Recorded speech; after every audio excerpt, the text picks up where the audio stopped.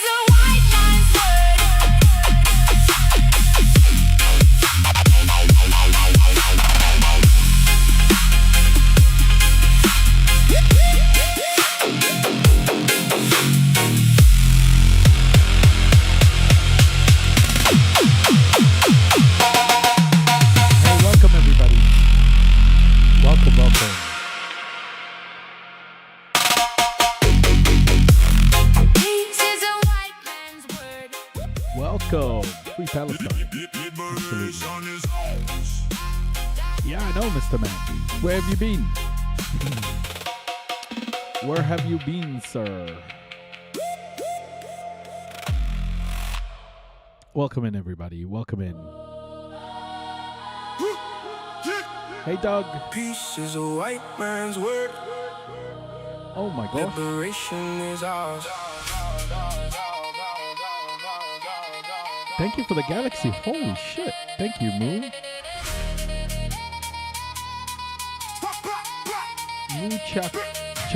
Muchacho, hi. Hey, Panda Pie, thank you so much for the galaxy, Muchacho. Hey, Michael. Kia ora, everybody. Welcome in. Welcome in. Let's go.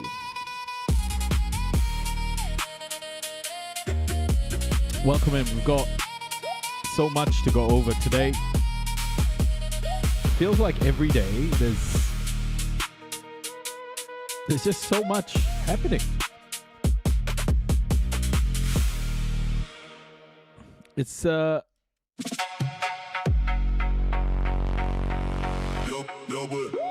just keeps getting bigger and bigger. Everything just keeps getting bigger in scale. War. Hey, Southern Leftists, welcome. Let's go through it. We've got a few different topics today. We've got warmongering. There's a whole bunch of stuff happening with wars across the board. Yeah, we're gonna do some coverage on economy today. There was a mass shooting in Thailand, so we're going to have a look at that. The American Jobs Report came out.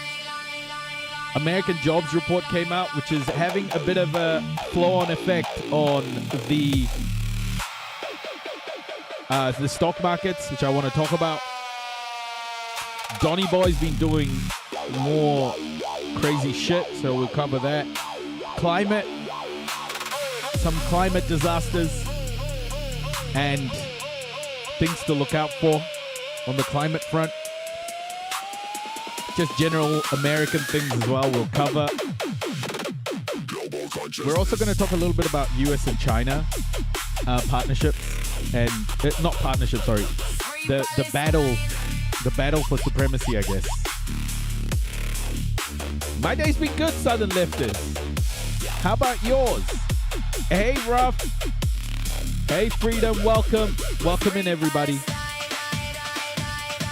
Welcome in. Salam. I've got a new background color today.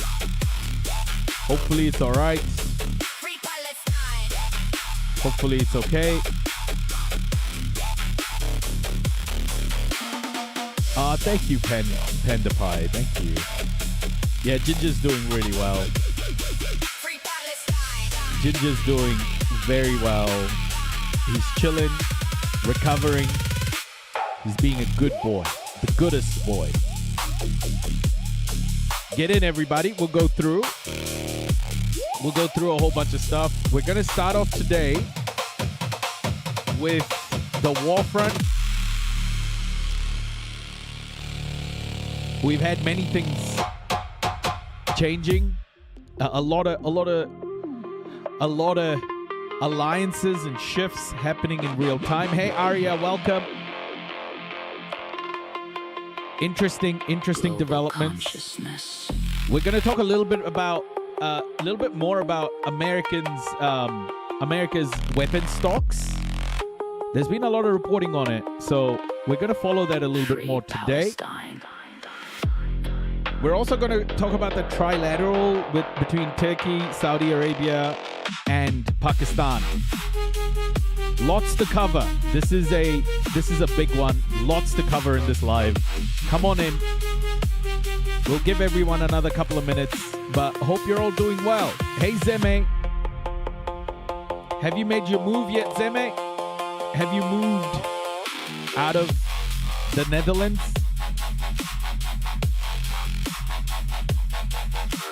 Come on in, folks. All right.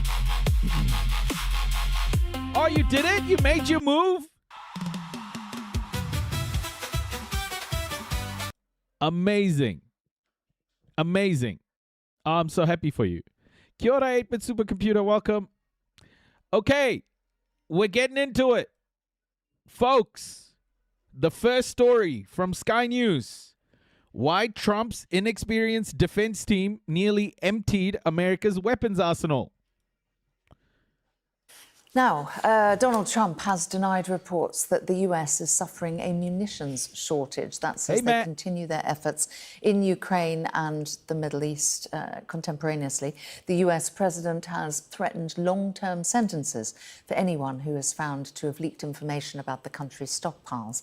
It comes as experts say that the US military is running short on weapons, such as advanced missile interceptors that have defended against Iran. How's the pup? Yeah, he's doing well. He's doing well today. He's definitely getting back to himself, but I don't want him to get too excited too quickly. I want him to spend some time healing. So this Friday is when he gets his stitches removed and his feeding tube removed. So yeah, it's good. Oh, good for you, Zeme. It's always scary, isn't it, to move? But you did it. Good on you. Hey, Kepi. Welcome, everyone. Well, we can bring in now our defense and security analyst, Professor... Oh! Professor Michael Clark is looking deathly. Are you guys seeing it? Oh, my goodness. He's not looking healthy at all, folks. He's looking like Mitch McConnell. Gee whiz. Michael Clark. Hello, Michael. In your view, is this shortage real? Yes.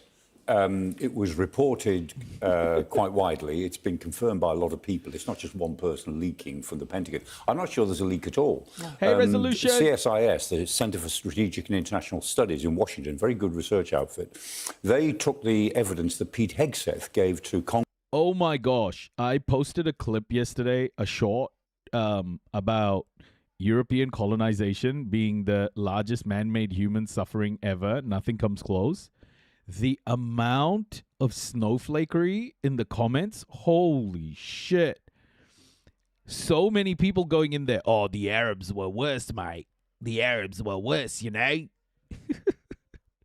The snowflakery is, oh my goodness.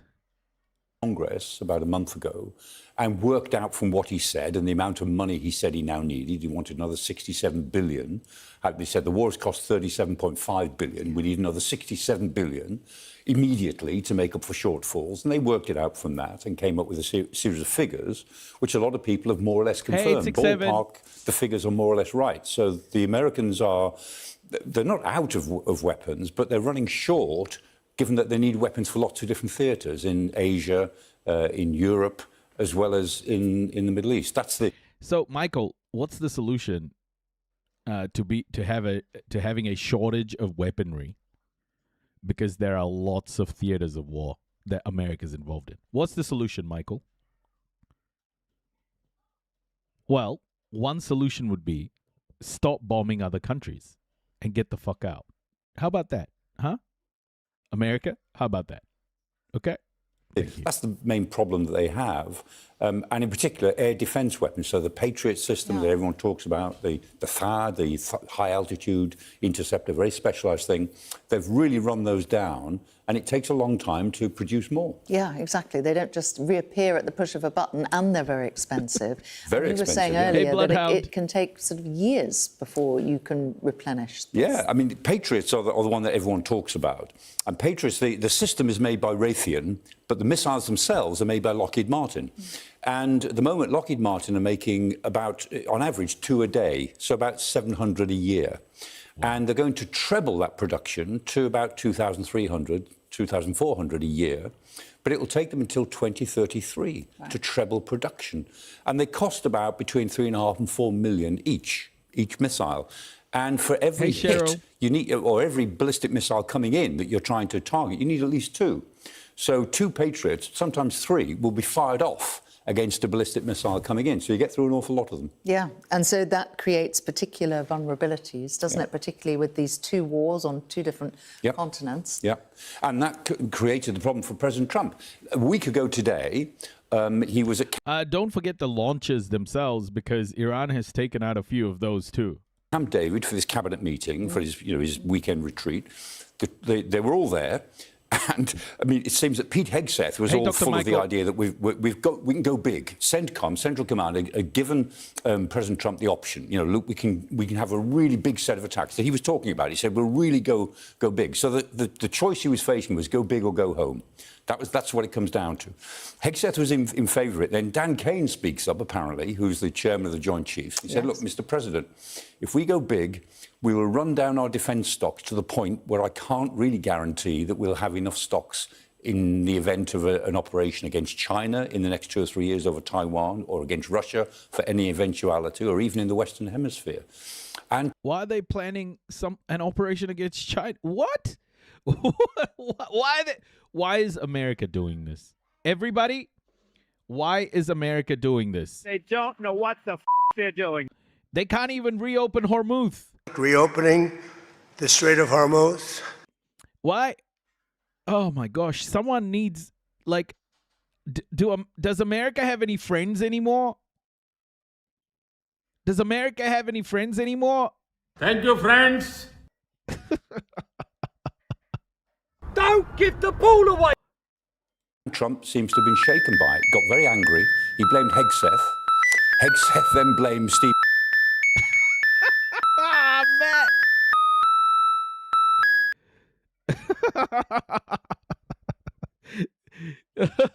Samsung washing machine end song.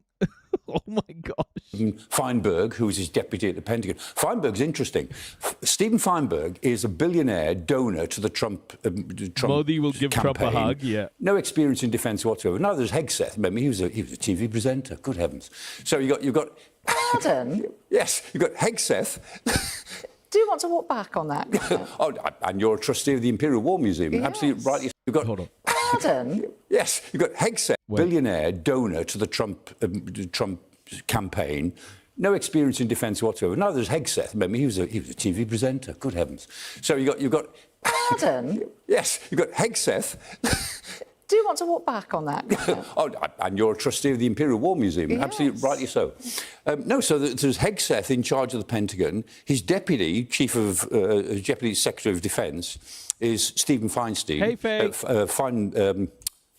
Feinberg, who has never had a government job before. And between them, they don't seem to understand what the Pentagon procurement process is. And it took Dan Kane, the chairman of the Joint Chiefs, who is the military professional, to say, look, Mr. President, this is where we are with our stocks. And Trump is... America's nobody's friend since the very beginning, but now we see this because of the social media.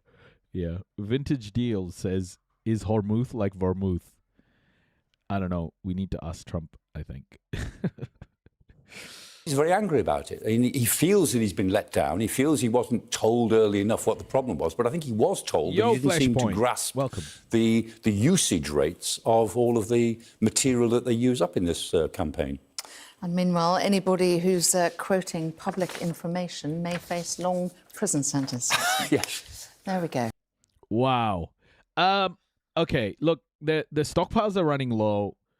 It's a bad situation, but there are so many people covering this now. I think it's worse than we think. But yeah, they can't replace, particularly the air defense stuff. They can't replace that quick enough. So I don't know what Trump has got planned, but he's nowhere close to reopening Hormuz. Reopening the Strait of Hormuz. Welcome, Flashpoint, on both platforms. Welcome. Donald Trump's war of choice against Iran is facing new scrutiny amid reports of munition shortages that threaten to limit the American military's options as this war drags on. Trump himself is struggling to respond coherently to the story. He switched between calling the reporting fake news, casting blame for the shortage on the Biden administration's support for Ukraine, and pledging to hunt the sources who leaked it to reporters. Here's what he said yesterday when confronted with his own contradicting stories. Hegseth 100% is back on the bottle. Was he ever like off the bottle? Hey Calais, welcome. Was he ever off the bottle? Hey Amira, the stockpile of time for Iran to take advantage. Hey Amir, welcome. The stockpiles of the USA are running low because of the infinite wars it participates simultaneous. Welcome, everyone. Welcome. Great to see all of you. You posted overnight that the U.S. has a massive amount, and you denied that there were any shortages. There is a supplemental request for Great to have you here, Ella. I'm glad I could be of service.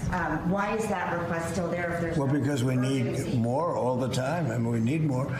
Look, we gave tremendous amount to Ukraine. Guys, I'm telling you, he's lashing out at Ukraine because I don't think he particularly likes America's intervention in the Ukraine-Russia war. The fact that he keeps singling out Ukraine, it just, something's not quite right. Something's not quite right. Biden people did, and they were given free of charge, no charge. Okay, so if you're keeping track at home, he landed on option 2, blames.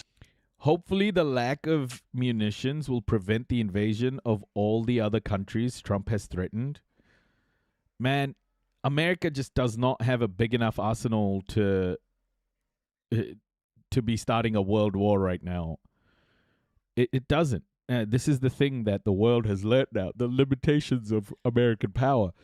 And right after this reporting, we're going to move on to what's happening between Turkey, Saudi Arabia, and Pakistan. They've signed like a NATO-style defense pact, which is crazy, right? People are looking outside the American defense agreements to defend their borders. So you're starting to see the world sort of being fragmented into smaller coalitions. Hey Jesse, smaller coalitions, and one of those is like what's happened, and we'll check that out.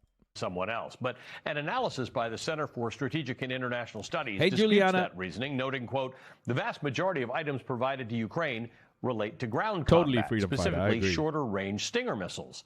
That CSIS analysis instead points to the war with Iran as a larger factor in depleting stockpiles of long-range interceptor missiles like the THAAD and Patriots, as well as surface-to-surface Tomahawk missiles. Based on CSIS analysis on the Defense Department's 2027 budget and on publicly available information, we know that the U.S. military had 2,330 Patriot interceptors in its stockpile before the current war with Iran. Now, Patriots are short-range interceptors that can intercept things like cruise missiles, drones, and low-flying attack aircraft. It now has between 900 and 1,270 after 6 months of war. Patriot missiles cost $3.9 million each. Before the war, the military had 300. Trump wants to build these Trump-class destroyers at $23 billion each.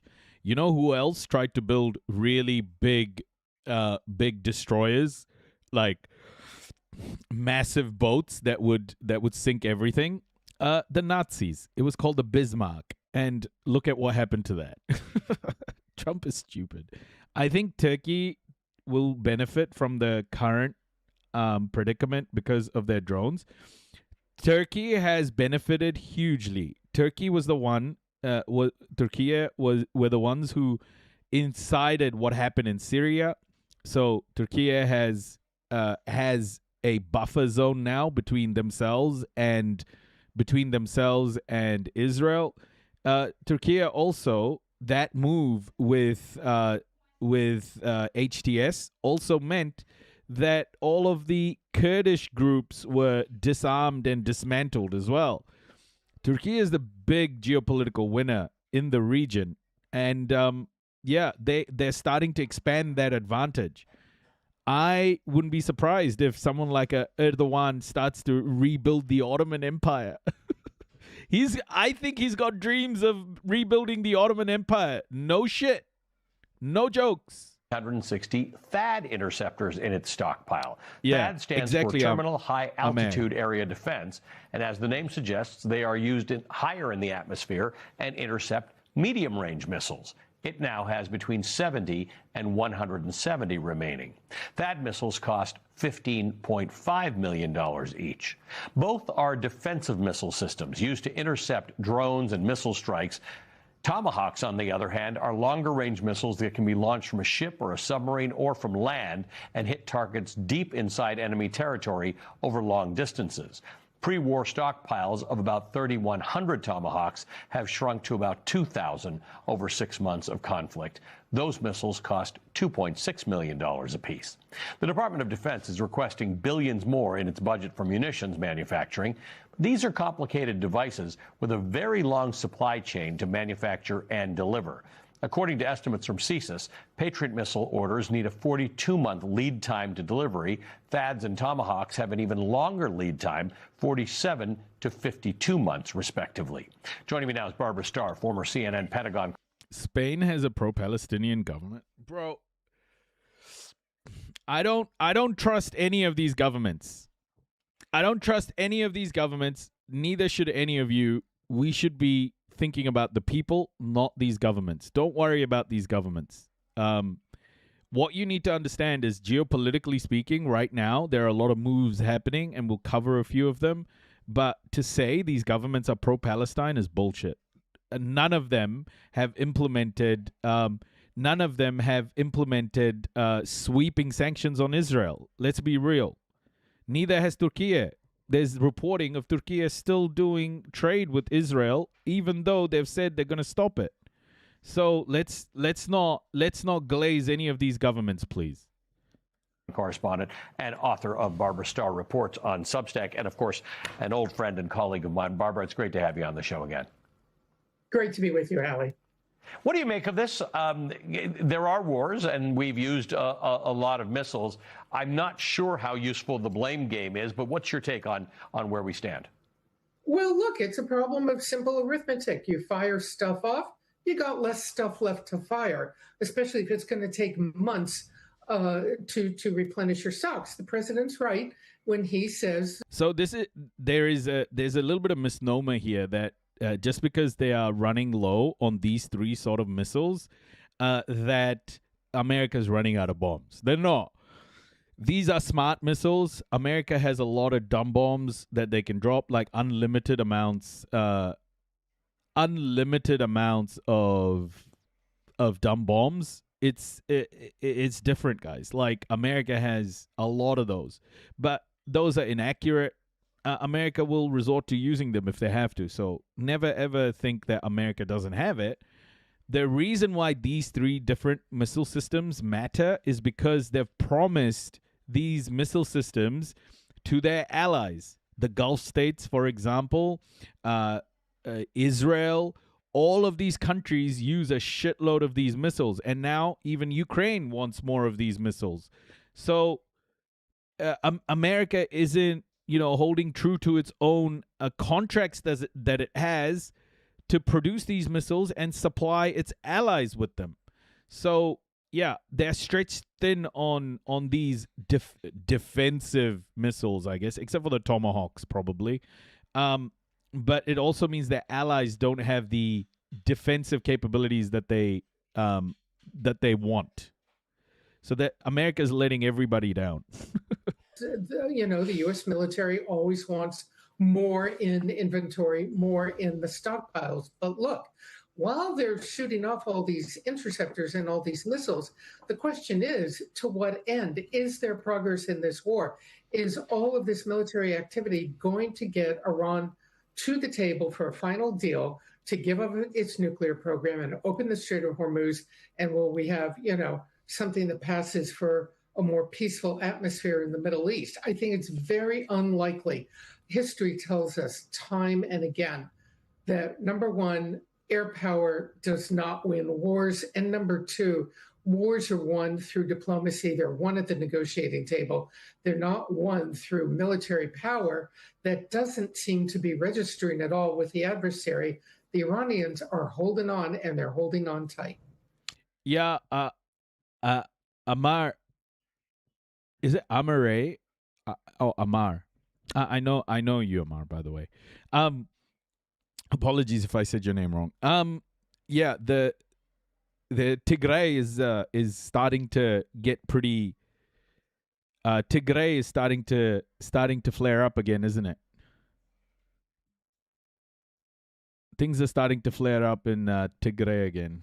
The lack of oil, yeah. So how much of this, I wanted to put the cost of these missiles in because they're super sophisticated. You and I have both seen how they work. I mean, it boggles the mind that they can intercept missiles traveling inbound at remarkable speeds. How much of this expenditure of these interceptors has to do with the use of drones by Iran? Well, that's really the interesting calculation, isn't it? Because the Iranians are very skillful right now in manufacturing large numbers of relatively good, cheap drones that they are using, along with some of their missiles that they have left. But they're relying a lot on these cheap drones. So while they may be, and I'm making this number up, they may be firing a drone that costs them $30,000 to make, the U.S. is firing back with a missile that costs, $1 million plus. And that's another good reason why this type of warfare, it's just simply not going to work. How long do you stay at it? Do you empty out your coffers? Remember, the president said at the very beginning that this would be an easy war, easy to win, that would win fast. Well, by all accounts, that's what Defense Secretary Pete Hegseth told him. And now Hegseth is trying to shift the blame why the weapon stocks are running low. Hegseth talks a lot about readiness in the military. He's very concerned about low testosterone and fat generals. Low testosterone. They're going to start doing ball tanning, everybody. I'm telling you right now. Read my lips. Invest in the ball tanning industry. Invest in the ball tanning industry. It's about to happen. Large-scale ball tanning incoming. You watch. But with respect to readiness, we have an adversary out there with whom we're not at war, China. And there's this issue with Taiwan. And while I don't really think, I think China has better ways to be an adversary to the United States than start a war, they must be looking at this thinking, we don't have enough for a third front right now. No, I don't think by any account. What's ball tanning? I'll show you. This is Tucker Carlson's answer to low testosterone levels. Infrared tanning beds, they're actually healing.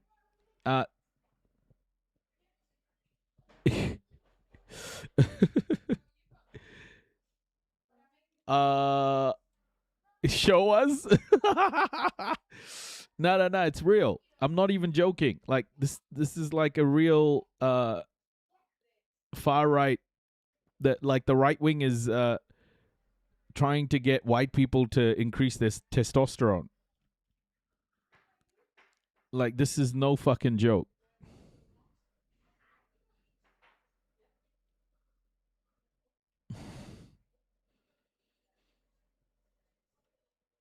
Like hold on.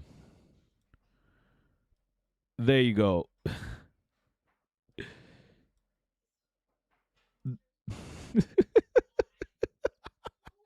It's real. Look, it's Tucker Carlson's answer to masculinity's supposed crisis. Testicle tanning. I'm not joking. Hey, Shiny. Kia ora. You call me Tristan Taint.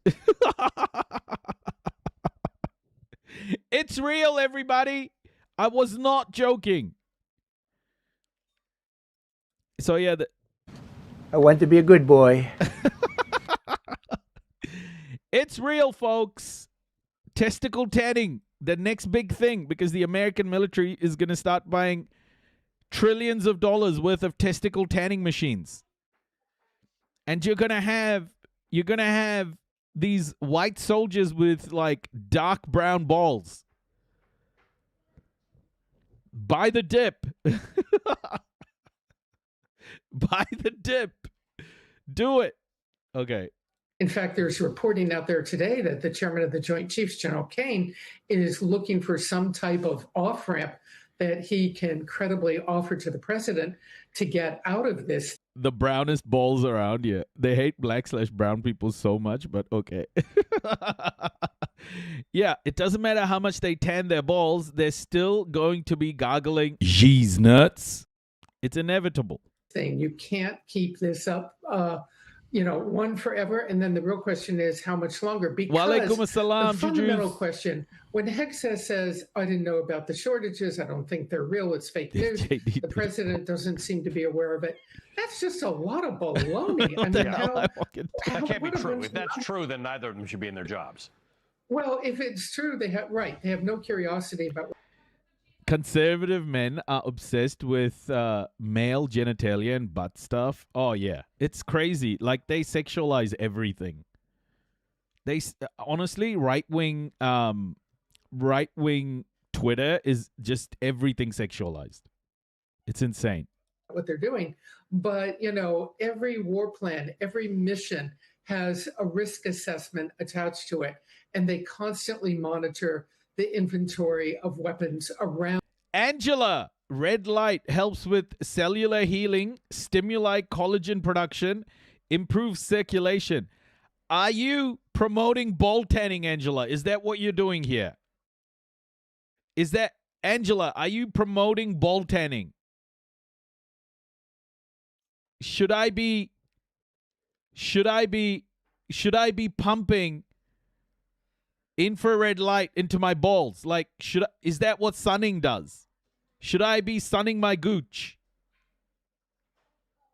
Is that recommended? Gooch sunning? What are we doing here? What the fuck are we doing? Around the world. This is something that is looked at very carefully almost every day, especially when the U.S. is in combat. They have to know what's left in the Pacific. What's left if there's a situation with North Korea or China? What's left and where is it and how fast can you get it there and what assets do you have? So I certainly would. I've heard red light ball therapy helps with the male loneliness. Oh my gosh! Sorry. Oh, testicle tanning. It's just in, everybody. Testicle tanning, red light therapy, ball therapy helps with male loneliness. Would hope that Mr. Hegseth knows Hey, everything Pinky. there is to know about this. He doesn't seem to be indicating that he does know about it. Did you Google it? It's not for testicles. Yeah, the reason why we're talking about this is because, I don't know, man. Angela, like, what are we doing? At first, I thought you said ball tatting. No, ball tanning. Tatting. Who tats their balls, bro? Who tats their balls? Hey, Bean, welcome. If you're just coming in, enjoy the show. Intel, U.S. Intel warns Putin is planning a NATO attack. What we know. Oh, shit. The CIA is about to launch an attack on NATO ground. Folks, what I'm getting from this report is the CIA is about to do an operation. U.S. intelligence that is indicating Russian President Vladimir Putin could try to test NATO's unity with a limited attack on a NATO allied country. The assessments warn that Russia could conduct tan or toast. LOL, thank you. I scroll down to who tats their balls. Perfect. Absolutely perfect. Thank you for the follow, Sandy baby. a small-scale incursion or a cyber attack designed to test NATO's commitment to Article 5. Article 5 states that an attack on one member is an attack on all. Joining me now is Zach Cohen. Zach, what does this assessment tell us specifically about what Putin might be planning? Yeah, Jake, it effectively lays out that there's a window of time where Vladimir Putin believes he could test and see how much he can get away with effectively as far as encroaching on NATO territory, challenging the member states to their commitment to Article 5 to defend. Watch out, Noisy. Your neighbor will text your wife again. Nah, bro. Like, I'm keeping it down low. I ain't yelling. I ain't doing the woos. Okay? I ain't doing the woos and hoo-yahs. Hoo-yah, Navy. I'm keeping it 100. Okay? Hoo-yah, Navy. We're talking about ball tanning. Hoo-yah, Navy. We're talking about ball tanning. That's it. Defend an attack against one is an attack against all. And that is really predicated on this idea that U.S. officials and NATO officials believe that Putin is growing frustrated by taking serious losses in the war with Ukraine and could move to shift his tactic by focusing on NATO in particular. He does see potentially an opportunity here to expose some fractures within the alliance and could particularly target some of the smaller, less strong member states in an effort to see how much action he can get away with before crossing that Article 5 threshold. And I'm told that this intelligence does suggest that most likely targets would be places like the Baltic. The inside voice immigrant. Yeah, I keep telling our son to, use his inside voice. And I'm like, woo! Always. I'm just fucking, oh my gosh. Poland, places where we've actually seen some recent Russian activity. Yeah. War, climate, and ball tanning. Oh, that's so much better as a title. That is so much better as a title. Okay, guys, mental note. The title for this live is no more war, climate, and economic disasters. It's war, climate, and ball tanning, okay? Mental note. Make a mental note right now. Synchronize. I learned it from you. Drones and cyber attacks, exactly. Right? And over the last several years, we've seen a pretty steady pace of that kind of activity, but this intelligence lays out various scenarios in various ways Putin might want to test the alliance's strength. Now, the one sort of other alternative here is that if Putin is able to secure some sort of a face-saving agreement, some kind of in the Noisy, I am black, I can't tan. Yeah, that's why they're kicking brown and black people out of the military so that they can tan their balls, so that white people can tan their balls. Yeah, it's not good. It's not good, guys. If white supremacy hates brownness and blackness so much, why do they love being tanned? Why? Why is white supremacy so stuck on tanning? Hey, Artenes, welcome. Let's go do some tests. Like, why is Donald Trump tanning his skin? He should just be the pale white ghost he is normally, you know? Just be happy. The war in Ukraine, there is potential there for him not to have motive for shifting his attention elsewhere. But again, the talks, the dialogue between Russia and Ukraine, intermediated by the United States, has stalled, we're told. So it's really up in the air here, and we are told senior officials are very concerned about this very real threat. What's your reaction to this reporting? Embrace the pale, yeah. I think it has to be taken seriously. The Russians have been playing around with incursions for the last couple of years. In last September, they used an armed incursion to go after Poland. In May, they used an armed drone to go after Romania.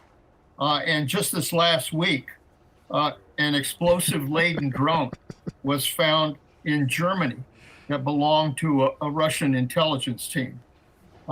So these are real threats. And Putin will use either cyber or use drones, or could possibly even use a military incursion to be able to test NATO and test Article 5 and whether NATO will respond. I think we have to take this very seriously. And obviously at the center of all this is the war with Ukraine. Does this tell you anything or give you any indication of how... Man, I don't know how to read. Like, this could be real, but the way Western intelligence works, especially American intelligence, it's all about like create false narratives and then get people to react based on those narratives. So like, I don't know what the fuck to believe, bro. I don't know what to believe anymore in this. All I can tell you is Europe is terrified right now.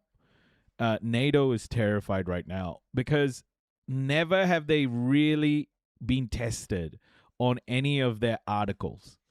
Okay? Like, Article 5 in particular has never been truly tested. So, what are they going to do? If Putin targets like Poland, what are they going to do? Are they in my opinion, they're just going to like kick the can down the road and they're not going to particularly do anything. They're just going to try and delay. If Donald Trump goes for Greenland, what are they going to do? I'll tell you what they'll do. They'll change Article 5. They'll modify it so that America has the right to take Greenland. They can't stop these things. Oh, man. I don't know, guys. This is all going to go down the shitter. This is the kind of thing that you don't want to see, you know? Putin is thinking about this war? Yeah, I think Putin is frustrated because he can't find an off-ramp to deal with the situation in Ukraine. He's taken quite a hit. And I think he's looking for other ways to try to assert Russian aggressiveness. So it all fits together. I think we have to take this intelligence assessment. If China backs Iran, it's game over. I think China's already backing Iran, and it's already over. Like, what is America gonna do to Iran, man? Like, I don't understand.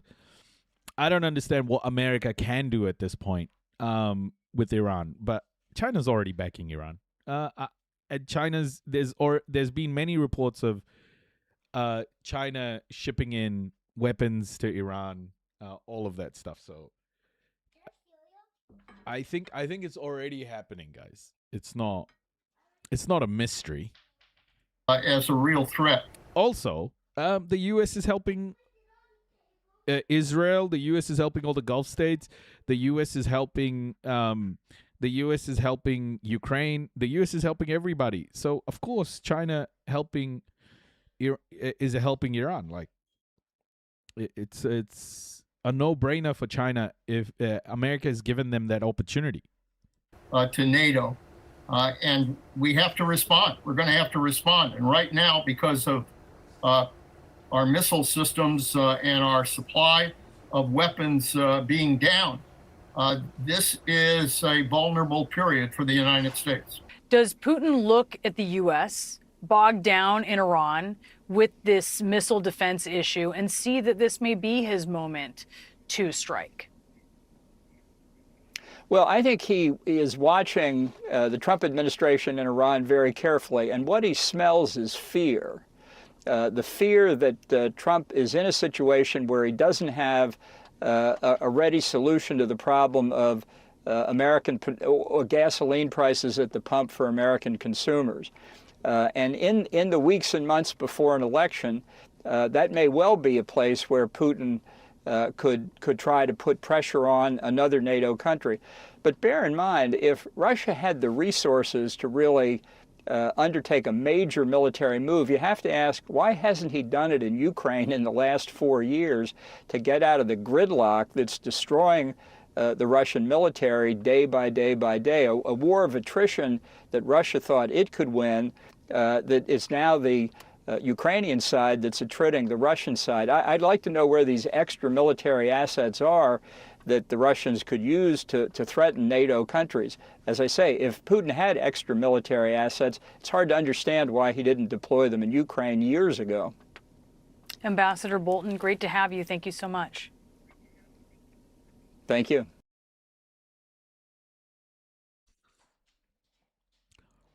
If you have a geopolitical question and it's about, you know, a lot of complex geopolitical moves happening, why the fuck would you ask John Bolton? Out of every single human being on earth, why John Bolton?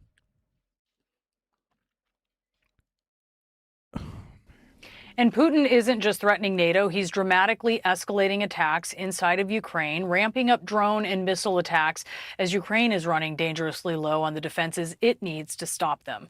Fred Pleitgen is out front. Russian drones allegedly hitting a warehouse in Ukraine's capital, Kiev, as well as a railway facility Moscow claims is linked to Ukraine's military. Russia's army is drastically expanding drone strike on Ukraine's logistics and infrastructure. In Moscow, Russian President Vladimir Putin trying to regain battlefield momentum, shaking up his general staff. For the first time ever, appointing a coordinator for drone warfare. Everybody knows well that we decided to create a new branch of the armed forces, the Unmanned Systems Forces. Panda Pie has asked, please explain, Noisy. John Bolton is the kind of guy that has wanted to bomb Iran for like the last few decades. John Bolton is your classic Republican warmonger. He's like Lindsey Graham. If you ask Lindsey Graham what should be done, Lindsey Graham would say, yeah, just bomb the crap out of everybody. They're Team America. They're all about Team America. They want to project strength, and they're constantly running narratives. They're constantly running narratives that's so heavily pro-America that they cannot be trusted with any sort of analysis. They want massive war. That's what they want. A real Holden bloodfest, yeah. They want war, and they are all about maintaining America's imperialist infrastructure. They have no qualms. New follower detected. They have no. Thank you so much, Jerry, for the follow. They have no qualms about killing as many people as it takes to maintain Western hegemony. They don't. They just don't. And asking a person like John Bolton, who's so massively biased about all of this, like, of course he's going to say what he said. There's no analysis there. It's all emotion. It's all pro-America bullshit propaganda, right? Like, John Bolton has wanted Trump to attack Iran for so long. And now that it's fucked up, he's like, oh, we need to put troops on the ground. John Bolton is your classic American warmonger. I would say John Bolton says what someone like a Joe Biden is thinking. Joe Biden is a warmonger, I would say, to the same levels as a Bolton or a Lindsey Graham, except Joe Biden does it with kinder words. Like the American imperialist machine. The American imperialist machine is in full is on full display here. And the spokespeople of this imperialist machine are now all over media. There's a reason for that, because they're projecting American strength when the limits of American strength are being exposed. They hate it. They hate it. So asking John Bolton is nuts, because he's never going to give you a proper analysis of the situation. It's like John Bolton is like that guy, like a senior official in Hitler's army who would have been giving Hitler like positive feedback on how the war was going, even as Hitler hid in his bunker. You know, that's John Bolton.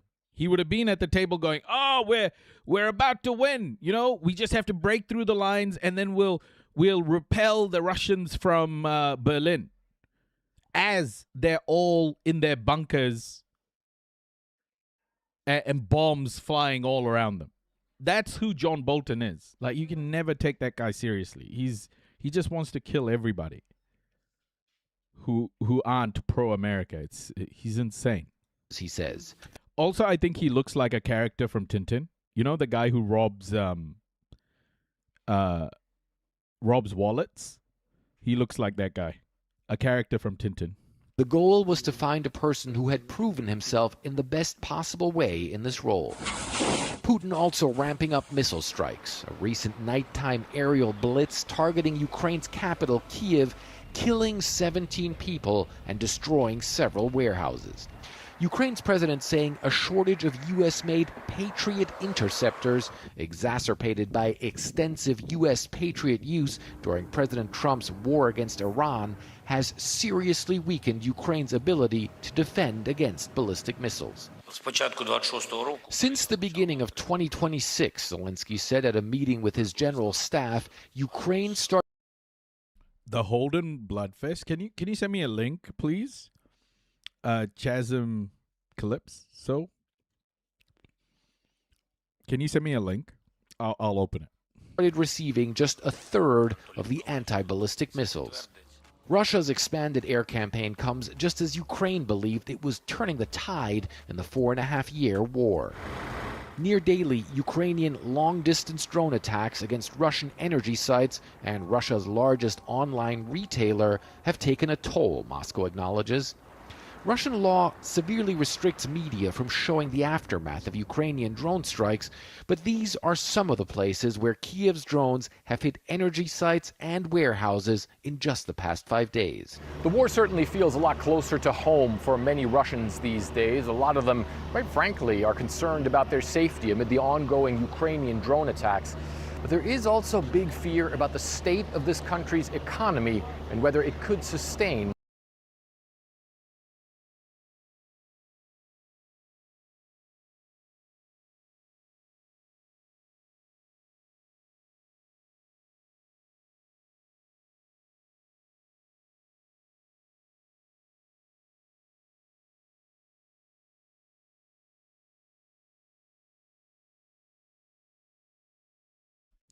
So this is the Holden Bloodfest shared by a person in on Twitch, shared by Chasm Apocalypse. Holden Bloodfest, 118-year-old. Please God, just let us nuke Iran. Nothing else matters. I'll do anything, please. I just want to see burning flesh one last time before I die. Respectable, bipartisan. Yes, this is perfect. This is exactly who John Bolton is. This is exactly who Mitch McConnell is. This is who Joe Biden is. This is who all the warmongers in the Democratic and Republican Party are. He's right in the middle, a true moderate. Yeah. Like this is what American there's so much violence in American foreign policy because the American military is its most effective tool at maintaining America's dominance. When shit hits the fan, it is the military that America will use to get its way. And before those steps, America will use things like economic sanctions and weaponizing various different institutions. If that doesn't work, they'll use military means, which they have done with Iran, right? But the problem with Iran is Iran has found a way to sanction the West for its aggression. It's effective against disarmed brown children, period. Yeah, exactly. Iran has found a way to impact America in such a way that it actually is like an economic sanction back on the West. And that's what the blockade of the Strait of Hormuz is doing. Reopening the Strait of Hormuz. This is why it's such a watershed moment in American exceptionalism, American power, all of those things. Oh my gosh. They really? For showing a picture?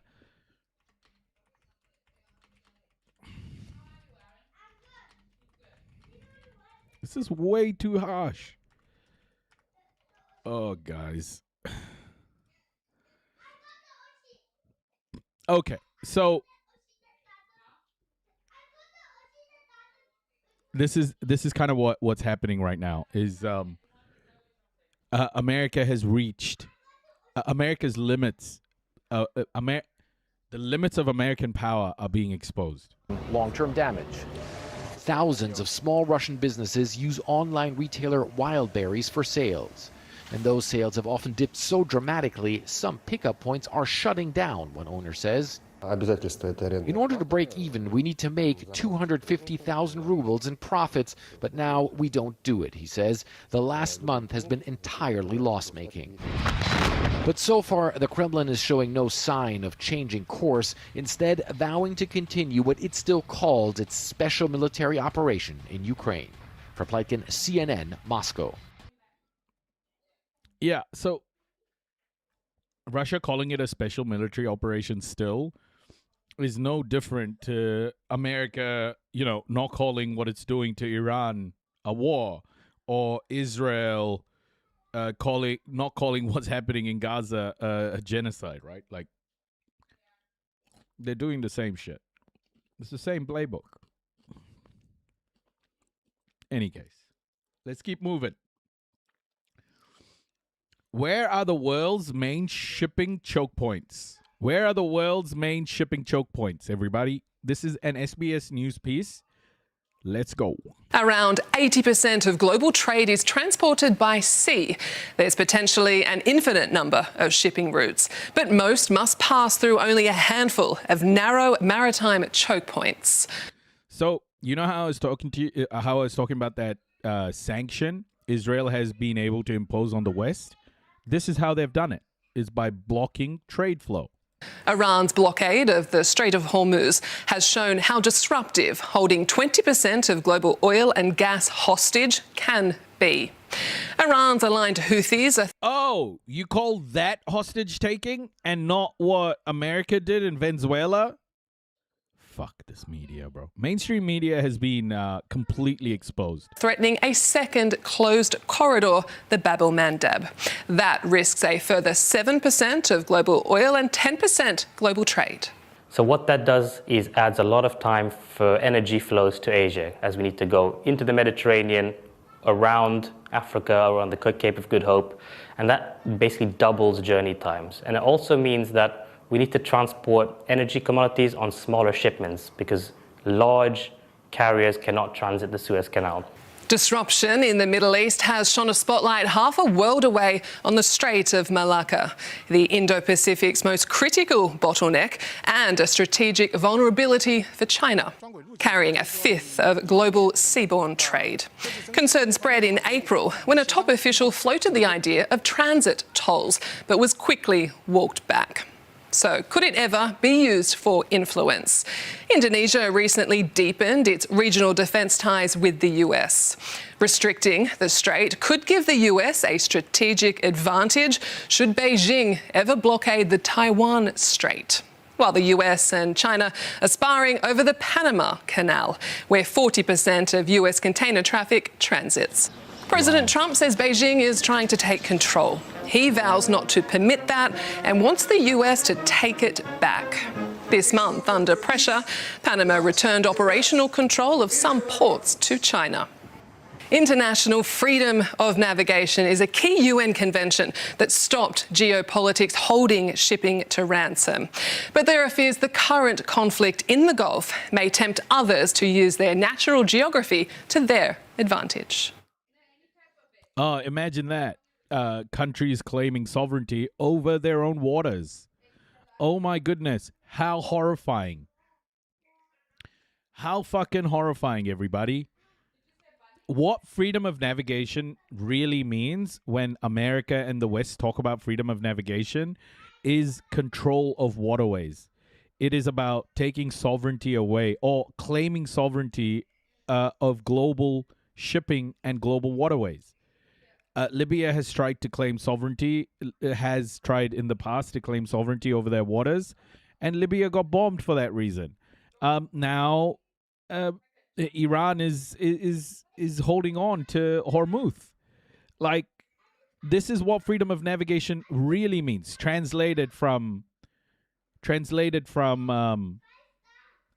colonial language, I guess, white supremacist language to normal human being language, is when they say freedom of navigation, they mean freedom of Western navigation and everyone else being subordinate to Western whims. Okay, another big development that's happened over the last 24 hours that we have to keep in mind, geopolitically speaking, this is huge, is an agreement signed by Turkey, Saudi Arabia, and Pakistan. This like trilateral, I fucking hate that word, but I'm going to use it anyway. This trilateral agreement is starting to show that there's fragmentation happening in defense alliances. America is no more a trustworthy partner. So alliances are starting to form. Local alliances are starting to form that challenges the very notion of America being the world police or America providing the most stable model of defense. And it's happening in a number of different places. Africa, it's happening in Asia. So all of these different defense pacts are very important to understand how the multipolar world is being brought on. And remember that Turkey is also part of NATO, right? So this is quite big. This is in addition to Turkey's NATO membership, which is massive. Turkey and Pakistan have signed a joint defense agreement. The deal comes at a time of heightened regional tensions due to the US-Iran war. It was signed by the Saudi Crown Prince Mohammed bin Salman, Turkish President Recep Tayyip Erdogan, and Pakistani Prime Minister Shehbaz Sharif in Mecca. Turkey is describing it as, quote, purely defensive in nature. Pakistani Foreign Minister says under the agreement, an attack against any of the three countries will be considered an attack against them all. The talks follow a series of defence initiatives to strengthen regional security cooperation. Last month, Saudi Arabia announced a 14-nation coalition to protect shipping in the Red Sea and the Bab al-Mandab Strait. Kuwait has signed a 5-year defence cooperation agreement with Pakistan. It strengthens military ties through training and joint drills. And last year, Riyadh and Islamabad signed a defence agreement, deepening their long-standing security partnership. Osama bin Javid is here with us in Doha. Osama, this is clearly a very key defence security pact. An attack on one is an attack on us all. But at the moment, it's just political, right, do we think? Mm-hmm. Well, I think it's beyond political. This is more than a diplomatic get-together and signing of an agreement. This essentially puts 3 of the largest Muslim populations together on the roadmap for joint peace, for deterring any acts of aggression against them, for making sure that they are in tune with each other when it comes to intelligence sharing, gathering of all of the information that is required, and also enhancing cooperation on all sorts of spheres, whether it's energy, defense expenditure, and manufacturing. Don't sleep on this one, guys. This is such a big signal of the fragmenting nature of geopolitics. It's huge. As well as everything else that comes in the middle. Pakistan brings with it, obviously, its nuclear arsenal, battle-hardened military, munitions that it has been supplying. Turkey with its advanced drones and munition systems, a member of NATO. And with that combined, the economic power of Saudi Arabia. All 3 of them combined now present a force which is going to take this region towards a different security architecture that had been placed in the last few decades, especially in the wake of the Iran war. Pakistan and Turkey share a border with Iran. They are the first ones to feel the impact of anything that happens in Iran. And as you've been seeing all of the attacks against the GCC, Saudi Arabia has actually been held back by these countries not to retaliate against Iran and come to a solution where it is going to be a solution that is built on the table rather than the battlefield.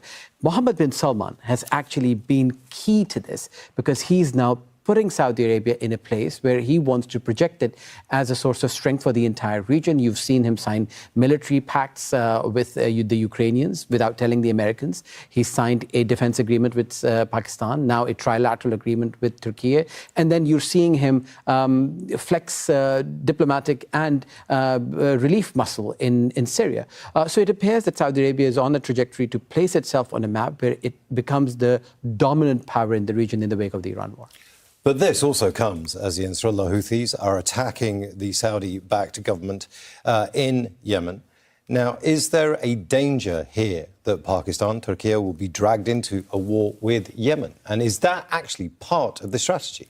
Well, Pakistan has been in this defense pact with Saudi Arabia back in 2014 when this offensive against the Ansarullah Houthis started in Yemen. Pakistan said that we will be with you. If there is any act of aggression against Saudi Arabia, we'll stand with you and respond, but we will not send our forces into Yemen. And I think that's where the Pakistanis stand. And that risk of Pakistan or Turkey getting embroiled in this war has existed since February. I think you have to give credit to the wisdom that has been shown by various leaders here that they did not let it escalate beyond a certain point. It remained a conflict between the Americans, the American bases, the Iranians and the Israelis. Yes, of course, there is a risk because Bab al-Mandab is going to be that litmus test because the Pakistanis will obviously have to come in if the Saudis feel the pressure there, if the Houthis continue to choke it. And then what we're seeing as a strategy, again, playing out what we've seen in the last decade, where the Saudi-backed government pushes the Houthis from their positions, from ports like Hodeidah, on places like Taiz, and then it pushes them back. And then there is an agreement, whether it's about trade or relaxing some sanctions on the Houthis, that the Saudis will try and use their economic power to subdue the Houthis, and the Pakistanis will provide them security in Bab al-Mandab. Let's talk about Bab al-Mandab because there was this 14-nation coalition meeting that took place for security specifically on Bab al-Mandab, effectively trying to get it open. Is there a scenario? This is also to combat Iran, also to sort of act against Iran becoming the regional hegemon, because America is going to have to make concessions for this war against Iran to end.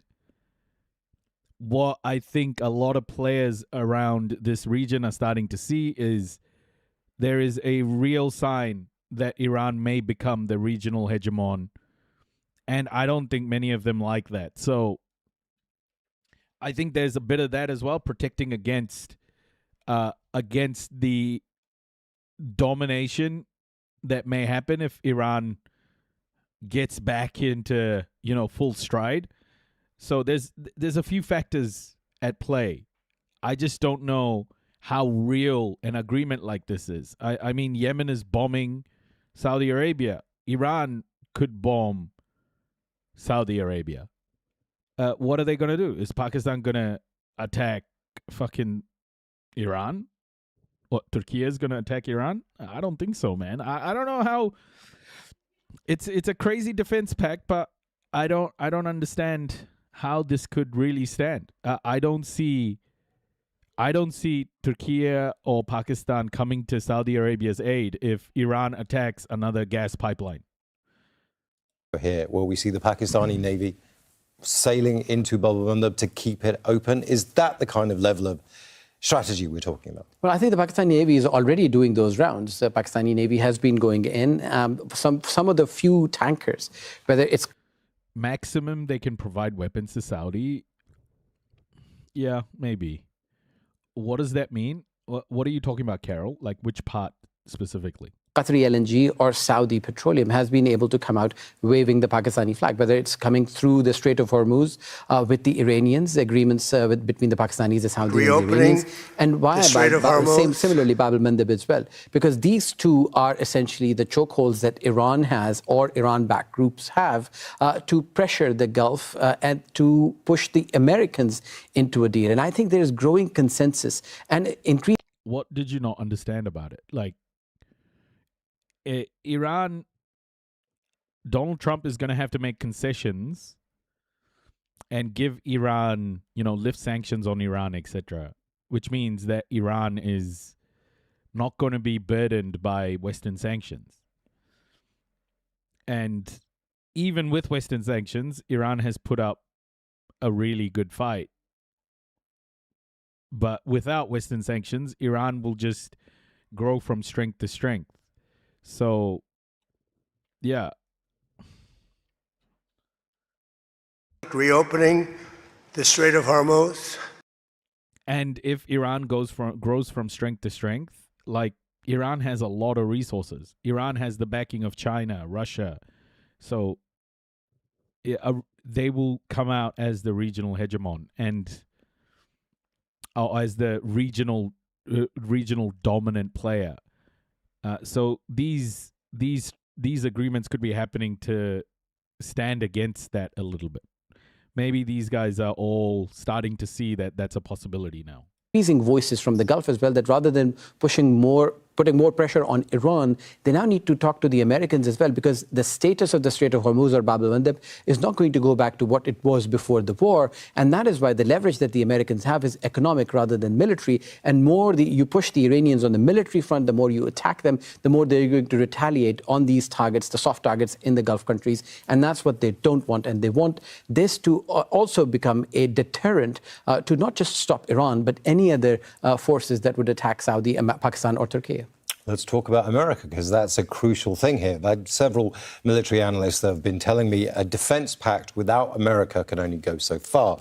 But this is a reshaping of the Arab world, the Muslim world, taking responsibility for security itself, or is it? Well, I think you'll have to look at it from the American perspective. If you look at it from the Israeli prism, this will be a red flag, because any coherence between Muslim countries coming together, where Israel remains the dominant threat in the region, is going to be seen with caution. But if you look at it from the American perspective, the region taking the reins of its own security, the region not relying on America while buying American weapons, while buying American technology, while President Erdogan inviting Donald Trump to the NATO summit, while Pakistani military chief and the army chief going to the White House and telling them that they have investment opportunities in minerals, when the Saudi crown prince investing billions and hundreds of billions of dollars in Saudi Arabia, is going to be a good sign for the Americans. They get the benefits without flexing their military muscle or depleting their munitions, as we've seen in the Iran war. Nah, I think that's the wrong read. I honestly think that's the wrong read. That is not what America is going to be thinking at all. America is going to be thinking this is a threat to their domination in the Middle East. I think they're going to be thinking exactly what Israel is thinking. Israel and the UAE. That's why India, the UAE, and Israel are also forming a trilateral relationship. Whether it's gonna go whether it's gonna be formal, I don't know. But yeah, India is making moves with the UAE and Israel as well. But yeah, this is gonna be a bad signal for America too, in my opinion. War. So it will all depend on which prism you look at it from. But obviously, this cements right after the meeting America is going to see it as any self-determination in areas where America has interest is a bad deal for America. America does not want self-determination and self-sufficiency in any place that they have interest. They want those places to be completely reliant on America. That's the way power works. If these countries become independent, truly independent, they won't need American help anymore. So I don't think that's America's going to see that as a positive at all. No way. By the Arab Gulf countries on Jerusalem cements the fact that Israel is seen as a major threat of destabilization, but also provides them an avenue that they can tell Iran as well that they're not standing alone and the entire region is standing behind them. But in many ways, it's the Americans that have reshaped this security arrangement, because Donald Trump has been very public about this. Asim Munir is his favorite field general, Pakistani general. Erdogan has a very good relationship, both leaders say, with Donald Trump. And then you've got the Crown Prince, Mohammed bin Salman, who is buying, as you say, American weaponry. So there's already a good relationship with America. So the question is, why do this now if you've got that kind of relationship? Well, I think it is because of necessity, not because of willingness. What you've seen in the Iran war is that whether it was the UAE, Bahrain, Kuwait, Saudi Arabia, Qatar, the kind of defense that the Americans had promised did not match the kind of defense that the Americans have promised the state of Israel. They were able to inflict a lot of damage. And that is why you saw Saudi Arabia do a defense pact with the Ukrainians on drone technology, because the American systems were not able to stop everything incoming from Iran. They need cheap, robust security solutions, which the Turks and the Pakistanis are able to provide for their own defense purposes. They also need to tell the Americans that they are a partner that they can rely on, but also to a certain extent. Yes, this was the security guarantee that was in the region for the last few decades because of U.S. presence in the region, but this Iran war, that was a war of choice by the United States, proved that the United States cannot give the same security guarantees that it gives Israel to this region, and this region had to rethink, not just in terms of defense and security, but also economics, also strategic partnerships in terms of energy security, and also manpower, where a lot of it comes from these countries, including Turkey and Pakistan. We've also got NATO here. Turkey is a NATO member. So if this defence statement is to be taken literally, an attack on one is an attack on all. That's what the Pakistanis have said. So if there's an attack on Turkey, that's also Article 5, potentially, of the NATO Security Pact, which is the same. An attack on one is an attack on us all. Is this better for regional security? Because will NATO get involved? I mean, there's so many questions here, right? Absolutely. And I think I was speaking to a few people who are close to these agreements, because this is not the only agreement that the Pakistanis have signed. They've signed one with the Kuwaitis. They've got a similar... I honestly feel this is so huge in terms of countries in the Middle East hedging. They're hedging right now. They're hedging against... they're hedging because they don't trust America. Or they don't feel that America can truly be the only defense partner. So they're starting to hedge. It shows that the world is starting... that the Middle East and countries are starting to have the autonomy to choose partners. Like, the thing is, having options is a great thing. Okay, always. Having options is a great thing.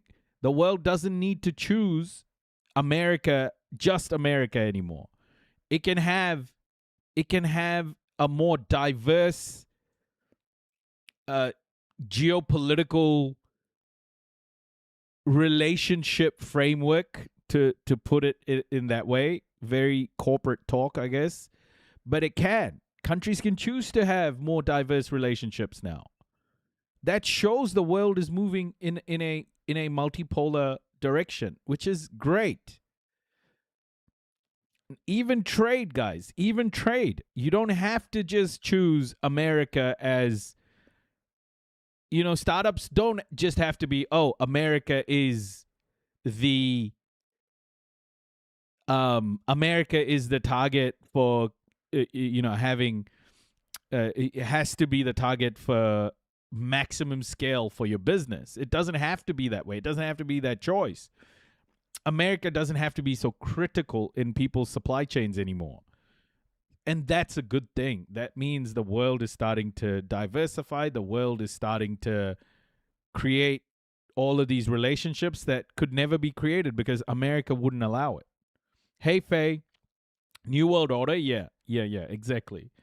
But it's what's going to emerge, I think, in my view, isn't going to be like two monoliths or a couple of monolithic powers. I think it's going to be a fragmented set of alliances, and each alliance is going to have its own interests. So I think that's what the multipolar world is going to look like. Countries are going to find alliances with others they've never allied with before in this way, and that's how we're going to progress towards a more equitable world for all. Right now, a lot of it is on military partnerships, which sucks. But I think that will diversify in the future. That's not a future that America or the West wants.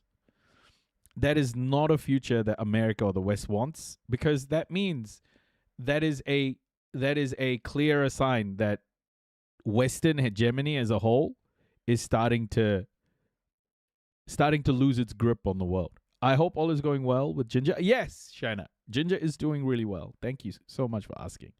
Is BRICS a good counter to America hegemony? It's one counter. It doesn't have to be the only counter. There'll be others that come up, other relationships, but it's one counter. It's not an immediate counter, though. It's something that's going to take a few decades to really be a challenge, but it's just one of the counters. There'll be more like BRICS forming in the near future, I reckon. Smaller alliances and relationships. It'll be an interesting next few decades. In the works with the Qataris, they've signed it with Saudi Arabia. This essentially gives them the provision of NATO without the bureaucracy of NATO. This does not mean that immediately, you saw that being tested last year, that after the defense agreement, there was an attack by India on Pakistan. The Saudis did not directly get involved. You've also seen that the Yemenis have attacked Saudi Arabia. Pakistanis did not immediately get involved. So it does give them that provision. It does give them that deterrence against potential aggressors. But I don't think that it immediately starts a war between countries. I think the idea here is that mutual cooperation. You think we'll be around in the next couple of decades? Yeah, bro. Of course we are. Absolutely. Defense collaboration, building defenses and structural defenses and deterrent, rather than flexing their muscles in the battlefield. As one general just told me, that a general's responsibility is not to win the war, but to avoid it in the first place. But we are at a stage now where there is a reshaping of the security agreements that were traditional, that were relied on America, that aren't relying on America, but are relying on American weaponry. So there's a danger here that the political wins in America change. It's going to be the weapons that will go first. China and Pakistan have a great defence agreement, long-standing defence agreement, fighter jets, etc., etc., etc. Does this play into it at all? I think you're seeing a changing world post the Second World War. If you look at the timeline starting from Gaza, the breakdown of the international rules-based order, to the war in Iran, where the Americans were not able to fulfill all the promises that they'd made to the Gulf countries. Pakistan and Turkey come into play in this. I've been in the battlefields where these weapons have been tested, whether it was Armenia and Azerbaijan. I also don't think you should downplay the significance of what happened in Syria and Turkey's involvement in what happened in Syria. I think Turkey in that moment emerged as a powerful, powerful figure. And I think that power and that influence is definitely going to be seen in geopolitics on a global level as quite powerful. It's I think Turkey is making moves, man. Turkey is also very involved in African politics too. So, like supplying weapons, but also, peace agreements. And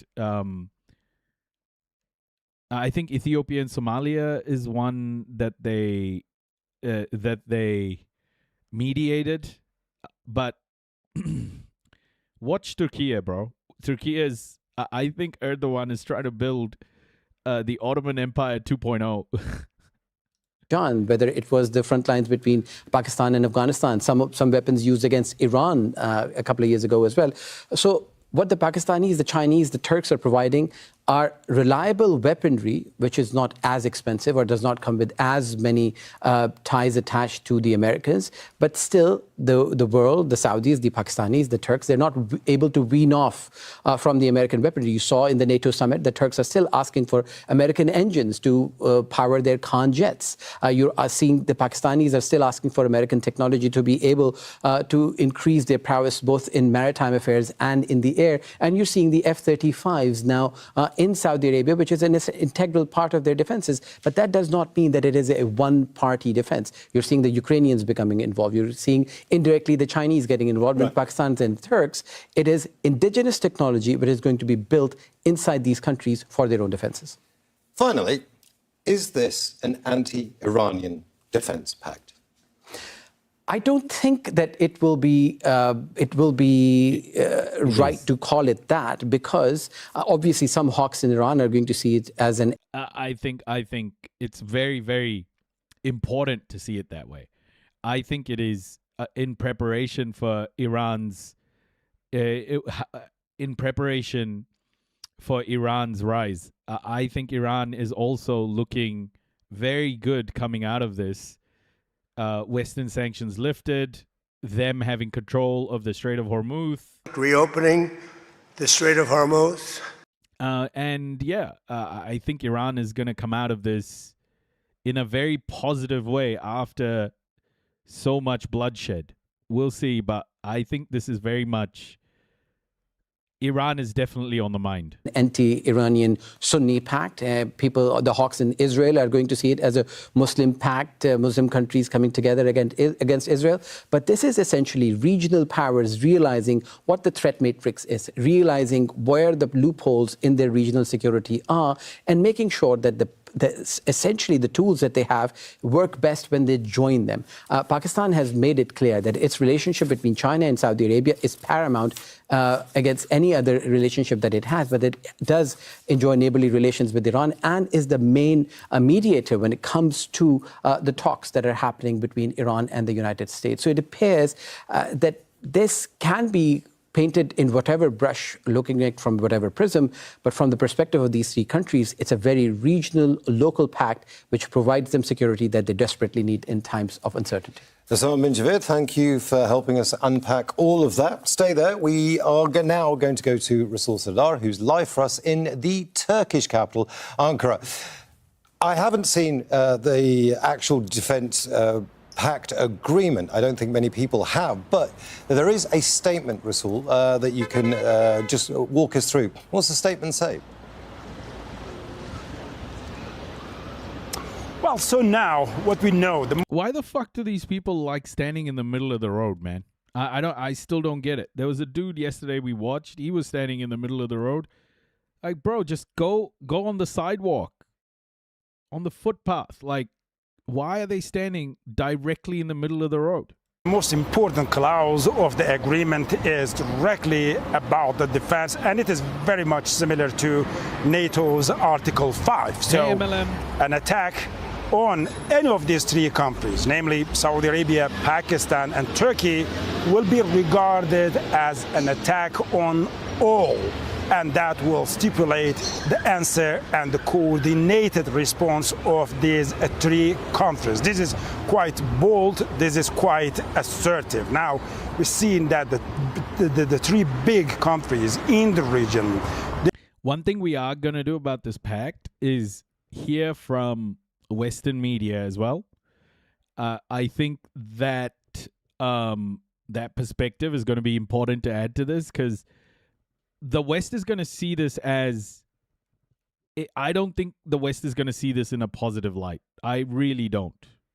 They're coming together and signing a defense pact that is extremely bold, assertive, and also binding. So, hey, Ashley, in that sense, many here are defining this Mecca agreement, Mecca Defense Pact, as a defining moment for the region. Of course, it has been just minutes that has been signed. It hasn't been tested yet, but in any way, so many people are regarding this as a pivotal moment. So indeed, when you look at these three countries, so Saudi Arabia as an economic powerhouse, so it will bring the finance in, and then Turkey as the second largest army of the NATO, and with its very sophisticated and advanced drone technology and robust domestic defense industry. And then you have Pakistan, the only nuclear power in the Islamic world. And so these three countries are complementary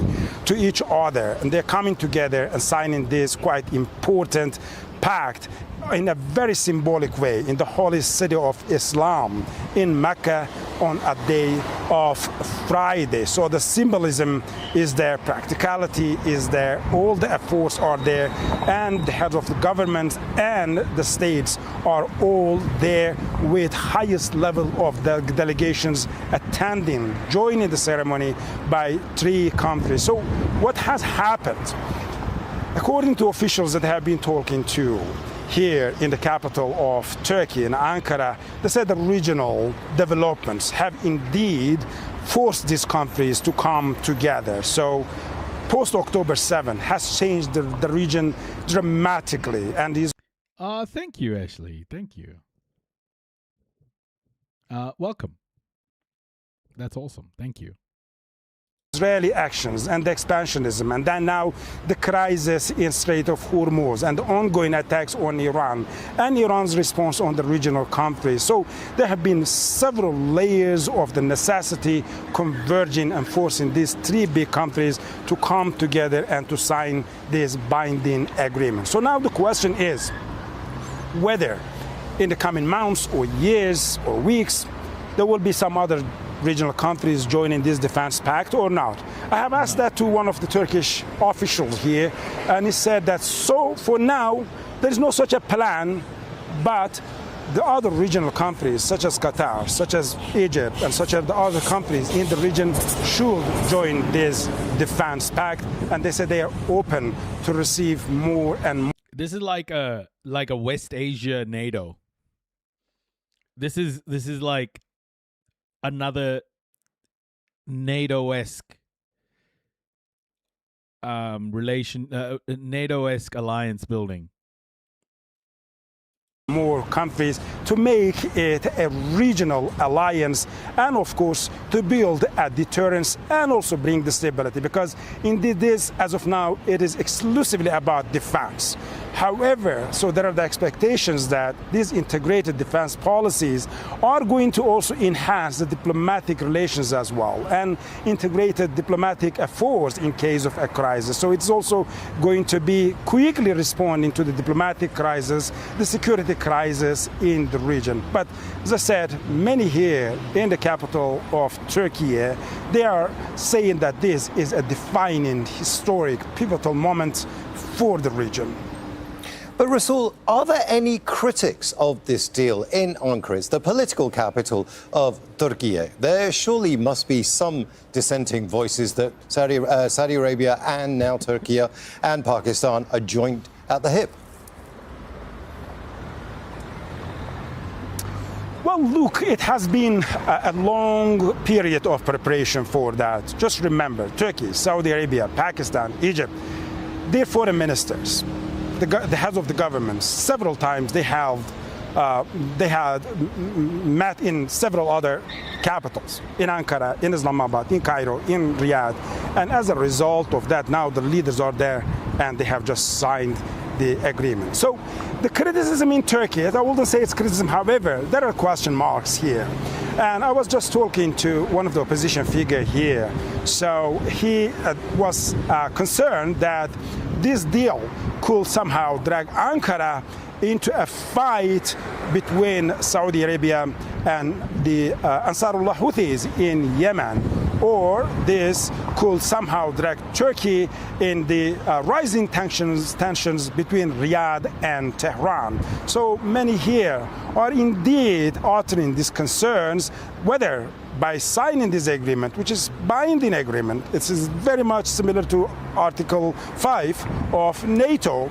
So an attack on one of these members is going to be regarded as an attack on all. And now the questions are, in case if Iran, for example, fires missiles or drones or rockets on Saudi Arabia, or the Houthis attack Saudi Arabia, then is Turkey be involved in a response, in a retaliation? Is that going to be dragged in the war or not? These are the question marks that here people are concerned about. However, the overall mood in Ankara is that now more and more the regional countries are coming into an arena of the strategic independence and also building up the regional initiatives for the regional problems. Strategic independence. I think that is such an important observation. It is about independence. It's about hedging. It's about diversifying supply chains. It's about diversifying diplomatic reliance, I guess. Not just putting all your eggs in one American basket.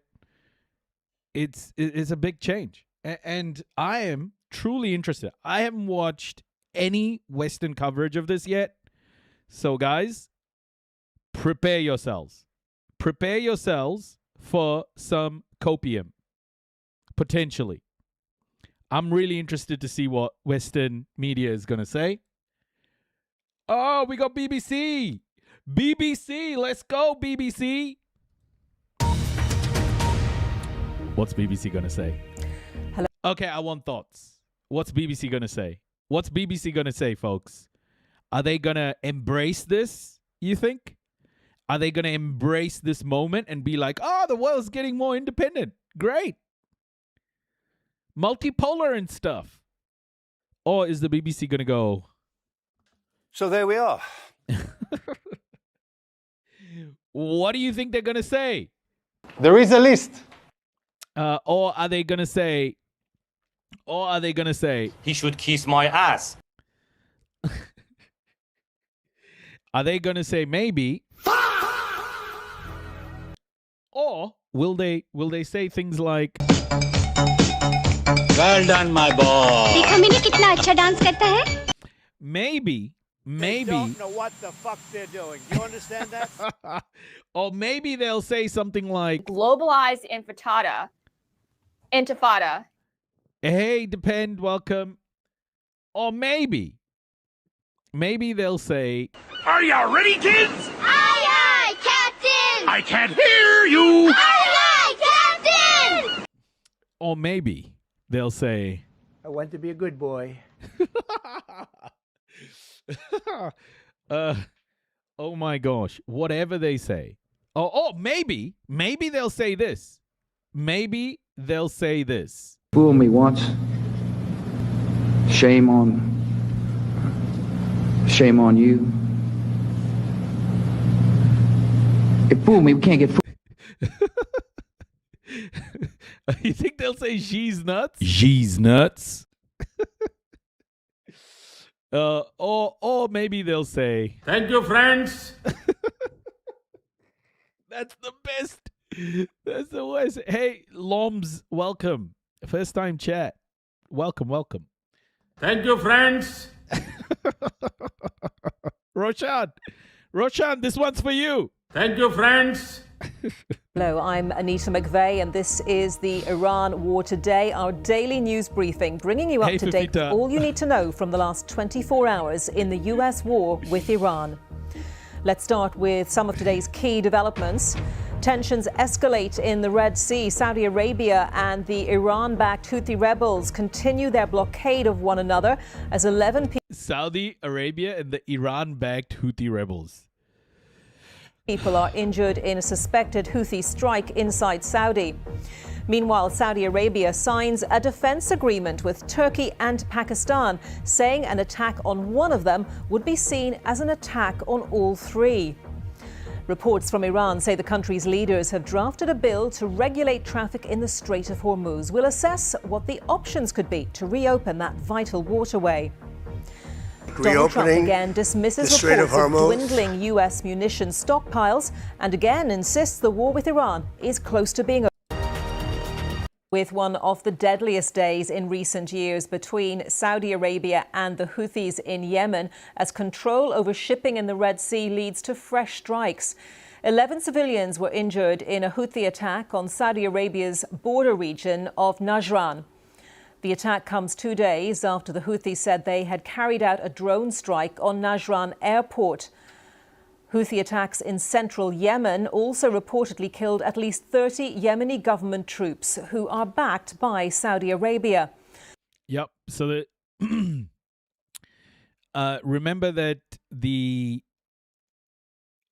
Yemeni government, the Saudi-backed Yemeni government, completely took over all of the areas that the Southern Transition Coalition, STC, had held. The UAE-backed Southern Transitional Council or Southern Transitional Coalition. I don't know what the C stands for. But Saudi has made some huge inroads in Yemen. The Houthis are like the last group who are threatening Saudi dominance in that region. So this defense pact that's been signed with Turkey and Pakistan could also play a big role. And, you know, people's concerns in Turkey about them being pulled into this Yemen fight is valid. It could happen. But the Houthis have been attacking Saudi Arabia, and they've been, dang, I didn't realize the Houthis were fighting the Yemeni government. Yeah, they are. Tensions have escalated in recent weeks after the Iranian-backed group announced a naval blockade in the Red Sea and attacked Saudi tankers and oil facilities. Riyadh has responded with strikes on military sites in Yemen. And don't forget that Red Sea is one of the world's most important shipping routes. Since the war started, Saudi Arabia had been using the Red Sea to export oil, bypassing the Strait of Hormuz. Let's speak to our security correspondent, Frank Gardner. And Frank, you spoke to us earlier in the week about the Saudi-Houthi conflict being a second front in the US-Iran war. Give us your thoughts on the escalation that we're seeing. Well, this is a case of old scores being settled to some extent, because Saudi Arabia went to war with the Houthis in March 2015, after the Houthis had taken over the whole country, or most of it.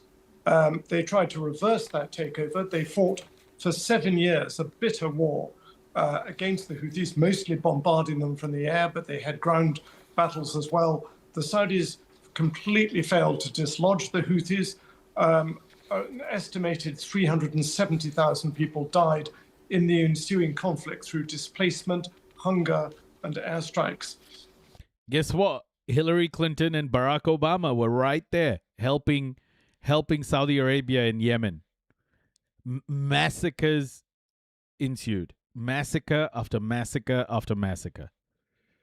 The amount of help America has given the Saudi Arabian government to carry out atrocities in Yemen is insane. Okay? So Saudi Arabia has done some horrific shit in Yemen. The Houthis exist again because of expansionism in the region. And yeah, look, the Houthis are playing a role for Iran as well. You know, to be able to be kind of that group that maintains Iran's control of a very important waterway. But what Saudi Arabia has done. New follower detected. Jekarak, welcome. Thank you for the follow. What Saudi Arabia has been doing there, just insane violence. There was then a ceasefire since 2022, but basically the plaster has been ripped off this wound, and they're at each other's throats again. Partly prompted by Saudi Arabia bombing Sana'a airport to try to stop a plane landing from Iran. The Houthis although they are in charge of the poorest Arab country, they are in quite a strong position, rather like Iran. They're militarily weak, but strategically strong, because they sit right next to the Bab el-Mandeb Strait, the choke point at the southern end of the Red Sea, as you mentioned there.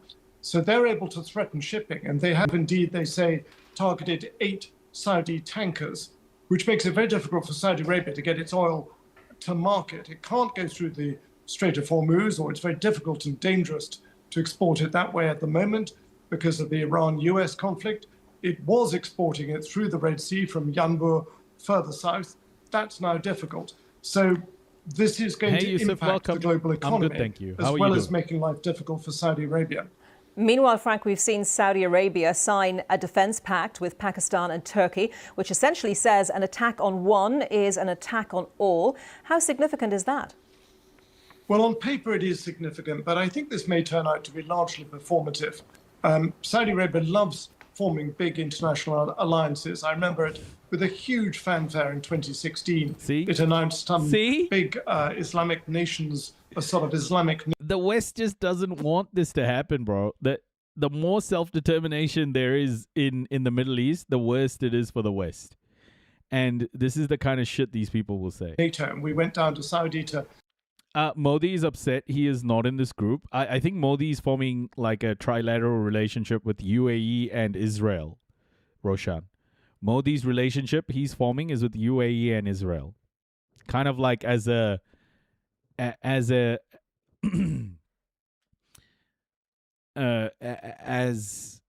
reaction to this, almost.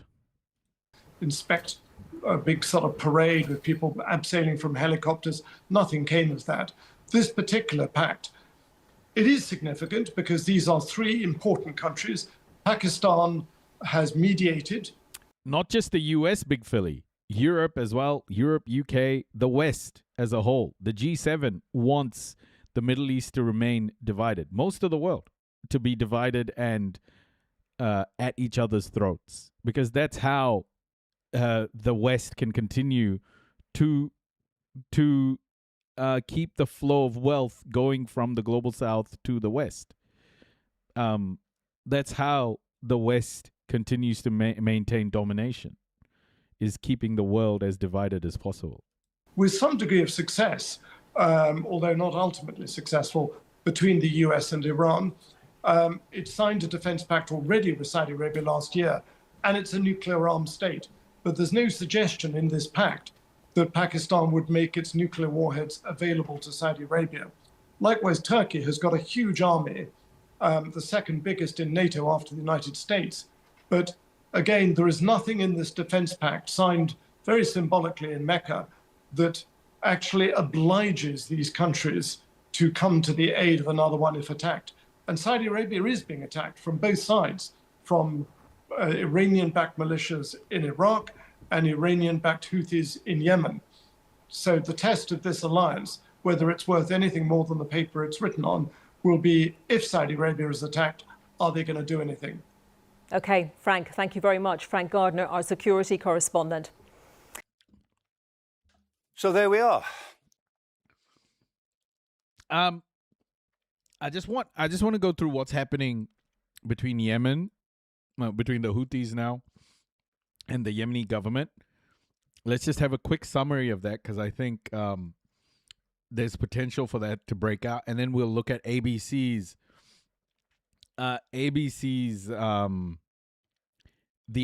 coverage of the trilateral. The Yemeni army has shot down multiple drones launched by the Ansarullah Houthis. That's according to state media. Fighting between the rebel group and the UN-recognized government has intensified in recent weeks. The attacks took place in Marib in central Yemen. I don't get why first you engage in war with your neighbor, and right after that they go looking for some new other friends that can help you, but that are way more far. Yeah, I mean, it's about influence at the end of the day, right? Saudi Arabia wants control of Yemen because Yemen has access to the Red Sea. Saudi Arabia wants to make sure that all of its trade routes are secure, and Yemen doesn't provide that. This is how it works, man. Like, when there's land and resource and waterways at stake, these people just are so greedy they'll never form real diplomatic relationships with each other. And the port city of Hodeidah. At least 2 people were injured. The latest. And it's not just here, right? It's everywhere. It's when these lines were drawn by Europe knew that there would be wars like this. That's why they did it, to keep all of these areas divided for as long as possible. Strikes come a day after the Houthis say they killed at least 45 soldiers in attacks on 2 military camps. The rebels say they used ballistic missiles and drones to target the sites in the central and eastern provinces. Another Houthi attack on Saudi Arabia's Najran region has injured at least 11 people. The Saudi-led military coalition that backs Yemen's internationally recognized government has accused rebels of indiscriminately shelling civilian areas. 7 Saudis are among the wounded. Now, Yusuf Maori is live in the Yemeni capital, Sana'a. Now, this is a significant escalation, Yusuf. What's the latest? Significant indeed. In fact, since the early morning, the Ansarullah Houthis, according to reports, have launched at least 12 missile strikes targeting both the eastern provinces of Hadramaut and the province of Madib. These are 2 of the Yemeni government's main strongholds that have come under attack over the past couple of days by the Yemeni group. And according to Ansarullah Houthi officials, these missile strikes and drone strikes are going to continue against who they called Saudi allies or Saudi proxies over Yemeni land. This is the accusation that's being directed towards the internationally recognized Yemeni government. According to their latest statements, they believe that they are coordinating with Saudi Arabia for a potential military ground offensive against Ansarullah Houthi positions. Of course, the Yemeni government has also... Yeah, but I mean, if only they would invest more in peace with their neighbor, it wouldn't just cost you way less, but it would also be more beneficial in the long run for both. Yeah, I mean, if it was a world where, you know, there was no one constantly trying to meddle in your politics and constantly trying to cause chaos, then yeah, of course. If these countries had complete self-determination and were independent to make their own decisions, of course, I think there'd be more peace. But they're not. They're constantly meddling happening. There's always another player interested in, you know, land resources. It's unfortunate. It sucks, man. Like, it sucks how badly these countries are in need of unity and peace, and they could grow like super, super strong societies, but they're just kept under the thumb of the West, and the only leaders that ever rise are the ones who are subservient to Western power. And that's how it's worked in the Middle East for so long. Like, you get autocrats because of that. You get autocrats like MBS who, you know, who are constantly just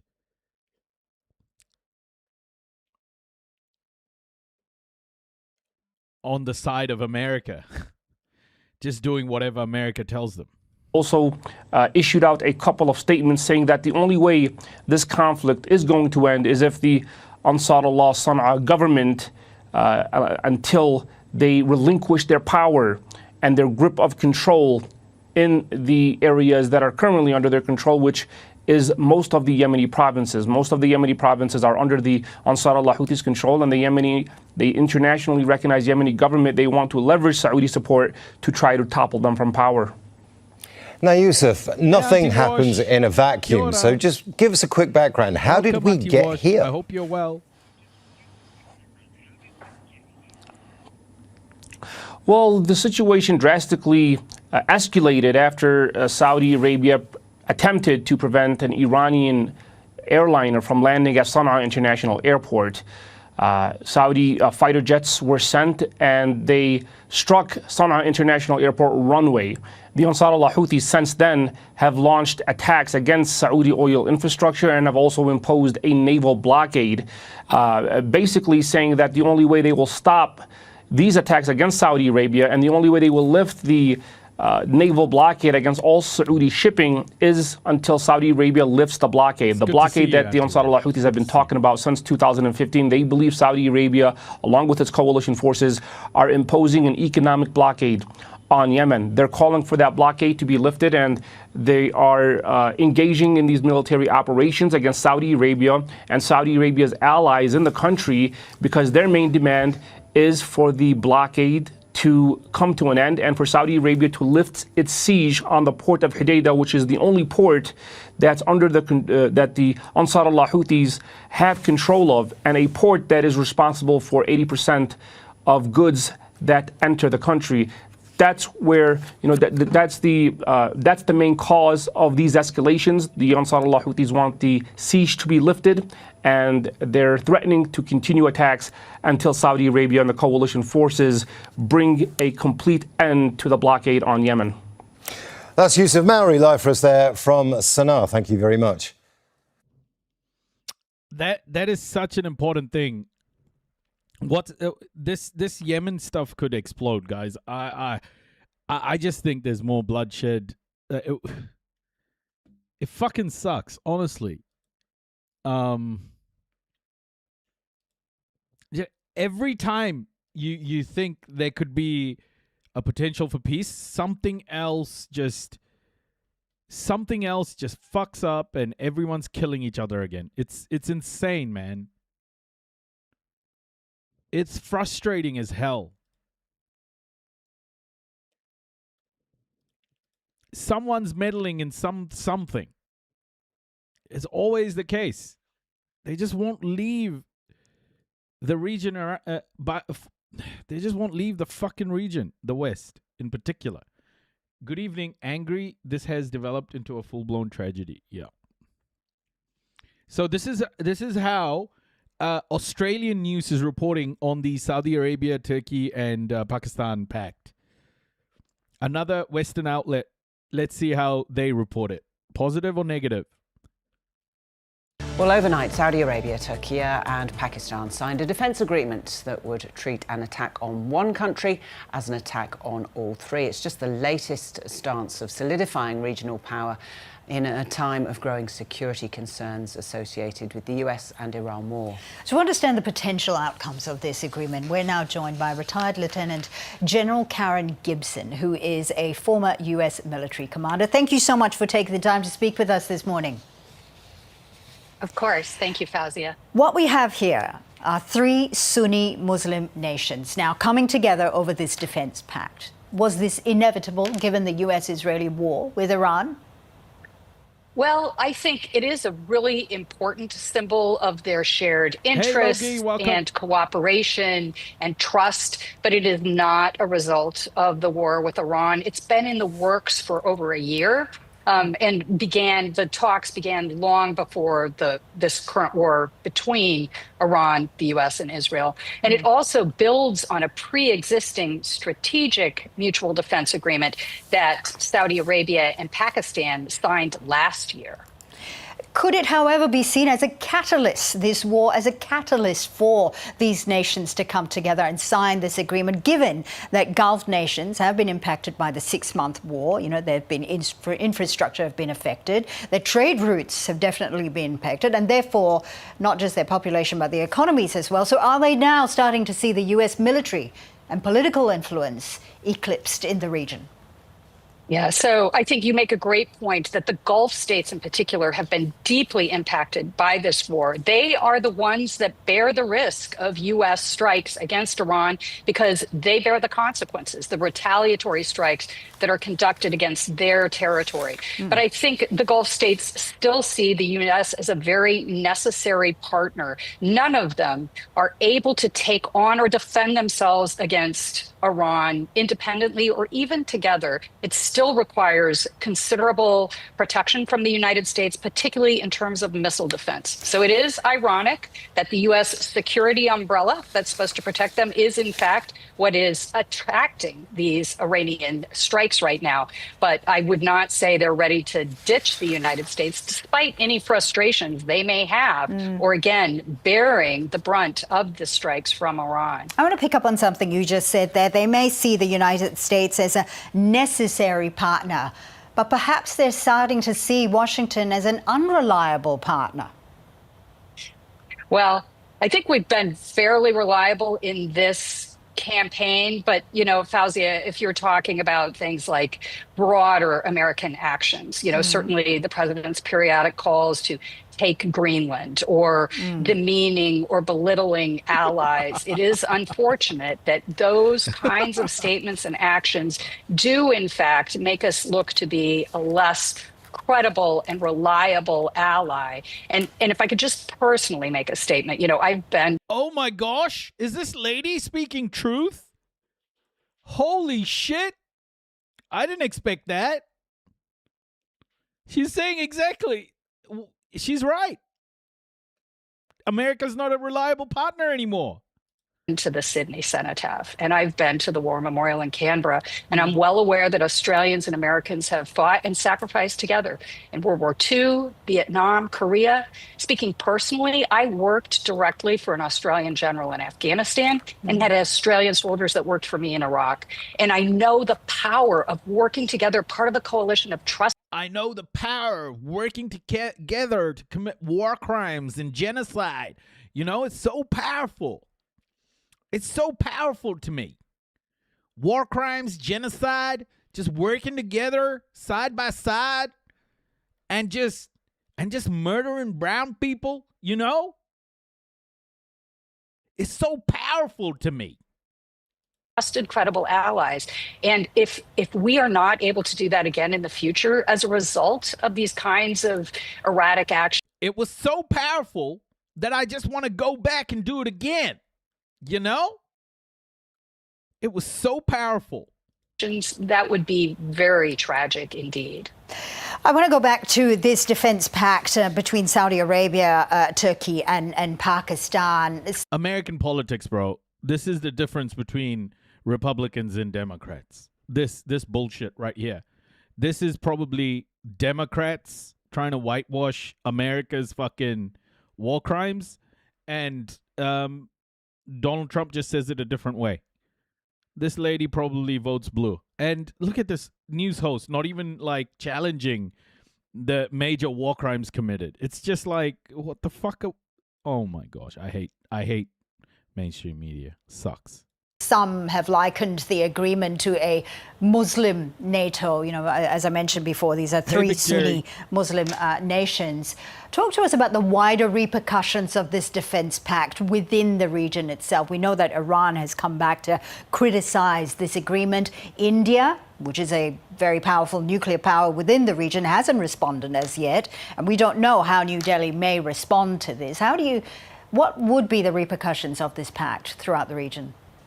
Yeah, so I think it is, as I've said, a very important symbol of their shared interests and commitment. It should drive deeper defense cooperation, perhaps intelligence sharing, maybe some technology sharing.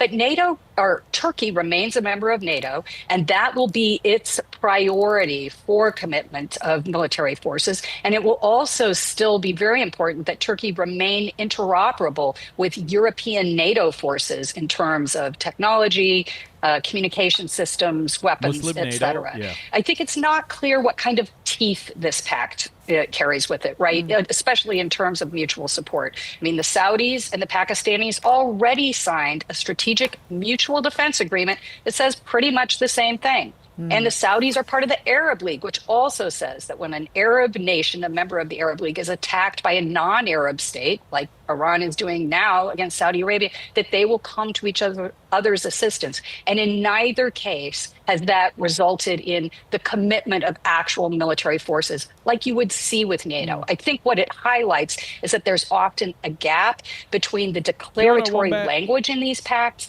and the actual military commitments that result. Doesn't mean it's unimportant. It is, again, symbolic and should lead to greater defense cooperation. But often these pacts do not result in a real commitment of forces like we see with NATO. Do you think that this US-Israeli... Oh, of course. The sun shines out of NATO's ass. And everything else is second. Wait a second. So they're not going to see troop deployments like NATO? Oh, where was the troop deployment to help Ukraine? What the fuck is she talking about, man? What is she talking about? Where have the troop deployments been to help Ukraine? You know, it just doesn't make any sense. This lady is all over the place. What she said before was right. It's showing that America is not a reliable partner, and people and countries are starting to hedge. The effectiveness will only be... The only time Article 5 was invoked was 9/11 for America. Yeah. I can guarantee you, if Donald Trump moves to take Greenland, they will change Article 5. War with Iran that was meant to last just a few days, and we're seeing it now 6 months on. Do you think this war has shifted the political balance in the region in favor of Iran? I don't think it's shifted the political balance in favor of Iran, but certainly in several important ways, they are actually stronger, particularly their hold over the Strait of Hormuz. And in terms of a campaign that was said to only last a few weeks and has now gone on nearly 6 months, I think it was based on some very flawed planning assumptions. You know, perhaps a belief that if you decapitate the regime, if you kill the Ayatollah and several layers of leaders, you'll be able to install a more pliable leaders that you can work with who would be willing to make concessions. That hasn't happened. And there are also some who believe that, if you have air superiority and can strike anything at will, that you could dictate terms. And that's a false assumption as well. There's probably a list of many other planning assumptions that have kind of led us to this dilemma, but I wouldn't say the balance of power has shifted towards Iran, but there are some ways in which they are stronger. Not economically, certainly, and frankly, not in terms of conventional military. Much of that's been destroyed.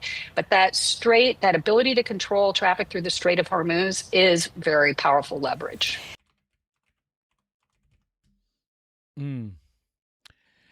Okay, let's... Fox News has been fucking great to watch. Why has it been great to watch? Because they're all freaking out. This one was good. Close call. Trump says the Strait of Hormuz is sort of open and deal is coming. Oh, Donnie! Trump says the Strait of Hormuz is sort of open, everybody. What does that mean? Sort of open, and a deal is coming. They don't know what the fuck they're doing. Do you understand that? And just the way Fox Business is covering all of this is great. It's so entertaining in how terrible these people are. Yeah, just enjoy. Oil prices are sliding this week as President Trump says he's now personally involved in negotiations with Iran and thinks a deal is close. I think it's going to end pretty soon. I don't think they can go much longer. Has a deal been reached to reopen the Strait of Hormuz? Well, I don't want to say it has been. Reopening the Strait of Hormuz. It's sort of open right now. You know, we have a thing called the blockade headed up by the U.S. Navy, and we control it. I'm involved in the negotiation. I think we're doing fine. It could be soon. They are bloodhounds. The president also denying reports that the military is low on munitions, saying that supplies are in great shape. All right, Steve, where do we stand today on this Iran stuff? Sadly, reminds one of a joke now on the internet that President Trump's going to get the Nobel Peace Prize because he's brought peace in Iran 8 times, ended the war 8 times. And the Iranians know, sadly, that they're all looking at the midterm elections. So this deal, yes, it'll calm things for a while. But the fact of the matter is the government's still in power. Big mistake doing that ceasefire in April. The war would have been over by now if we completed those targets and other things. Oh, my gosh. This guy's worse. This guy's worse. And so this deal, in terms of a real change in the Middle East, not worth the paper it's written on. And by the way, Turkey, Saudi Arabia, Pakistan just signed a defense pact. Bad things are starting to stir in the Middle East because they can't trust the U.S. anymore. Not good. So take what you can when you can, but I don't think this is a new day in the Middle East. And why aren't we going full force ahead? It's a good question because, but I think he's been under pressure, the president, from the Saudis and others who are afraid of attacks on their desalination plants, their energy facilities and the like. And, but he should have, back in April, and we said this back then, so it's not backseat driving or Monday morning quarterbacking, that you go through on the targets, you close Karg Island, you close the routes overland, and you bring the Iranian regime down, because inside there are very real dissidents in the military, but they're not going to move if they think that government's going to stay in power. And then we're going to pull the rug out from them. Right now, the Iranians, amazingly, the Revolutionary Guard thinks they have won the war strategically. Not in terms of damage, but strategically they now, in their minds, control the Strait of Hormuz. The Houthis now are getting control of the Red Sea. That was not the status of before this war began. So in essence, what we're doing in opening the strait is to go back to where we were before the war began. Jack. So what was the point of the war then? So what was the point of the war then, bro? He just said all of that to say, we're, in essence, by opening the Strait of Hormuz, we're going back to how it was when it started. So what was the fucking point? This is making me, sort of question when we think about the Gulf nations. We're in charge. We dictate the pace. But yeah, we're doing a lot of deals where he just said, well, Saudi Arabia is signing a deal with Turkey because they don't know if the U.S. will be there, but we haven't gone full steam ahead because Saudi Arabia doesn't want us or Iran to attack the desalination plants. So there's a lot of mixed feelings in that. Okay, I'm not doing this as a misogynist. Famous last words. I'm doing this because of how stupid it is, okay? The way this lady's speaking, what sort of fucking analysis is this, bro? I'm not saying this because she's lady. She's a lady. But this is what the foundations of blonde jokes are all about, isn't it? Like the stupidity of this level. This lady's blonde, by the way. Or at least she colors her hair blonde. What is she asking about here? What is she asking about here? Sorry, blonde people. I don't mean blonde people are stupid or blonde women are stupid. But this is stupid, and she's blonde. And she's like kind of being the... She's being the stereotype here. Or began. Just listen to this Jackie, question. this is making me, sort of question when we think about the Gulf nations. We're in charge. We dictate the pace. But yeah, we're doing a lot of deals where he just said, well, Saudi Arabia is signing a deal with Turkey because they don't know if the U.S. will be there, but we haven't gone full steam ahead because Saudi Arabia doesn't want us or Iran to attack the desalination plants. So there's a lot of mixed feelings in this, and I think a lot of trust issues with a very fragile relationship that we had even coming into this with those Gulf. Is she like therapizing the Middle East? Is she trying to like do therapy on the Middle East? What is she doing here? Nations. Absolutely. And I think that the president tried to. Well, like, the bad guys in the Middle East, they're so bad. They're so bad. And, I just wish they'd not be so bad. Like Merca and stuff. She sounds like that poor lady who got real nervous in the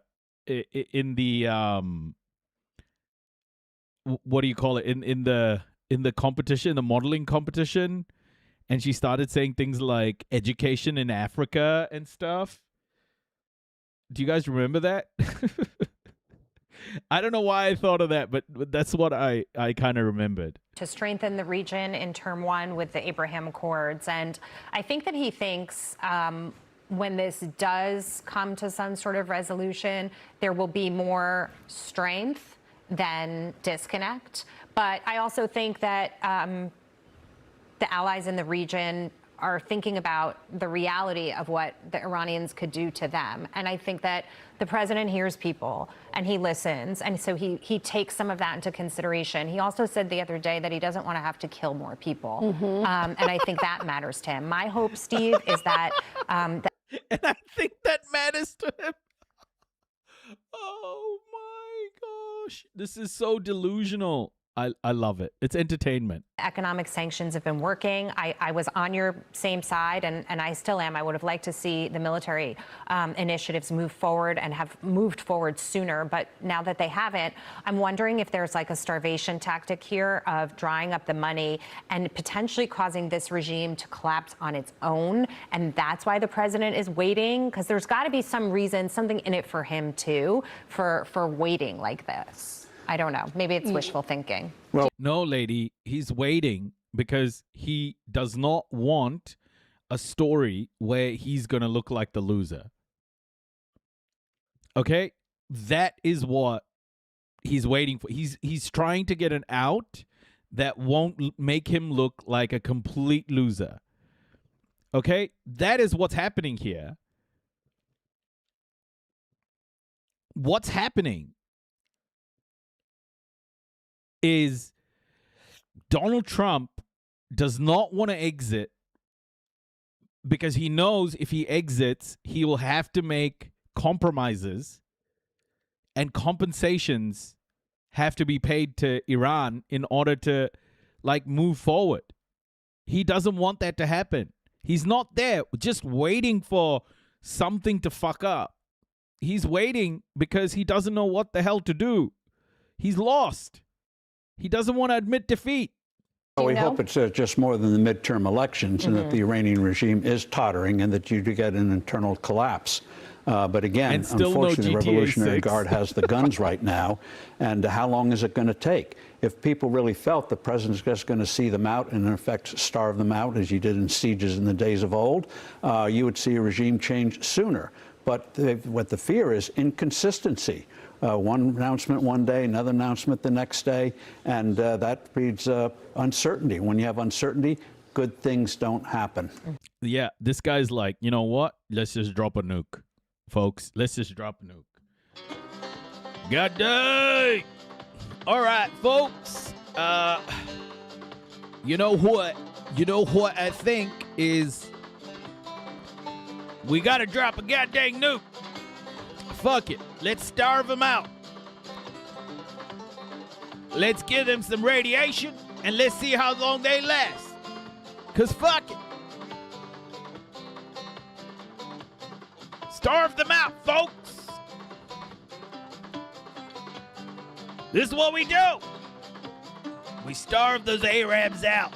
Because fuck 'em. Nuke them, starve them. And then shoot them. This is literally American geopolitics, bro. Like, nuke them, starve them, shoot them. America. Nuke them, starve them, shoot them. Okay. Good things are happening in this market, Josh. We talked about climbing this wall of worry. I'm shocked at the resiliency of this market, focused on the strong earnings that we talked about last block. But even in the face of Iran and oil prices that are back up to 80, 83 today, they don't care. The market just has seemed to have moved on. Yeah. I think when you look at the level of moves you were getting going back to March and April, by the way, when people like me were saying, hopefully this is 6 weeks, or if not, it's going to get really bad, and that just never happened. Yeah. But at that point, you were seeing massive 10, 20% swings to the upside, and the question was, oh boy, how high is this going? No one seems that worried about that question right now in terms of oil. It's not, is it going to go to 120? Is it going to go to 150? You have a call out there for 200. That conversation has just fully left the building. There's an interesting note in the Wall Street Journal this morning in one of their newsletters, just talking to oil traders. Because all of these oil traders, if you talk to anyone in April, they were talking about 150 for WTI. And again, maybe higher. They're now just sort of shrugging. It's mystifying us. We don't know why it's not going higher. Basically wondering where the barrels are coming from at this point, because they think it should have been higher, and it just isn't. Because are we doing more of those, and you don't know the answer to that, but I'm just popping the question out there. Are we taking barrels of oil, the sneakily economic operation freedom? Remember when we came... Are we just sneakily taking barrels of oil? Are we just sneakily taking them? Oh my gosh. This is what people who watch this shit believe. Oh my goodness. Came in May and they said, oh, in the last 6 weeks, we've snuck out a couple million barrels of oil. No one knew about it. We've snucked out. What is this, bro? Holy shit. We were like, that's why oil's not going up. We couldn't figure it out. So is there something happening perhaps that maybe we don't know, and that's why oil has been so calm? Could be true. As you say, I don't really know. But what I can tell you, there's a story in the Wall Street Journal today, I believe it's today, about our oil producers working their fannies off to produce as much oil as they possibly can. A lot of it is coming from us. Yeah. And Venezuela, too. And Venezuela too. Oh my gosh. They're so delusional. Working their fannies off. What is going on? Hey, Coco Millie. How does this end? It ends ultimately, hopefully, with a regime change in Iran. And then you get a constellation of forces in the Middle East. A successive government will be far better. They're still talking about regime change? Than this one. This one is out for turmoil. A new one will be out for consolidation and rebuilding. And the rise of a good Iran would be very good in calming that region down and also tempering the ambitions of countries like Saudi Arabia and Turkey. And ooh, tempering the... See, I told you, man. This is what the Warhawks, they're going to hate that Saudi Arabia, Turkey, and Pakistan signed this pact. They hate it. Tempering the ambitions. Tempering the ambitions. Fuck this guy, honestly. And then also we have to worry about, unlike the first term, isolating Israel, which is what's happening today, especially as you see that new defense pact. Yeah. So regime change is the key. Otherwise... Oh, he mentioned the defense pact. Yeah, bro. America doesn't like the defense pact. As much as the media is going to try and report, oh yeah, this means, they get autonomy and America doesn't have to be there so much. It's bullshit. America does not like this defense pact. It does not like it one bit. Just expect the diplomats working overtime. Okay. Okay, so then let's look at hiking interest rates. Hiking interest rates will not open the Strait of Hormuz. I feel like I'm seeing this like devolution of Fox Business into absolute oblivion. They're all trying to convince themselves that shit's getting better, but then every day I watch these fucking clips, it's just like they're starting to catastrophize more and more and more. Reopening the Strait of Hormuz. A stunning reversal in the U.S. job market may force the Federal Reserve to rethink its rate path in September. Oh, yeah, we're going to cover this, by the way. We'll cover this next. And the latest U.S. jobs report came in, and it was terrible. And so it's got people spooked. The economy unexpectedly shedding 23,000 jobs in July, but stocks are rising as investors bet a weak labor market may make a September rate hike a long shot.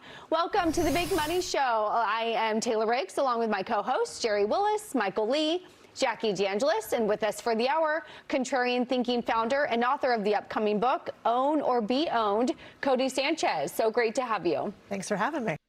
Guys, it's okay. The more unemployed people, but the Dow. So the White House is responding to that surprise drop in jobs. Here's National Economic Council Director Kevin Hassett just this morning. What happened in this month is that, as you know, all the other indicators were expecting a really strong jobs number. The market was saying 88,000. And when we dug into the details of this, we found that there was a big decline in government workers. There was also a big decline in hospitality workers around the end of the World Cup.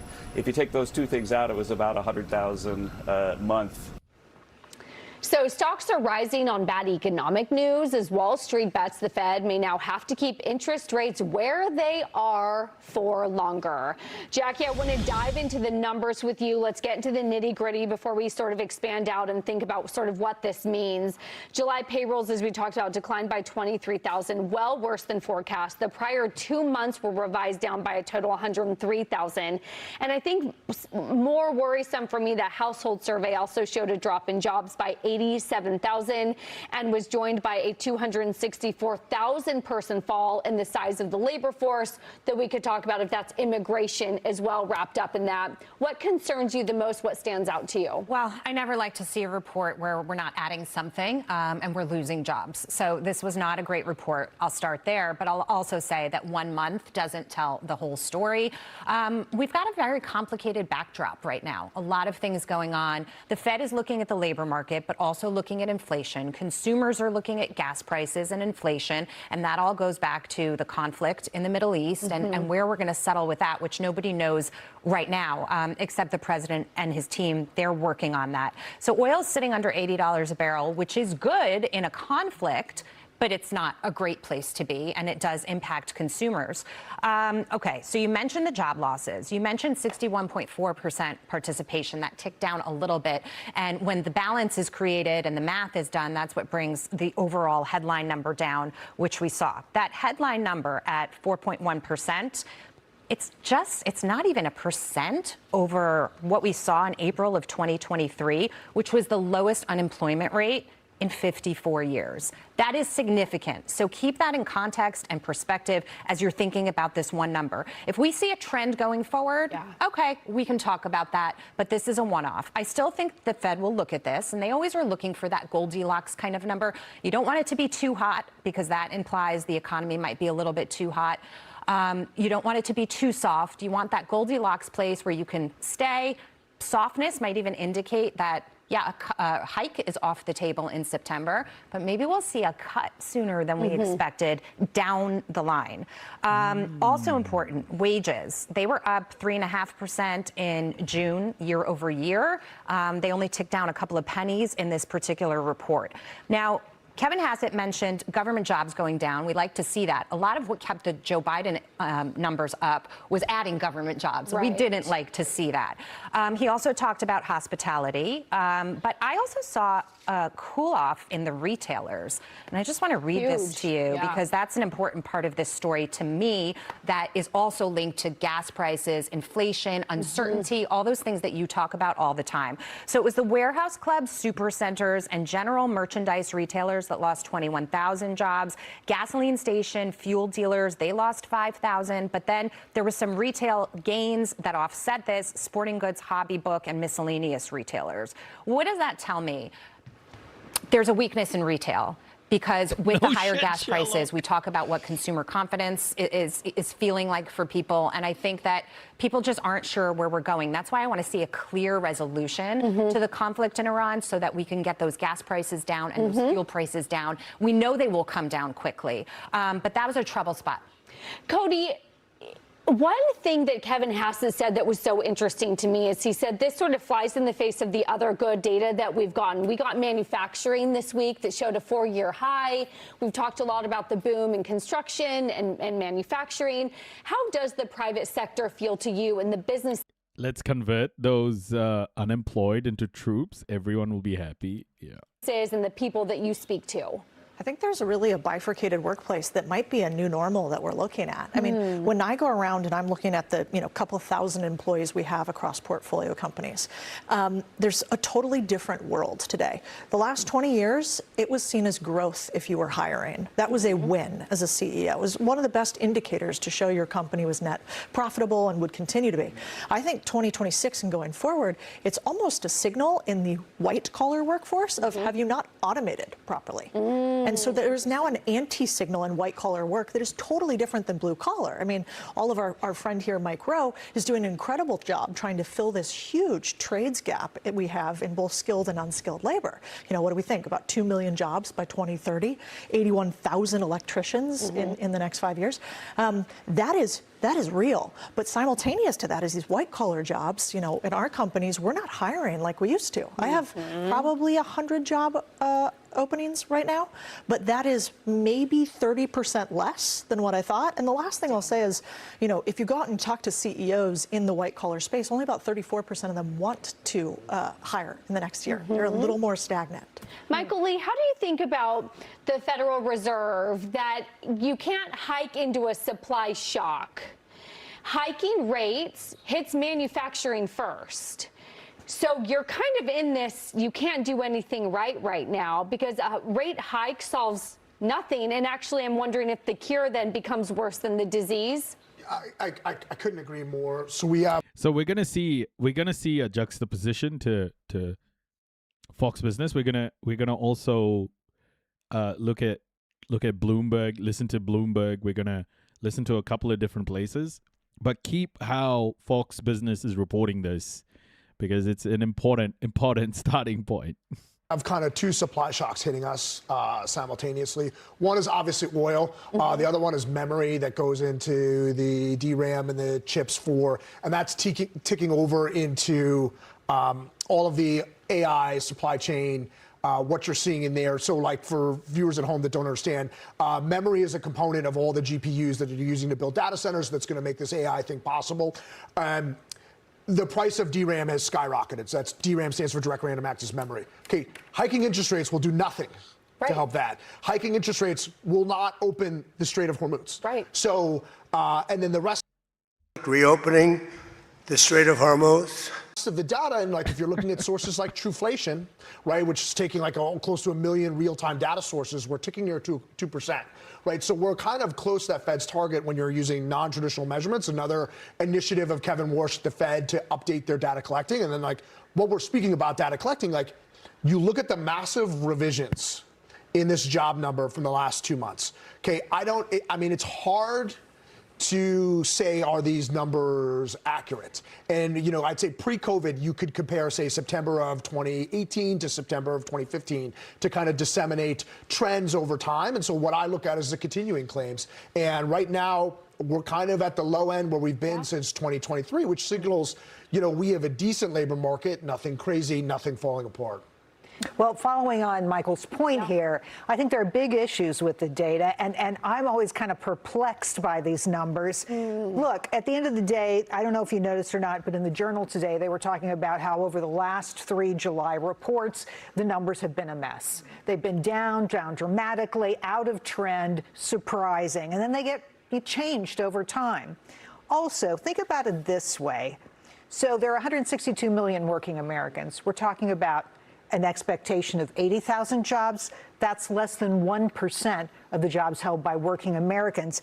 It's a rounding error. It's, at that level, it's really hard to understand what is truly a trend and which might just be, ephemeral changes, right? Also a phone survey, okay, of employers with only 50 people or more. So, I am technically not in the workforce. Right, I assure you I am working, but I am not, by the government, I am not counted in the workforce. So that's... This is like Israel going, you know what? We can take that Hamas fighter out and we may kill 100 Palestinians. I mean, there's 2.3 million of them, it's just a rounding error. 100 people, no one will notice. For fuck's sakes. Wa alaikum assalam. Welcome, Radhi. That's why the continuing claims and the weekly jobless claims, it's data in, data out. Yeah. And from there, I think you can disseminate, and weekly claims are sub 200,000, which is spectacular. Cody, how are people at home and businesses supposed to be thinking about the Fed? I think oftentimes we spend too much time talking about the Fed. Who cares? Let's get them out of the way. Let's get business owners back to working. But other times people have come to me and they said, no, if you're hiking interest rates, that raises my borrowing costs. That has a direct impact on if I'm going to invest or not, if I'm going to hire or not. Do people care what the Fed does? Yeah.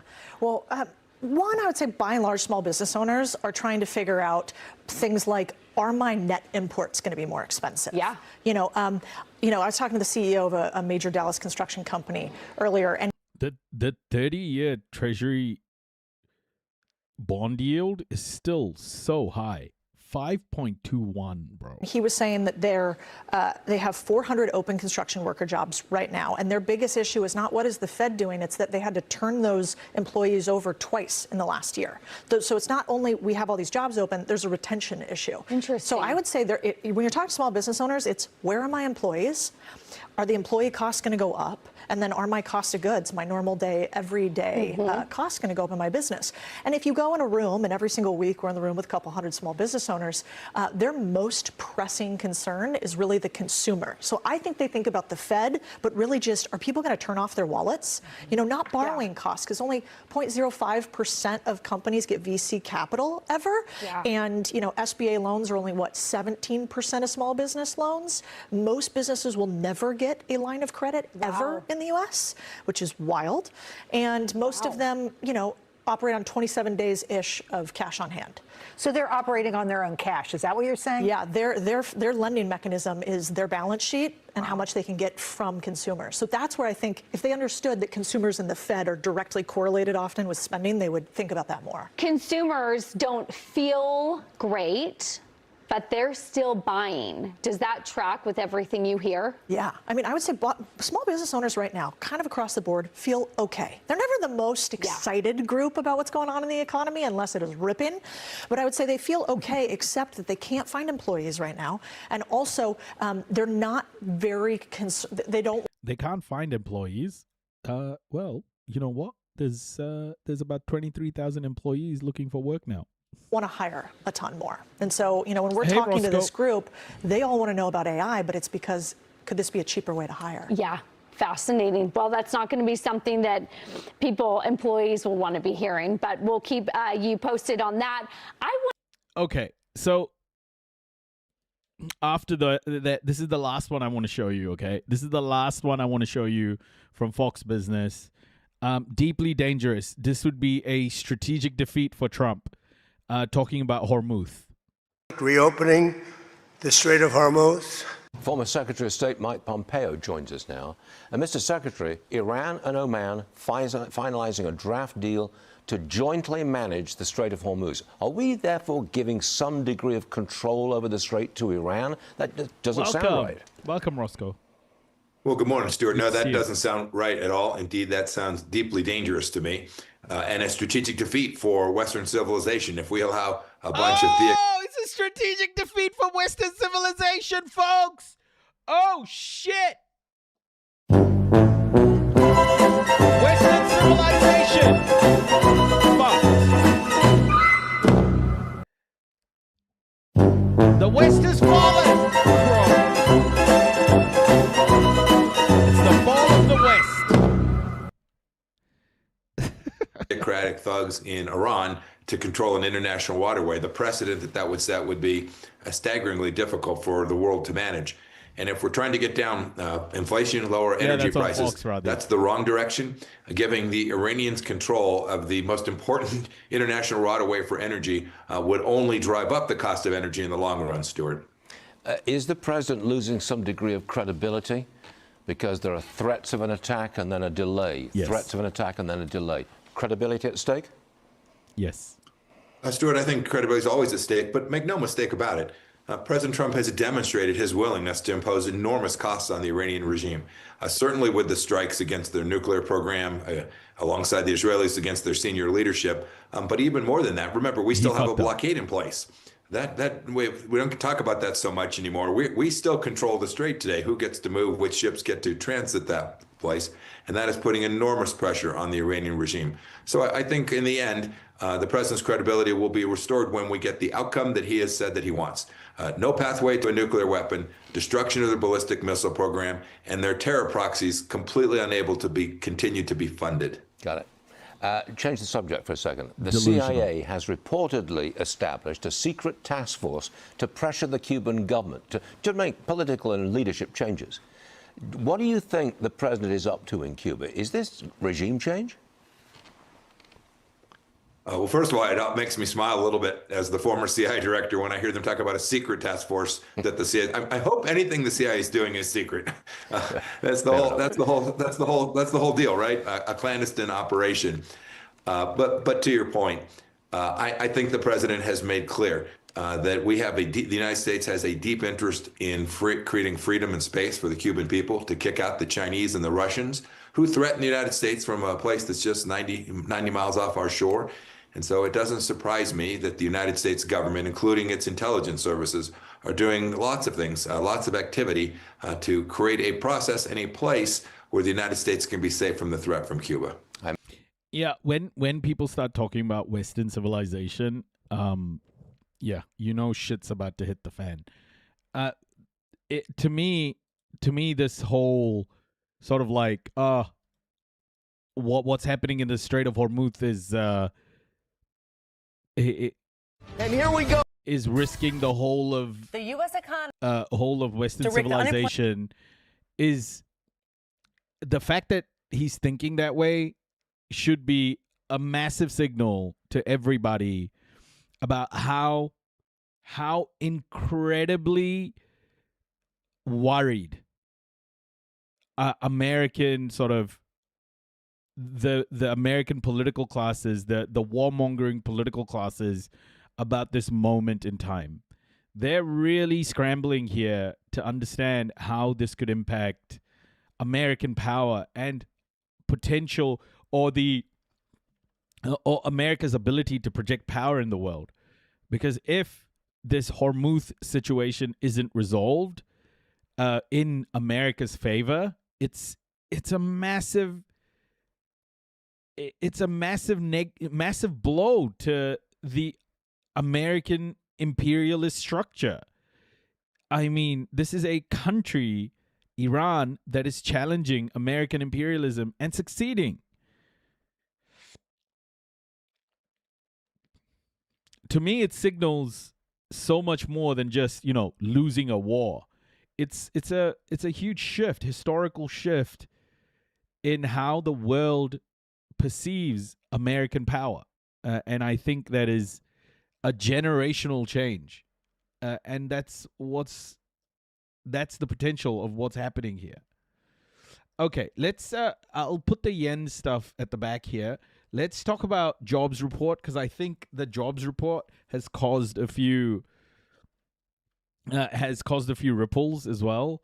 And then we can talk about the yen at the end of this.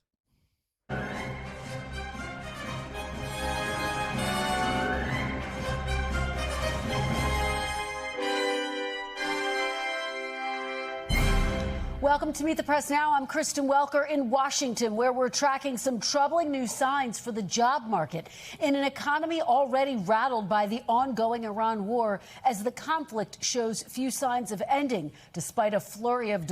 You see how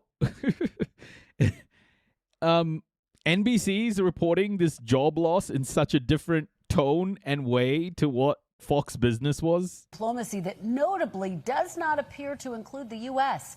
All of it a sharp reality check for President Trump, who has sought to sell a more positive spin on the issues tied to the economy and affordability with the midterms Hey, fast Valtrunka, approaching. welcome. The U.S. lost 23,000 jobs last month.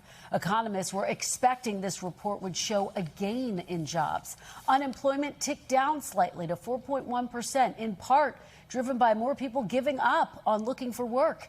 In a statement, the White House reacting to the report, saying, quote, the Trump industrial resurgence is on schedule. It's part of a larger trend of volatility in the labor market in President Trump's second term, with the U.S. shedding jobs in 6 of the last 14 months, a pattern not seen since the Great Recession.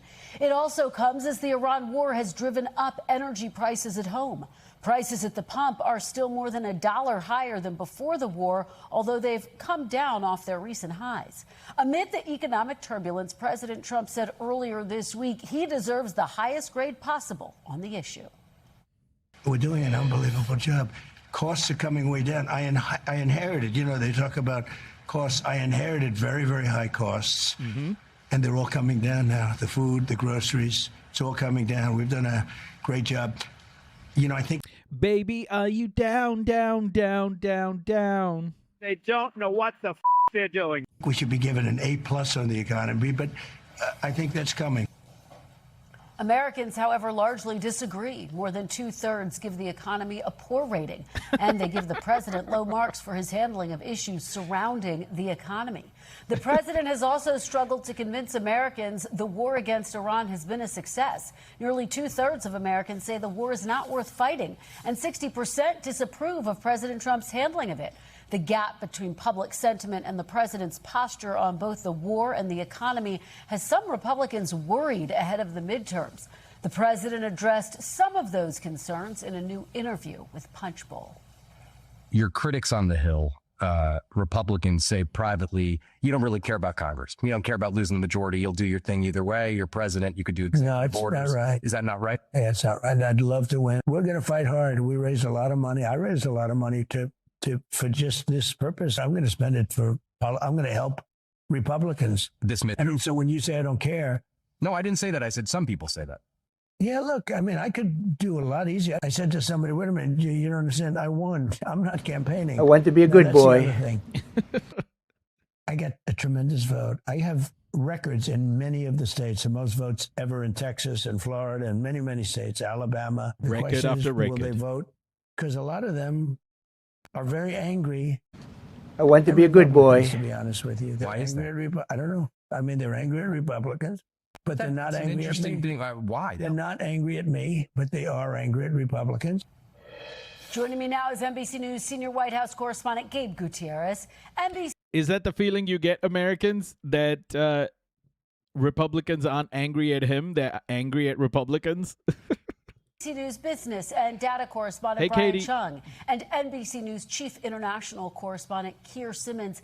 Gabe, let me start with you at the White House. These latest jobs He doesn't even have the strength to do the Trump voice anymore. I want to be a good boy. numbers clashing with the president's rhetoric about the economy. Take me inside your conversations with sources in the administration. What are they saying about this latest report and how it relates to the midterms?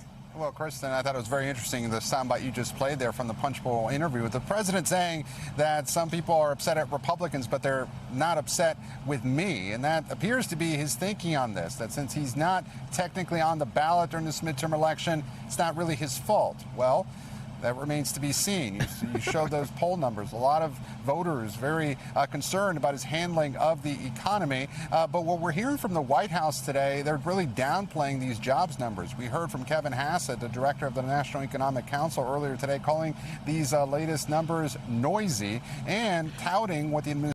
Oh! Oh!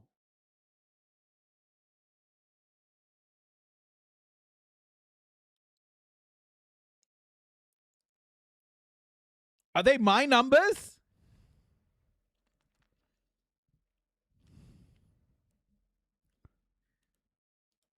Showed those poll numbers. A lot of voters very concerned about his handling of the economy. But what we're hearing from the White House today, they're really downplaying these jobs. Incoming raid detective. Thank you, Raiders. Welcome. Hope you stick around and hit that follow button. Brekkie time. Thank you, friends. Welcome. Thank you so much for the raid. Welcome in, folks. Welcome in, I Raiders. want to be a good boy. Thank you, friends. Thank you so much for raiding in. Thank you so much. We are going through the jobs numbers and American economy and the yen bailout. We've just been through a whole bunch of war analysis. Thank you, friends. I just want to say thank you, friends. But Modi keeps saying it. I don't know why. Modi, can you shut up, please? Thank you, friends. He's not going to shut up. But thank you, Brekkie Time. I hope you had an incredible stream. Much love. Thank you for raiding in. Welcome in, Raiders. Welcome in. Thank you, friends. Numbers. We heard from Kevin Hassett, the director of the National Economic Council, earlier today, calling these latest numbers noisy. Oh, mentioned in American politics. I got mentioned in American politics. Are you guys ready for this? President saying that some people are upset at Republicans, but they're not upset with me. And that appears to be his thinking on this, that since he's not technically on the ballot during this midterm election, it's not really his fault. Well, that remains to be seen. You showed those poll numbers. A lot of voters very concerned about his handling of the economy. But what we're hearing from the White House today, they're really downplaying these jobs numbers. We heard from Kevin Hassett, the director of the National Economic Council, earlier today, calling these latest numbers noisy and touting what the administration sees as its economic victories, that manufacturing jobs are seeing an uptick. Although, as you pointed out, the jobs numbers are far worse than expected. The unemployment rate also ticking down, although, as you point out, that analysts say that's due in part to fewer people looking for work. Now, the White House, again, trying to make the argument that things will get better, that gas prices will come down once the war in Iran is over, but there are real questions about where that moves forward. But again, White House officials trying to sound optimistic. They say that, yes, the president is trying to head out and get his message across, that he went to Las Vegas today, this week. But what he has been doing, rather than talking up his accomplishments so much, he has found that he is blaming Democrats heading into this midterms in the absence of touting his own economic accomplishments. He's trying to paint Democrats and their candidates as communists, a message that he feels will do very well over the coming months, Kristen. Gabe, as you well know, what is looming over all of this is the war with Iran. I want to read something that Iran's top negotiator posted today on social media. He wrote, "Massive attack coming. Wait, never mind. They want to negotiate. That's theater diplomacy on loop." What has the reaction been inside the White House, and is there a sense amongst the president's allies that he needs to have a clearer strategy, or at least lay out a clearer strategy for the American people? Well, Donald Trump needs to get on his knees and be prepared for X's nuts. Kristen, it doesn't appear that the administration has a clear strategy, at least not one that they have articulated thus far. But the president is trying to argue that, yes, the Iranians want to make a deal, that what they say in public is different than what they're telling the administration privately. However, a lot of skeptics, even within the president's own party, heading into this midterm campaign, what the president this week really has been upset about or angry about has been what he sees as leaks regarding any shortage in munitions, which he has not been happy about. Neither have White House officials, and they're trying to dispel that. At the same time, there doesn't appear to be a clear strategy when it comes to exiting this war and for negotiations moving forward, Kristen. Gabe, very quickly today, a federal appeals court affirmed a judge's ruling to block the construction of the White House ballroom. It's another setback for the president and his priorities. How is the administration reacting? He's trying to take this to the Supreme Court, right? Oh, that's right. He posted on social media a short time ago choosing to weigh in on this, saying that the administration would appeal this to the Supreme Court, trying to make the argument that it's a gift to the American people from President Trump. Although, while he has claimed that no taxpayer money will be used for this, he does say, his administration has asked Congress for $1 billion when it comes to security upgrades. Now the president trying to make the argument that that new ballroom and the construction you just saw there is necessary for national security. Yeah, exactly. That the project involves an underground bunker and a hospital, Not the White House facilities underground. But Kristen, it remains to be seen whether the Supreme Court takes up this appeal, and if it doesn't, what happens to the construction pit that is left here in the White House after the demolition of the East Wing? Thank you so much for I the was role. just thinking the same exact question when you look at how far along they are. Gib Gutierrez, thank you so much for starting us off from the White House. Brian Chung, let me turn to you. Let's look at these latest jobs numbers. What does it say about the labor market? Even economists were caught off guard, right? Yeah, Kristen, this tells us that the labor market. Hey, here's what I think about the. Here's what I think about Donald Trump. He should kiss my ass. Market is not chugging at the quite firepower that we had been seeing in earlier parts of the year. You could see 23,000 jobs. That's how many we lost in the month of July. You would have to go back to February to go back to a month where we saw a contraction in the amount of people on non-farm payrolls, according to the government. Again, we were expecting 83,000 jobs to be added to the economy during this month. So this was a huge miss and a noticeable step down. It's almost like a line since March of the amount of jobs that we've been adding per month. Now, when you take a look at the unemployment rate, it did tick down to 4.1% from 4.2%, but not necessarily for good reasons. That's because there were fewer people looking for work, which means the numerator in that fraction got, it changed. And for that reason, the unemployment rate did tick down. But you want more people looking for work, not the opposite. As far as the changes by industry, it's no surprise that with the net amount of jobs contracting in the month of July, you can see retail, trade, financial activities, leisure and hospitality all losing jobs in the month. Healthcare, which has been a bright part of this labor market over the past few months, did continue to add jobs, 22,000 in the month. But again, overall, some yellow flags over where this labor market is going with a contraction in the month of July.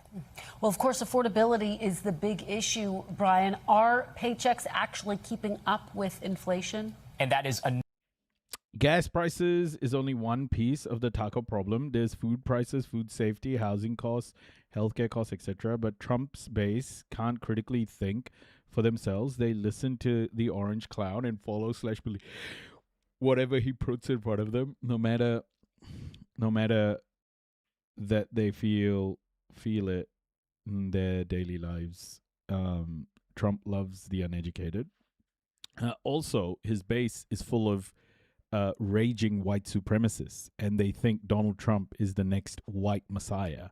So they don't care about the costs. They think they are fighting for white existence, which is mainly why they are so attached to Donald Trump, because they see him as more than just the president. They see him as the man to save the white race. Like, it's so much more than just policy for them. They see him as a messiah. Yeah, so this is not good, is it? Another point of caution in this particular report, because we got to read on wages. How much in average hourly earnings did a person make compared to those average hourly earnings last year? And that increase was 3.2% in the August 2026 to August 2025 period. The bad news is the last read on inflation that we got from July to July period was 3.5%. That means that prices at the store are rising at a faster pace than the wallets, rather than the income that's going into your wallet. That is something that is of alarm there. Well, all eyes on the Fed now. They are obviously watching these numbers quite. The Fed decision in September is going to be crazy. Why do I care? Okay, look, I don't live in America. Why the fuck do I care about this? Because when it comes to American power, when it comes to geopolitics, how the American economy performs is very important. It's an indicator of how America may react geopolitically with its foreign policy, how it may react when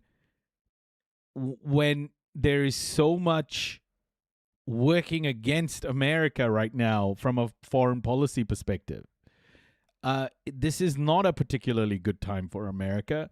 And it's important to understand how the American economy is performing to maybe predict and analyze how America may react to certain things. And right now, the Middle East, Africa, all of these sorts of places are being put under immense pressure because of American foreign policy. And hence why we can't take our eyes off what's going on in America. How America fares over the next few years, next few election cycles, it is going to have a massive impact on how the global South's rise will be met by America and just the West in general.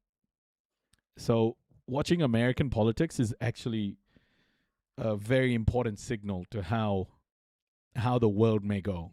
Quite closely. They'll get one more jobs report before they meet in September. What do you anticipate? How might the Fed respond to this? Yeah, well, it's really interesting because as a result of this particular report, you had some saying maybe the Fed won't be as eager to hike interest rates in September as was the chatter going into that decision. But you also have some that are saying, whoa, hey, pump the brakes because there's a lot of data coming in. As you point out, we'll get another jobs report, but even next Wednesday, we'll get another read on this number right here, inflation. If this number is high, that would put back onto the table the interest rate hike in September. A lot can happen between now and then. And as we know, there's a new person leading the Federal Reserve, Kevin Warsh, who's been a bit of a Pandora's box himself. Yeah. All right. Kevin Hassett saying that the president had been in contact with Kevin Warsh. All right. Brian Chung, thank you so very much for breaking down all the numbers for us. Keir Simmons, let me. Okay. Let's keep going through this jobs report arc. And here we go, Joe. July employment figures populating. Buckle up on this one. Minus 23,000.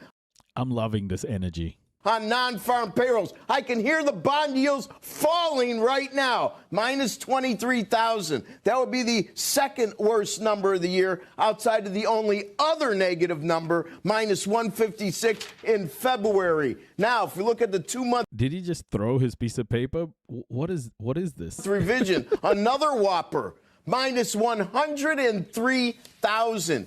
Manufacturing payrolls, actually a bright spot. Manufacturing up 5,000. That would be, the best since it was up 15,000 in March. And that was the high water mark going all the way back to 23. Okay, average hourly earnings, big miss.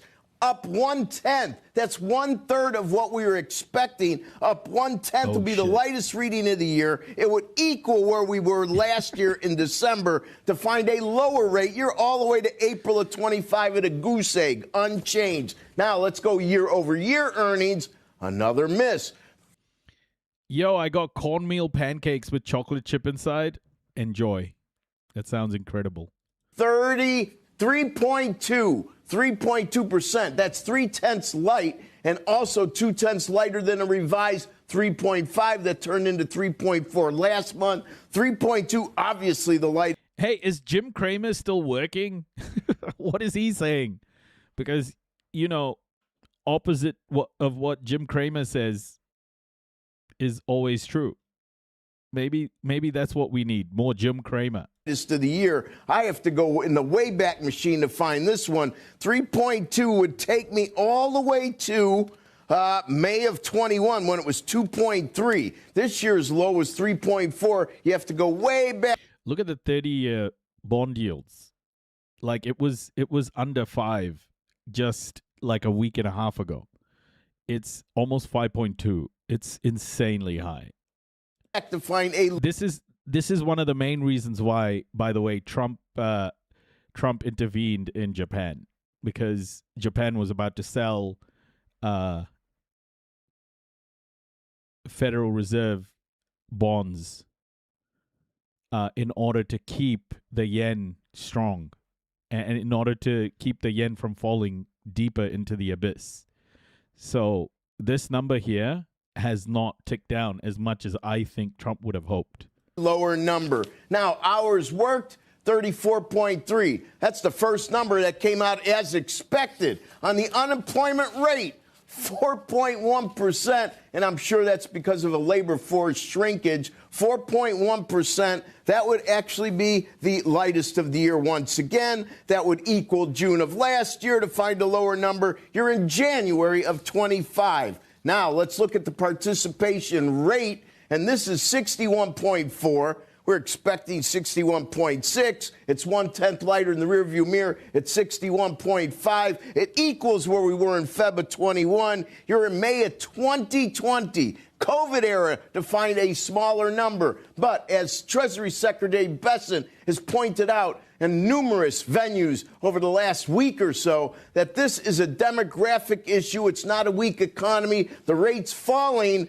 because of old and young, but that 25 to 54 age range is still doing well in terms of participation. And drum roll, please. The last part of this report is called the underemployment rate, or U6. The other rate's called U3. This also dropped 1/10 from expectations. We're expecting 8, 7.9 arrived, 7.9 equals where we were. We've had several of those readings to the lowest of the year. To find a lower number than that, you're in June of 25. Of course, interest rates move lower. Of course, you're going to see the percentage of a tightening at the September meeting move lower, and the equities don't seem to really mind it. So let's put a perspective here. We're at 417 in a 2-year. Last week, it closed at 429. Yesterday, it closed at 425. Let's look at the 10-year. It's now all the way down to 462. It closed at 474 last week, which, by the way, is the high watermark yield close.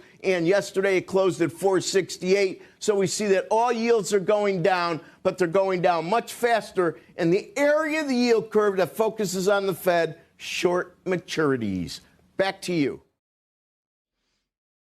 Okay. Unexpected energy. We like it. We don't want more Fox News. Okay, let's we watch this. I wanna get some thoughts from Bloomberg just to add into the mix. Our numbers king, yeah. Let's listen. Someone from BlackRock is going to be making the assessment. So I don't know what to tell you, but yeah, let's listen to Bloomberg and what they think. So Rick, the unemployment rate goes down, but a surprise contraction in jobs. Last time we spoke for last month, you said the employment picture is stable, broadly unimpressive. Has your assessment of this labor market changed since then with these numbers in hand? No, broadly not impressive, I think is the right terminology. In fact, I was thinking about it. I think it's actually remarkable how unremarkable the data is. Listen, I think, when you look at, people say, well, gosh, we're not hiring many people because we have a supply issue. And you saw some of that play through today. But that being said, you're not seeing any wage growth. So meaning there's not that demand for labor that you would expect when you got an economy that's doing as well as it's doing. I mean, we're going to grow. I think you're going to see 6% nominal GDP. You've got corporate top line revenue that's strong. Earnings are strong. But you're seeing operating leverage for companies kick in like you read about. I mean, you look at all these earnings reports, particularly in the tech space. Companies are growing. They're spending immense amounts of CapEx. But you're actually cutting people in many cases. So anyway, I think we're seeing a productivity revolution, and I think we're watching it play out month in and month out. I mean, to have only 20,000 jobs. Ginger's doing really well. Ginger's recovering really well. But yeah, I just, I don't want to, we're still not out of the woods. He's going to hopefully have his stitches and his feeding tube out on Friday next week. So after that, he just needs to rest now and just chill. He wants everything to go back to the way it was, but we have to slow him down most of the time. Just get him to chill out because he doesn't have the energy that he thinks he has. He just wants it to be exactly how it used to be. It's not going to go back like that in a while. A few more months of recovery for him. He's been through 2 highly traumatic surgeries. He is home. Yeah, Beth, he's home. On a 3-month moving average, you strip out healthcare, you're having negative job growth in aggregate. So anyway, I think listen, I just think we're going through. I think when they summarize this years from now, you're gonna witness something that is productivity. People say it's AI kicking in. I actually think it's just been a an ethos around companies growing their business and seeing how you can operate without that much employment. Well, also, you've got the fall in immigration that is probably contributing to these big declines we're seeing in the labor force. But the people who want jobs are apparently getting jobs with unemployment at 4.1%. So I assume this tells you, as well as the Fed, that we don't have a problem with the labor force side of the mandate. Yeah, I mean, I think that's right, Mike. I mean, I've been pretty adamant about I don't think the Fed needs to hike, and I don't think you really will solve the inflation dynamic. Part of why I think these task forces will be so powerful is you'll get into what are some complex subjects. Thank you so when much you for break the down follow. inflation today, you look at the difference between services and goods. You think about what's still sticky in inflation, education, healthcare, insurance. Does you moving the overnight funds rate up really do much?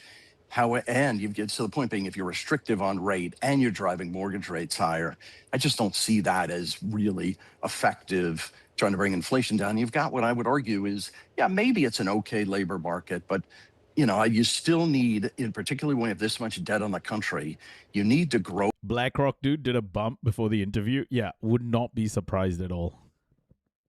Faster. You need to put more people to work. And I think that, to me, is the philosophy that the Fed has to employ today. Well, on the inflation side of things, Rick, I know you've been a big proponent. Again, the type of inflation we have isn't something that's fixed by hikes, but perhaps by policy, not monetary policy, but fiscal policy. Well, what is the policy you think that could start to eat away at inflation? Is it just like ending a war, basically? I mean, listen, the war is a big deal. I mean, obviously, not only do you get higher prices in terms of fuel, but there's a transmission effect through that when you talk about, obviously, trade getting slowed somewhat. So anyway, the war is a big deal, obviously. So that will change. Then the dynamic, and people will focus on tariffs. The goods inflation, when the U.S. economy is not that large of an importer of goods. So yes, and I think people got really worked up about that last year. So what do you do? And how do you create fiscal velocity? There's a bunch of things you could do. And I think, quite frankly, deregulation is powerful. I think the idea around how do you help with housing, things like zoning, permitting, et cetera. How do you get like some of the stuck student loan asset or liabilities on that young people have? How do you transition some of that? How do you help with some of that? I think there's a whole series of fiscal dynamics that can help with inflation, but I don't think moving the overnight funds rate will really do it. And we've seen that before. It doesn't really have that much of an impact. I guess I would ask you then in that case, because I agree that there's probably not going to be anything happening on the fiscal side because they can't even vote on an attorney general at this point. And the Fed is maybe leaning now towards a hold in September. We'll see after the Wednesday CPI report. But that leaves us with an inertial economy.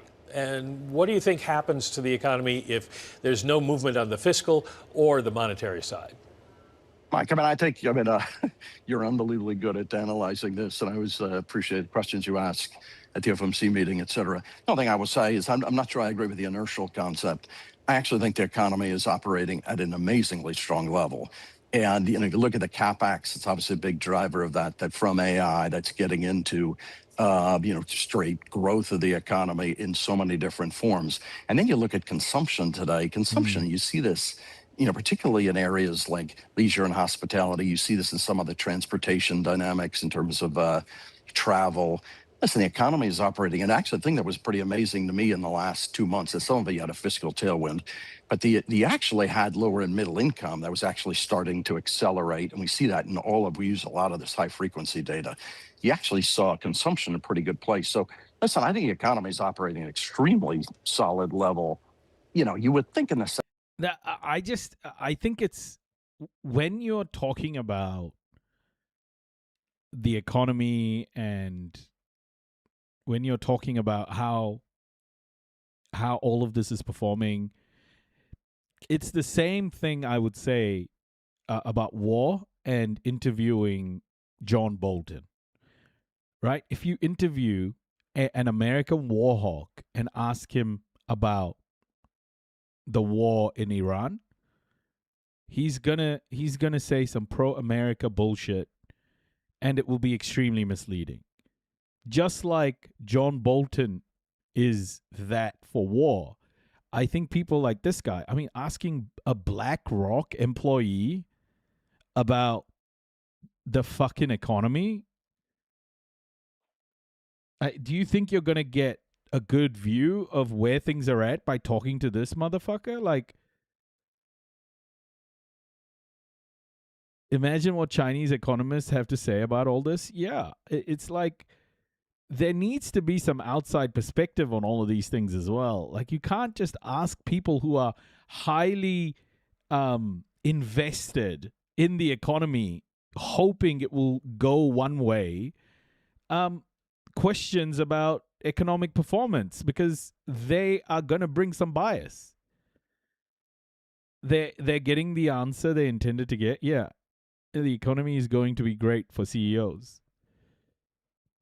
I don't understand this, man. Like, why do they interview people like this guy to get an idea of the economy? I don't get it.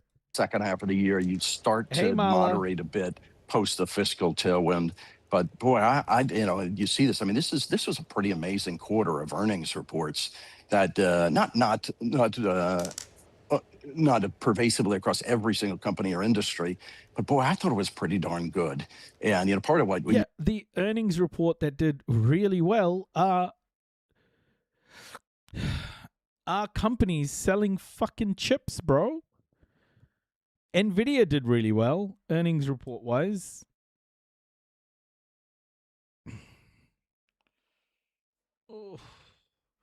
Microsoft did really well because of its Azure technology. But I just don't understand this, guys. Like, I just want a real analysis, not some asshole who has so much to gain or lose from their narrative. Like, do you think the CIO of global fixed income at BlackRock is going to say anything bad? Like, just imagine how much money this guy's invested in the shit he's talking about. You look at the equity market having a pretty good run, particularly recently. You're actually looking at multiples that are coming down because these companies are earning so fast. So anyway, I'm pretty enthusiastic about where the economy is today. And I'm assuming that enthusiasm over equities translates into your world. This is the first guy who's going to jump out of a window when shit hits the fan. Look at him. He's on edge. He's done a couple of fat lines. He's energized. But shit hits the fan. He's out of the window. Of credit, Rick. You have Bank, of course, a fund that has been outperforming the broader benchmark by a healthy clip for the past couple of years. I know last time you joined, you expressed skepticism on U.S. IG credit. You like carrying higher income. I think all of this is so interesting at a time, Rick, where, as you point out, so much is happening because of AI, especially in debt. And he's got a super yacht 10. Yeah. With the huge issuance we're seeing from the hyperscalers, we got another $25 billion that this market easily took up from Google just this week. And at the same time, we're going to get more issuance from the Treasury next week. What are you thinking about where you want to place Bank, just given the sheer amount of issuance that continues to hit this market? Danny, I would say one thing about, because you've had a backup in rates, you're able to hit your yield targets. I mean, talk about we're hitting almost 7. I mean, 6, high 6s in terms of yield. And so a couple of things we've been doing is you actually don't need to go down in credit quality. You don't need to go that far down in terms of the liquidity in the portfolio. So, we've been keeping it, we've been adding a bit in terms of European fixed income. I think emerging markets are interesting, particularly if you assume the dollar is not going to be moving aggressively. You made the point right. I think investment grade credit, given the amount of supply we're going to see, data center, hyperscaler, investment grade credit's not that interesting at all. But in the securitization market, they securitize assets both in commercial real estate, ABS, resi. Those markets are in pretty good shape. So we're in an environment we don't feel like we got to stretch a lot. These real rates that today give us an amazing ability to keep our yield up without really stretching. We're running Bank now at an average rating of A-.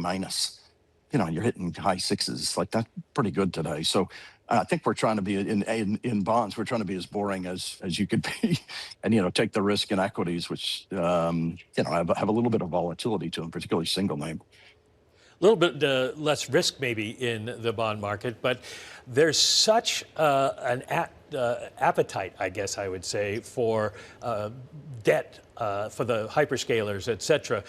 How's that affecting how you can sell all of these bonds? I was really surprised yesterday with the Google Alphabet offering that it was so oversubscribed.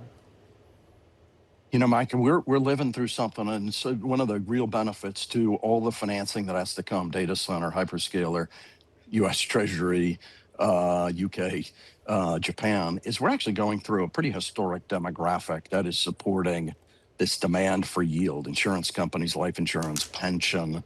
So it's amazing. If you price assets right on the debt side, you can place an awful lot of debt. Now, that being said, I mean, the hyperscalers have clearly widened quite a bit.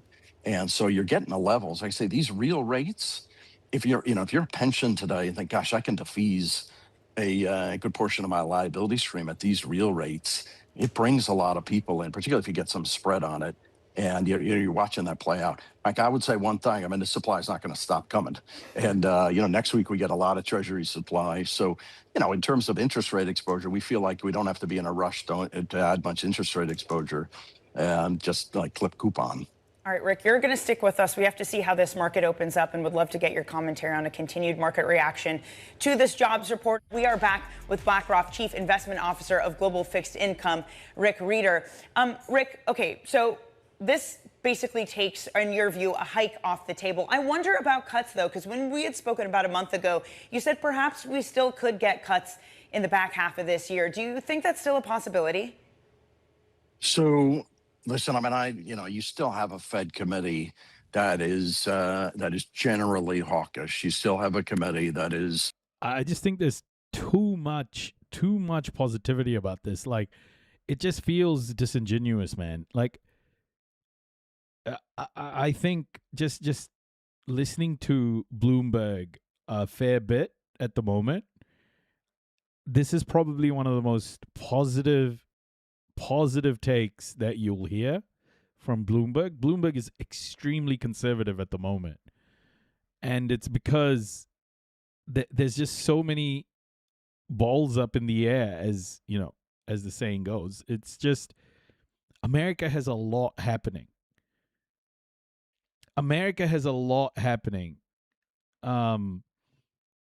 There's just so many things that can fuck up. And Trump is just fighting like hell to keep everything together. I just don't understand how these guys can not be even a little bit conservative, or at least watchful. It's so gung-ho. His talk is so gung-ho when it needs to be when it needs to be a little bit more measured. Like, this guy's just like, everything's so rosy.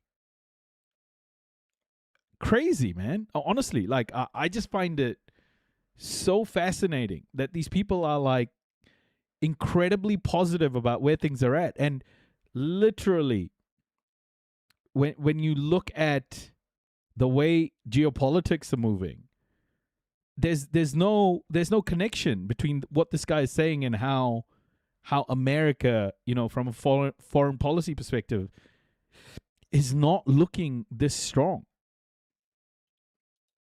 More focused. And the fact that growth has slowed in America, and all of the positive growth, all of the growth that has happened is due to AI investment. There's so many eggs in one basket. I just don't understand how this guy can be this confident, Just on inflation and the labor readings. So, listen, I think it could still happen. You'd have to see some deceleration in economic conditions. You'd have to see, we think core PCE is going to come into the high twos, down to the high twos. Next year, we think you're going to get in the mid twos. Can you still get it done this year? I think so. But listen, I think you have to. One thing I've learned about investing, it's not what you think they should do. It's what they're going to do. And today, the structure of that committee clearly is we're going to fight inflation and use the rate tool to be that tool till you get there. So, listen, I think they still could. I just think hiking doesn't make a lot of sense today. Pre-interpret Wednesday for me, though, the CPI. We saw a big drop in market expectations, sort of a knee-jerk move after the labor report. What's it going to take to move one way or another in the fixed income markets on Wednesday with CPI? Yeah, it's a great question, Mike. I mean, so, you've gotten a couple of softer prints on inflation recently. We think we're in this mode of getting 0.2s type of numbers when you look at core. And then, even, I was looking at the numbers for core PCE, maybe a little under the 0.2 monthly reading. So, listen, if you got something significantly aberrational to that, that would certainly move markets. Listen, if the number came in significantly higher, which would be incongruous with what you've seen over the last couple of months. Listen, is the Fed going to be on alert for that? Yes, I think so. You know it's better than anybody. I mean, I think this, what the chairman has stated, what Chairman Warsh has stated, is not just one number that he's laser focused on. He's looking at the panoply of readings, and our sense is inflation is slowly moderating. But it'll be interesting to see that report, like you say, that comes out Wednesday. Rick, I do wonder, obviously yields are coming in now, but we have had a 30-year yield that has been stubborn and stubbornly moving higher above 5.2 at one point. Now it's obviously below 520. Do you think that this market is at all reflecting its concerns about credibility over the Fed and Chair Warsh? I'm a little surprised at the concern around, whether it was the last FOMC meeting or, some of what I thought was a little bit harsh on credibility. I think reduced forward guidance is not terribly This guy is a pro-Trump guy. I am so sure of it. Intimidating to market participants. So I don't really think, can we get more from the Fed in terms of the metrics they're looking at, in terms of the structure of what is going to be important to them going forward? I think so, and I think we'll get more details around that. Listen, Annie, I think we're getting a lot of supply of product. You're pushing real rates up because you're getting a financial transmission that is historic in terms of whether it's fiscal supply that's coming from not just U.S., but obviously, pressures in whether it's UK, Japan, plus the amazing amount of supply we're getting into the credit markets. So I think it's more that than it is anything else. And like y'all have said, I mean, we still have some stickier inflation that is keeping these rates up. So anyway, those are where I would put what's the influences. Hey, Rick, just super quickly, because we're about to talk to our tech reporter, Ed Lolo, about all the AI debt coming in, and we talked about it just a moment ago. You talked about what it does to the IG market. Do you think it changes the attractiveness or the pressure on the Treasury market at all, getting all that supply from the AI hyperscalers? I mean, whenever you push that much supply into the market, you think about there's a crowding out effect. I mean, listen, the U.S. Treasury is still the behemoth in terms of issuance, but you take what's coming in IG, asset backs on the back side of it through data center. So yeah, I just think we're getting a lot of supply, and all markets, including government bonds, are reflective of that. Hey, Rick, we always appreciate your time, especially on a Jobs Friday. BlackRock's Rick Reeder. Okay. So still, right, getting that highly optimistic view. So this was yesterday, and this Bloomberg report is talking about the yen bailout from America on the weekend, and I think the yen bailout is still such an important one to watch, because I don't think it's had the impact on the long-term bond yields that Donald Trump really wanted to happen.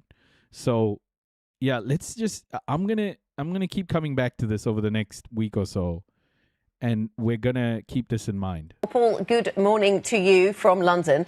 What do we make with a little bit of distance then of the yen intervention? We are currently at 158 on dollar yen. So the yen has given up half of the gains that it made since that intervention. And if the US doesn't want to devalue the dollar or sell any treasuries, does that raise questions about whether this is going to work or not? What are you hearing in the region? Yeah, good morning, Anna. I do think that there are question marks around the intervention and whether you could call it a success. I'd say the jury is probably out in that respect. A rip-roaring success, I think the local commentators would say, would have taken the dollar-yen cross below 155. On the other hand, it's not like you can say that it has failed at this moment in time. We do have the yen reasonably decent amount stronger and away from those mid 160s that we were getting towards before the intervention took place. But I think there's another extra dimension to whether you can call it a success or not, and that is the unintended consequences that the action or the support of the US has raised this week.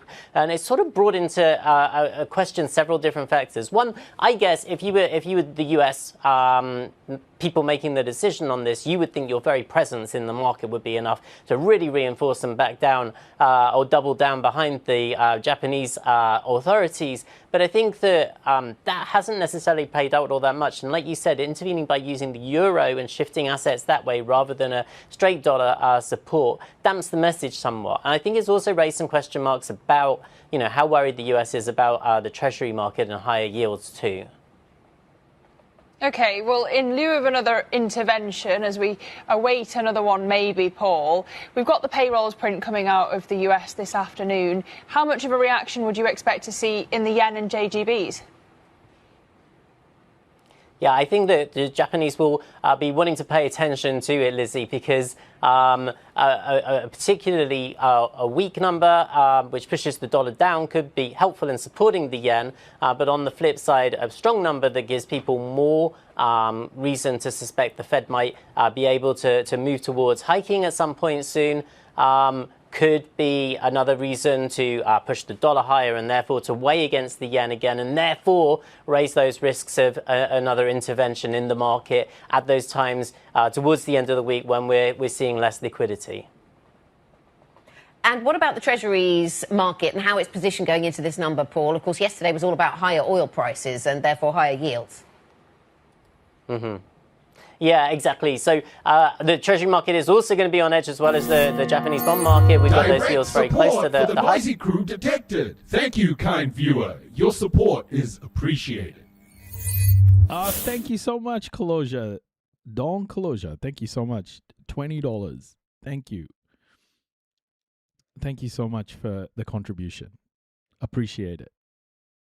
Of the recent cycle, and I think that the market is looking for 80,000 for payrolls. That's a pretty decent number. I think that would be the market is looking for 80,000. So this was before the jobs report. Remember, the jobs report came in at under losing 23,000 jobs. Like enough to convince people that the economy is looking okay without being worried that everything is going overheating. But a bigger number than that, we might see more of a sell-off. The market is pricing or leaning towards a Fed hike at some point, but it's not really convinced yet. So a big number, and they might lean more into that and push up those yields further. Yeah. So I just think there's so much positivity around when you talk to a lot of these people, but when you listen to a lot of these people, but it's just, to me, it's just feeling like there is a lot more unease than what is being spoken about here. It's just the way things are going from a geopolitical standpoint, the fact that that's not reflecting in performance in America, or the fact that it is in some cases reflecting in the performance, and still these people are like, oh, no, everything's fine. The Dow keeps going up. I just don't know, guys. Like it feels to me like there are very different, like I'm seeing chaos with war and mass murder and the rise of the global south. All of these things are having an impact on these global markets, but it's not showing up. And, there's surprise, even from economists, like the oil prices, for example. The oil prices, for example, just have not moved. There's something going on. There's mechanisms in the background that we're not seeing that is causing these things to look really good. But the reality of it, it's a cover-up? Nah, man. Yeah, I'm not going to go there. But I think the reality of it is that it's definitely not as positive as these people are making it out to be, because America isn't doing, this is such a transformational moment. American power is being exposed, the limits of American power being exposed. So I think there's a lot of vibes here. I don't know if we'll see it unraveling very quickly, but it feels like at some stage all of this will unravel. Who knows?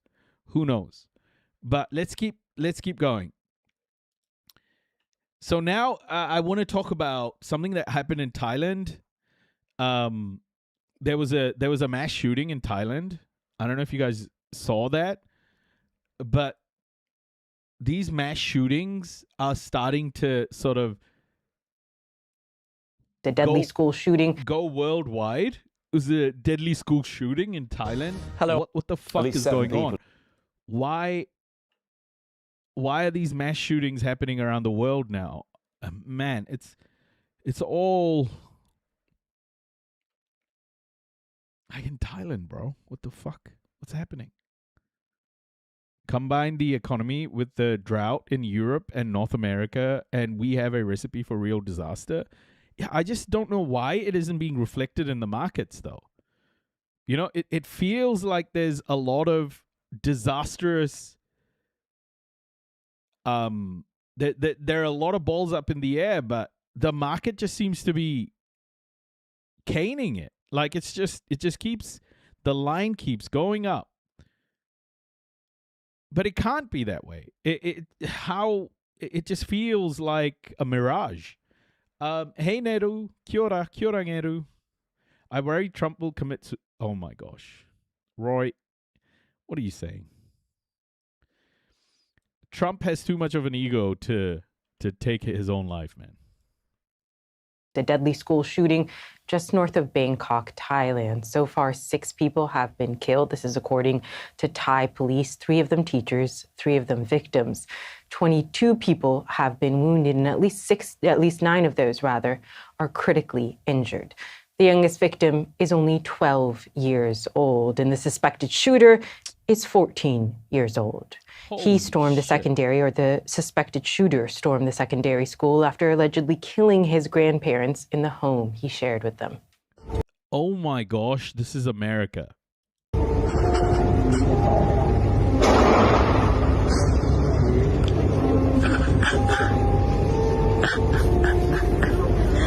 You are watching the moment that students inside the school were taking shelter under their desks as gunshots can be heard in the background. The Thai Prime Minister is condemning the shooting. Take a listen. I'm very sad that this has happened. I'm not only sad for the deceased, I'm sad by the fact that this kind of incident could happen in our country. This is the reason why the government does not permit the extension of firearms possession. This is exactly why. Our Christy Lustout is closely following the infection that began in America is starting to spread. My goodness, man. Fuck. A story from Hong Kong and joins us now live. I know that this story is changing by the hours. What is the latest that you're learning about this really horrific school shooting? Yeah, Salma, this was a terrifying and horrific outburst of violence targeting a school and its community in Thailand. Earlier today, around 10 a.m. local time, a teenage shooter, a student, opened fire at a school targeting students and teachers, and there are fatalities at this school shooting that took place at a school just north of Bangkok. Authorities saying at least 6 people are dead, 3 students, 3 teachers, 22 at least have been wounded, some critically. We also learned that the shooter turned the gun on himself and then later was sent to hospital. Now, a couple hours ago, that was when we heard from Thai police, and they said that the situation was, quote, under control. Just a moment ago, you saw that chilling video of the evacuations underway at this school. Boys and girls in their school uniforms being rushed out of their halls, shepherded out by a staff member to safety. And we've also been able to hear from the students themselves about this harrowing experience. I want you to listen to this. And then it started getting more frequent, like bang, bang, bang, and then it went quiet at one point, and the shooting started again. I didn't think it was the sound of a gun. After that, we went to the toilet. We thought it was over. I walked over there when a teacher shouted, "Quickly, run here, he's gone to building 4." So we had to run here. Now, I want to bring up an image, a rather chilling one, that was given to us by Thai police. This is Thai police handout image of the gun, the weapon that was used in this shooting rampage. You can see it there was a handgun. You can see it on the floor along with ammunition all scattered on the ground. In the next video, again, it is very distressing to watch, but one that is important to share about what these students experienced this day. This social media video that CNN has managed to verify showing the students crouching and cowering under their desks while this school shooting unfolded. You could hear the ringing in the background, the ring from the gunfire in the background, and the students, there are sounds of distress as well. We're learning more about the school. The name is the Debsirin Nantaburi School. Again, it's located just outside Bangkok. It's located on a busy highway. It's made up of junior students, senior students. These are high school students, both boys and girls. The total student population there, about 3,000, and it's part of a wider and very famous public school network in Thailand. And mass shootings and school shootings are rare in this country. But Thailand, especially when you compare it to its other neighbors in Southeast Asia, does have higher rates of gun ownership. In fact, according to a survey from 2017, we learned that some 10 million civilians across Thailand do have some sort of a firearm, and that would be roughly 15 guns for every 100 people. What happened today just north of Bangkok is the second school shooting to take place in Thailand. Earlier this year in February, a school shooting took place in the country's south. A student was wounded, a teacher was killed. We'll continue to monitor for additional updates from this latest school shooting. Salma. Christy Lustout, just chilling, those images of the students cowering underneath their desks as this shooting took place. Thank you so much for those updates from Hong Kong. Let's go live now to Carla Cripps, CNN Travel Senior Digital Producer, who is live at the scene north of Bangkok for us. Thank you for being with us. What are you learning about the school shooting now? What can you tell us? Well, as you said, we're about just a few kilometers north of Bangkok here. It's a school in a province called Nonthaburi. There's about 3,000 students here. Unfortunately, 6 casualties, including 3 students and 3 teacher, and more than a dozen wounded. We're hearing that everything started after 10 a.m. this morning. I'm here now at the school. Now things have slowed down. Ambulance are still coming in and out, though. It's really a surreal feeling here at the school now. I have to say I have a personal connection. My son goes to this school. Fortunately for me, he's competing in Japan this week, so he wasn't here. But yeah, it's been tough. I've seen in the parent groups this morning since after 10 a.m., just the panic going around. It's hard. I will say my son, right before he competed today, he told me one of his favorite guidance counselors was among those who were killed. So it's quite surreal for me at the moment, I have to say. Holy shit. Can you just tell us a bit more about what other parents are saying? I mean, you're live there for us at the scene. It must be absolutely awful for you to be there, even just seeing this school in these circumstances. Yes, it's as you'd imagine, it's just panic, especially those hours of uncertainty. There was just a lot of what's happening. Can you update us? Parents were advised not to come to the school, so it's just very tense. Those moments waiting. Just now, at the school here, we're still seeing students around, parents coming in and comforting them. It's a really sad atmosphere. And where were you when you first heard about this? How did you hear about this happening? I was actually at home doing my regular work for CNN online, and my son called me from Japan in a panic, telling me that he'd heard there was a shooting at his school. The kids were told to lock down in their classrooms. And he obviously was very upset. His friends are here, all of his teachers. So of course, it's been terrible for everyone. Not sure what the outcome would be in that. And now that things are calm, it's all the pieces are coming together. It's my son heard his friend's brother is in the hospital right now. He's among the injured. So we're the stories are coming out. It's heartbreaking. When you work in the media, you hear about these stories all the time, and you really don't expect it to hit this close to home. And we are so sorry that you are going through this. It's absolutely awful to hear about. Oh my gosh.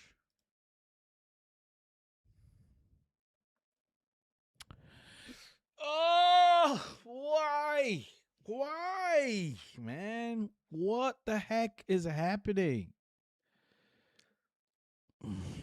Hello, I'm Rich Preston. Welcome to the program. And we start in Thailand, where there's been a shooting at a school in the capital. Guys, I'm just going to use the bathroom. I'll be back. Just watch this report. I've already watched it. So watch this report while I'm gone. Give me a couple of minutes, okay?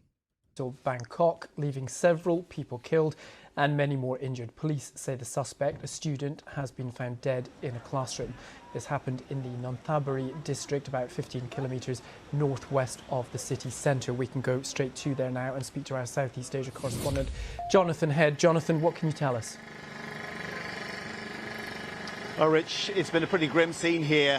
You can see the gate of the school over there behind me. This is a very large school. We're not quite sure the number of pupils. It runs into the thousands. It's a secondary school. We've seen ambulances continue to come out. The shooting started about 2.5 hours ago. It's now at least an hour and a half since the shooter, who turns out to be a 14-year-old pupil at the school, appears to have turned a gun on himself and shot himself, and he's dead. He's among 7 who are now known to have been killed in this incident.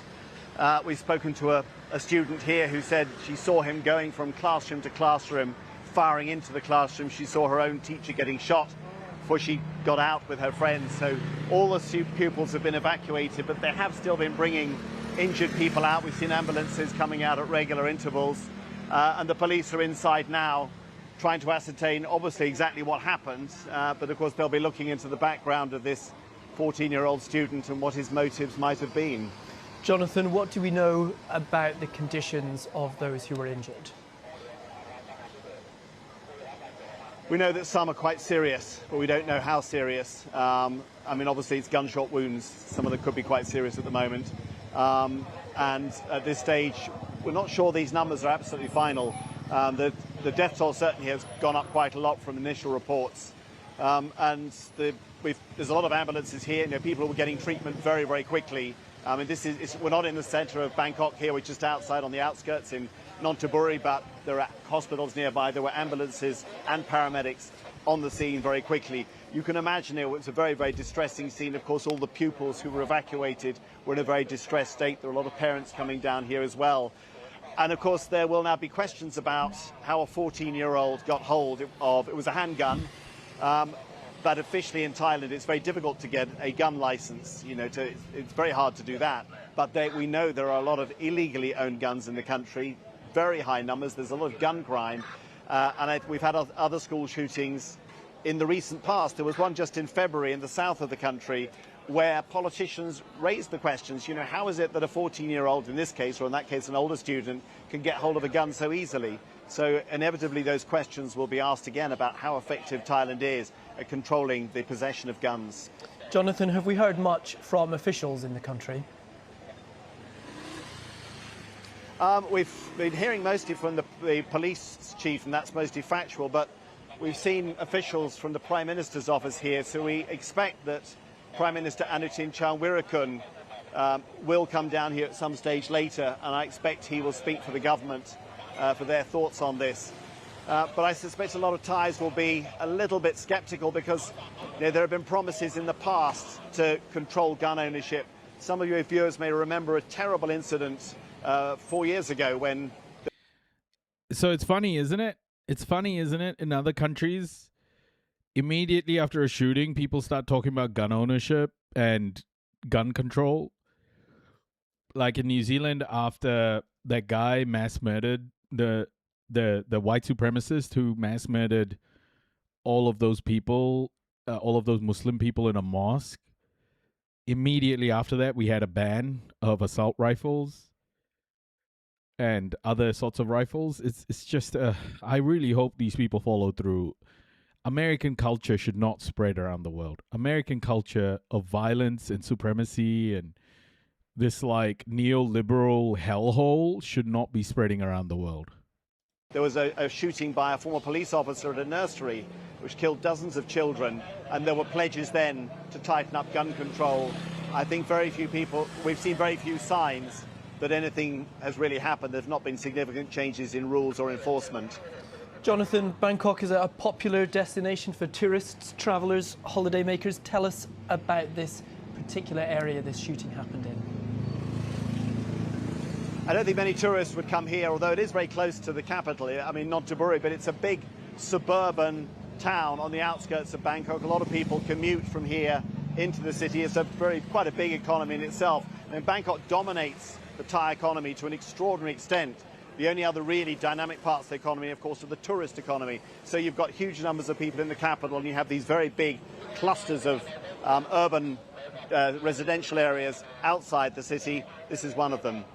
And Jonathan, tell us a bit more about the school. I know, I have to say, we've just got here. It's a very large school. We're still trying to ascertain the numbers. So the age range goes, it's basically a secondary school, right down to about sort of 8 or 9 years old, up to 18 years old. And we think there might be as many as 3,000 students here. So it is a very large school, even by Thai standards. OK, Jonathan, just before we leave you to it, just recap the very latest that we know as it stands. So, Rich, at the moment, as far as we know, 7 people are known to have been killed at the shooting in this school, 15 injured. Those are being treated in hospital. The police are inside there now. You can probably see the flashing lights behind me. There are a lot of ambulances here. This is still an active scene. It's just 2.5 hours now since the shooting started, so there may well still be injured people inside the school waiting to be brought out. OK, Jonathan Head for us at the scene of that. Okay, man. Like, I just can't believe that we're still doing this. You know, it's spreading to other places. It's sad. The ongoing migrant. Okay. Where's the thing I wanted to show you guys? Here we go. North Korea. Okay, so we're gonna. If you've ever been in the market, we're gonna watch 2 docos now. He's one is why sanctions aren't stopping North Korea. I thought that might be good, okay? I thought it might be good for us to just understand. And the second one is Nigel Farage's gold and crypto side hustles. Oh, yeah. It's because the volume isn't consistent on these videos. Sometimes I have to increase the volume on some videos. Sometimes I have to decrease it. But the volume isn't consistent on these videos. And I don't know how to like control the consistency of volume from this source. I'm just not an expert at doing that. But I think there is a way I can cap the volume for this source. I just haven't figured it out yet. I haven't even looked, but I should probably look. Probably can just slap a compressor in there. Oh yeah, just slap a compressor, and then you slap a compressor routed into an amplifier that compresses the compressor, and then you slap it into your computer, and then you reroute that schematic into your discombobulator, and then right into the mic. Could you boost your mic volume so that is always loudest? Just slap it, man. Can you hear me properly now? Am I audible? Am I audible right now? That's what you do? Nice. I think you just lower and raise the volume on the video. You sound great. Okay, cool. Make sure you add lots of reverb. Yeah. What about cowbell? Do we need more cowbell? That's a pretty normal thing to do for streamers, but okay. Yeah, I mean, what about cowbell, everybody? I like cowbell. More cowbell. Okay. Why sanctions? Why sanctions aren't stopping North Korea? Cowbell and Whammy Bar. Okay, here we go. By Bloomberg Originals. Looking forward to this one. North Korea. It's a bit of an enigma. A sealed-off society on the doorstep of a global superpower. A minuscule economy, but a nuclear arsenal that commands global attention. And despite a mountain of international sanctions designed to crush it, the Kim regime has begun to thrive. The entire North Korean government is in stronger position than at any point over the last 35 years. Following a brief surge in 2016, crippling UN sanctions and pandemic lockdowns sent the economy into a prolonged slump. But by 2023, something changed and the regime oversaw rapid GDP growth. Did I cut my hair again? Nah, maybe I'm losing hair, Curves. Maybe I'm losing my hair. Because every time I stream now, people are asking me if I cut my hair. Am I losing hair?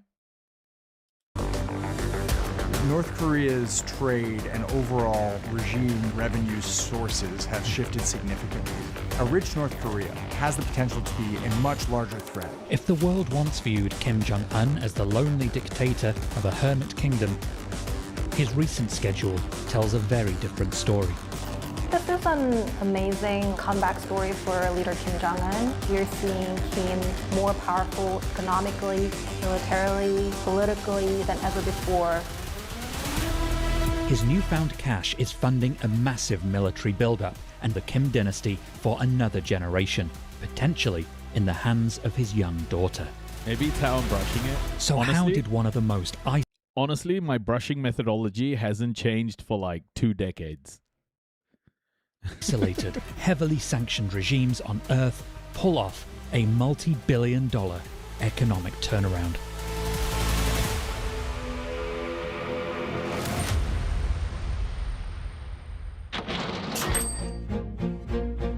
It's quite easy to spot a lottery winner. That neighbor who used to take a bus to work now has a brand new Mercedes. And they've outsourced the steering. North Korea's capital city of Pyongyang. Do you have any idea how anti-communist South Koreans are, as much as Americans? Pyongyang has been looking suspiciously flush of late too. There are more cars, there are more people who use smartphones. The ability to call an Uber-like car, these huge leaps that seem to point to a more prosperous North Korea. At night, North Korea is the dark patch between two economic powerhouses, China and South Korea. But over recent years, someone appears to have found the dimmer switch and been turning it up. There has been a noticeable improvement in Pyongyang and some other major cities. Starting in 2022 to now, we've seen a huge influx of revenue to the regime, almost 60% increase in the foreign currency that the regime has access to in the highest years post-pandemic compared to their pre-sanction levels. That significantly changed the economic prospects.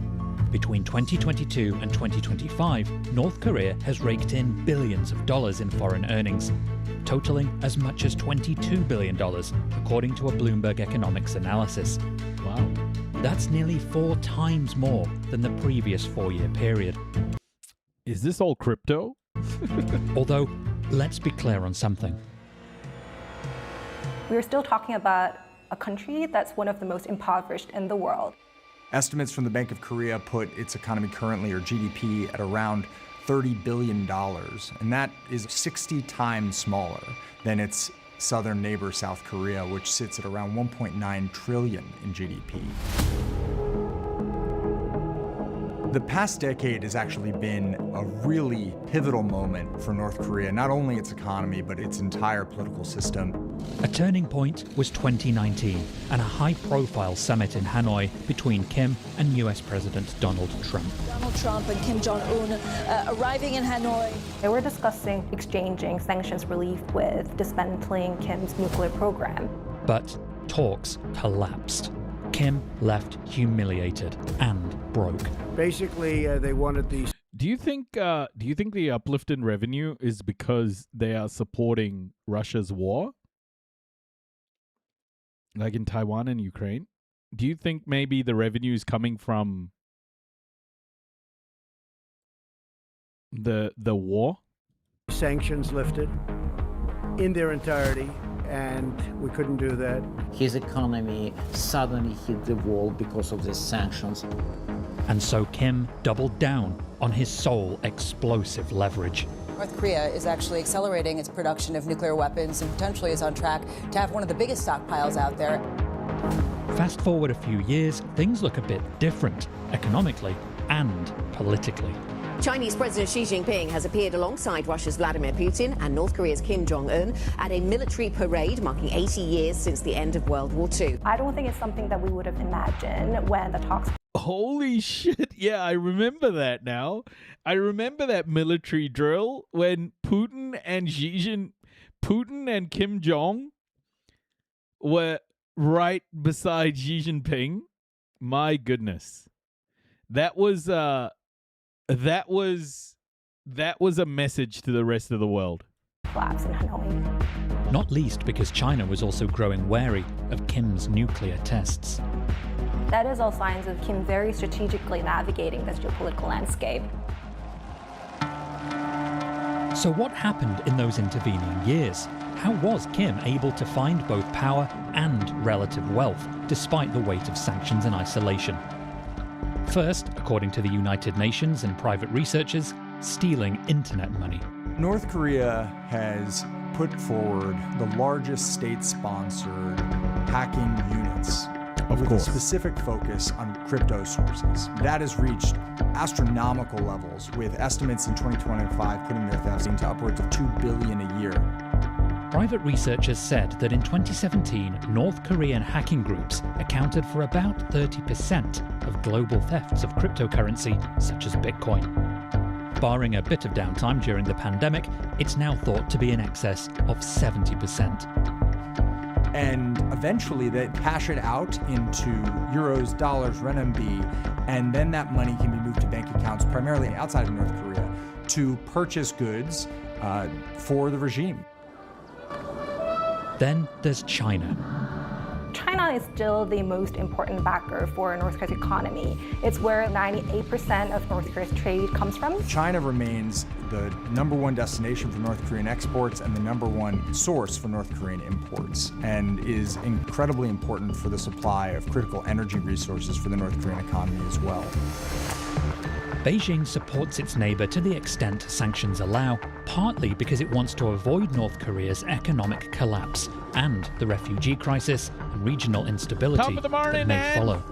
China is sometimes willing to tolerate actions of North Korea which are not actually popular in Beijing. They need a stable North Korea, and they're willing to pay for it. But by far the biggest source of new money for the Kim regime came from this. Russia launches an attack on Ukraine. The Ukrainian...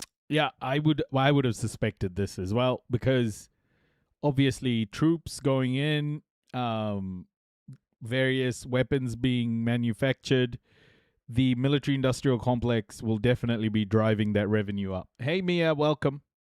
Government calls it a full-scale invasion. The emergence of the Russian invasion of Ukraine and Russia's need for North Korean arms completely changed the picture. Russia has been using munitions at a much faster pace than they initially anticipated and needed to find another source of Soviet-era artillery. North Korea is a rare place that had a huge amount in storage and also had the ability to produce it. The Center for Strategic and International Studies estimates North Korea has earned as much as $12.8 billion from this arms deal alone. It remains unclear how much of that is coming back just in cash or whether it is coming back in goods and technology. One example would be that the North Koreans have recently unveiled a new destroyer. And that destroyer is using, it appears, Russian technology, particularly for its air defense. That air defense equipment likely would have cost upwards of $20 million. And in this case, it looks to have been transferred from Russia to North Korea. This has changed the regime's ability to ramp up its own economic and defensive plans. Particularly as, but this is the world that the West has forced to happen, right? Like, the West warmongering is solely responsible for the way Russia is today, the way North Korea is, the way China is. So the more the West puts pressure on the world like it has for so long, these things become inevitable. So the rise of these countries is very much a symptom of Western imperialism, right? So we can't forget the amount of pressure it's put on these populations, on these people, killed so many of them. Do you think they're ever gonna...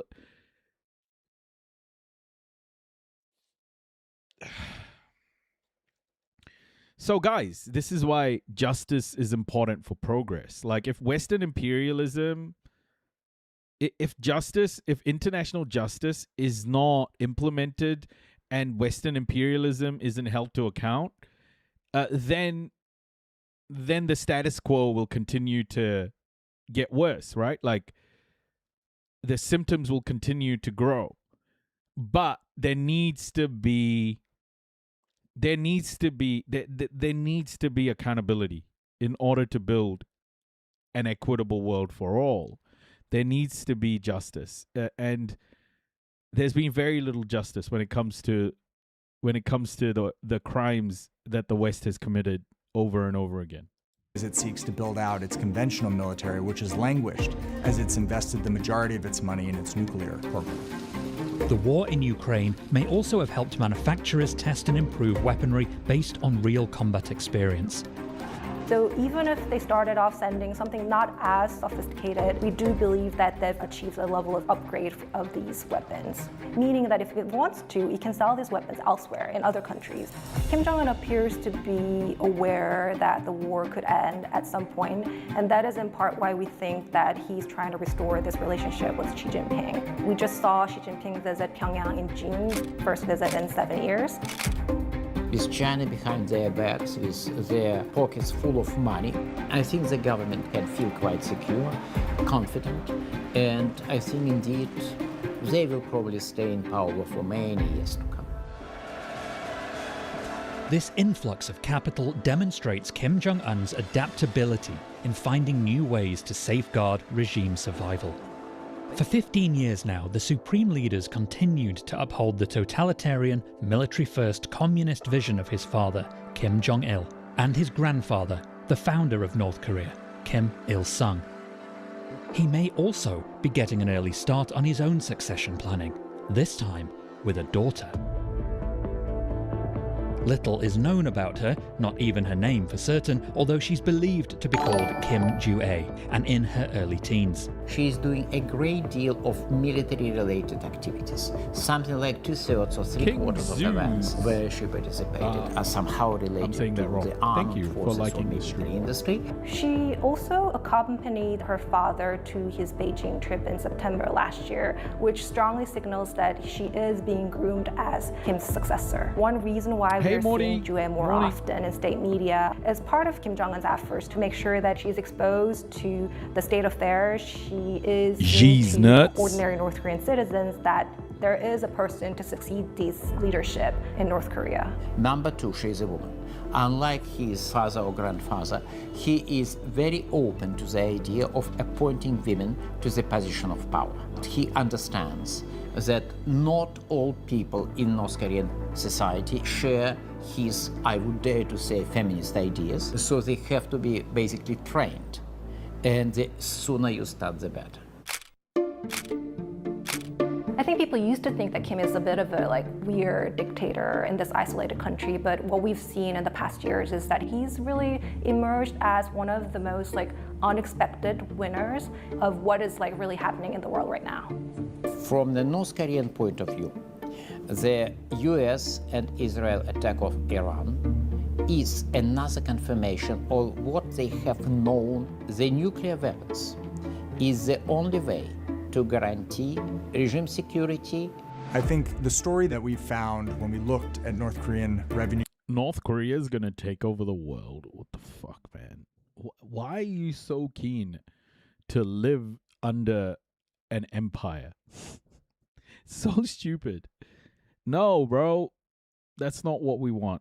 New generation is one of the adaptability of the North Korean regime and how it is leveraging new and unique revenue sources to continue down its long-term objectives to both secure the country and eventually provide the tools to allow North Korea to assert itself on the international stage. They would like to be rich, but in order to be rich, you have to be alive first. And they believe that if they surrender their nukes, they are dead. And they're probably right.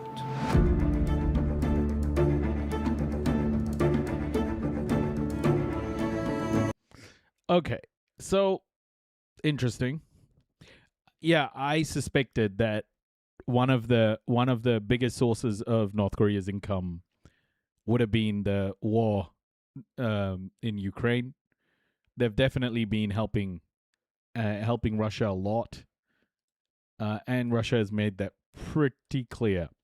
All right, let's move on to this from one analysis to another.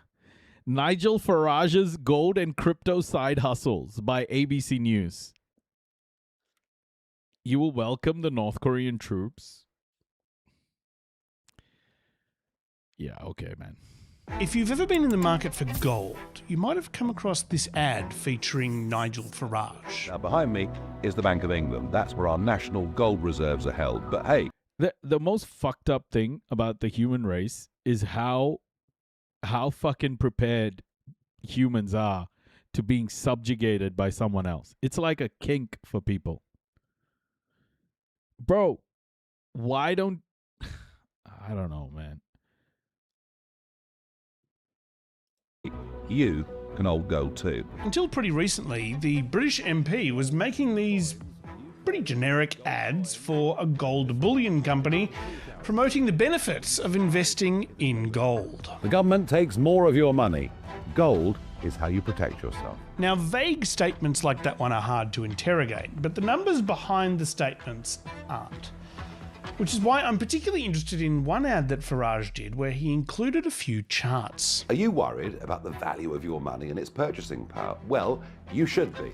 Because I gotta remember the /S thing. Oh shit, were you being sarcastic?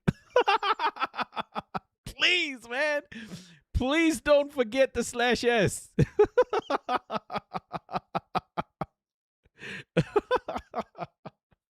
Oh my gosh, dude. Oh, you got me. You got me, though. You got me.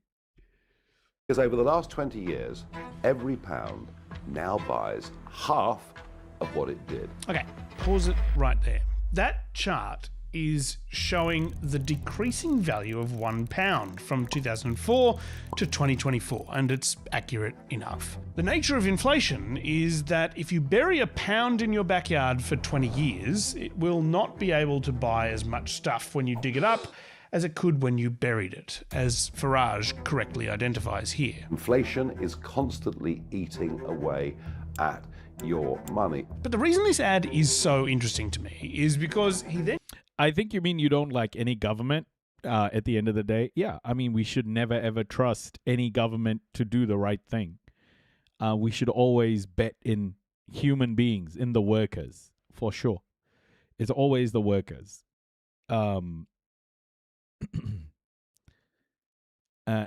we should be highly skeptical of anyone in power saying that they will make someone's life better.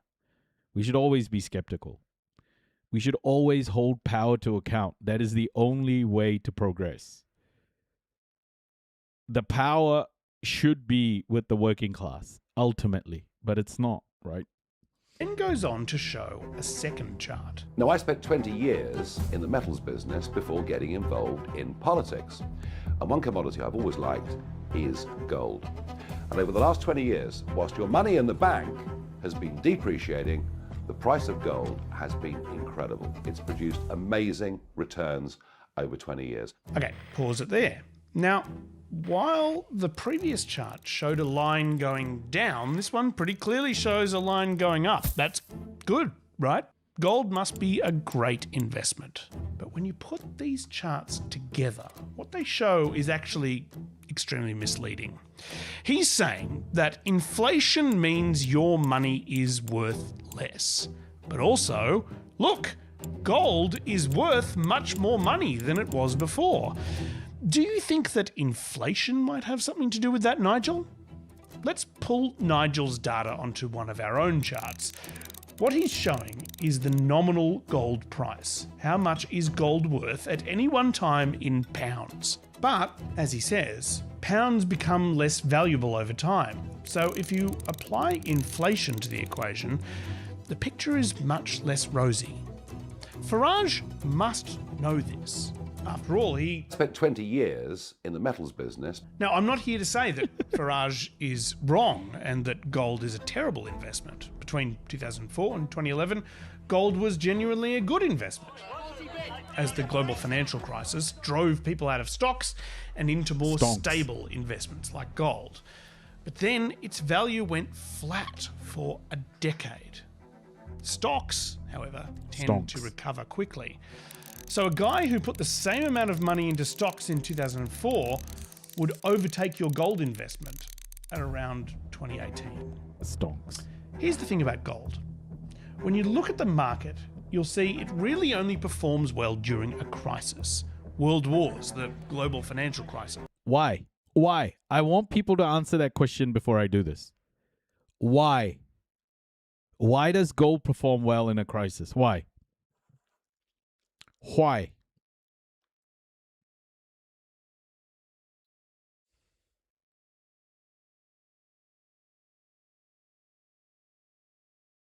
Question. Why?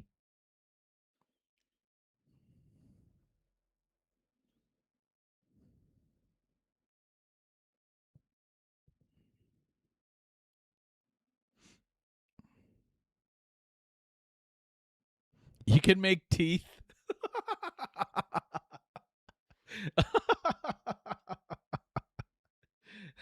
So there we are.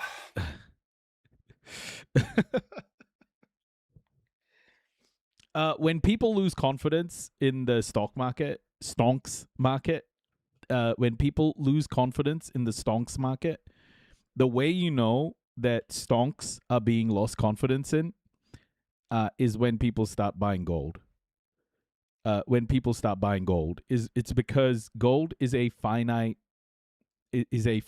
substance, and people will invest in minerals so that, because gold is always there. No, it's not always there. It's finite. That's the thing. So people trust something that is tangible, especially a mineral like gold, so that they don't have to, so that it just shows a loss of trust in the monetary system.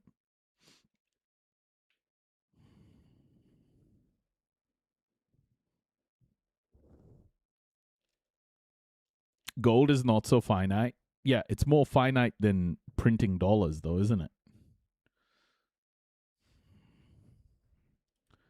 Otherwise, stocks, bonds, or property are generally a better investment. Which means if you want people to buy gold... But in a crisis, cigarettes are worth more. Logie, cigarettes are worth more in jail. The only reason I know that is because of shows like Prison Break.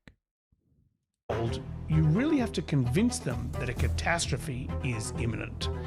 And so... The country is now in deeper debt than it has ever been. The global situation... Yeah, no. That wasn't advice to buy gold, okay? I am not an advisor of any sort. Do not take financial advice from me.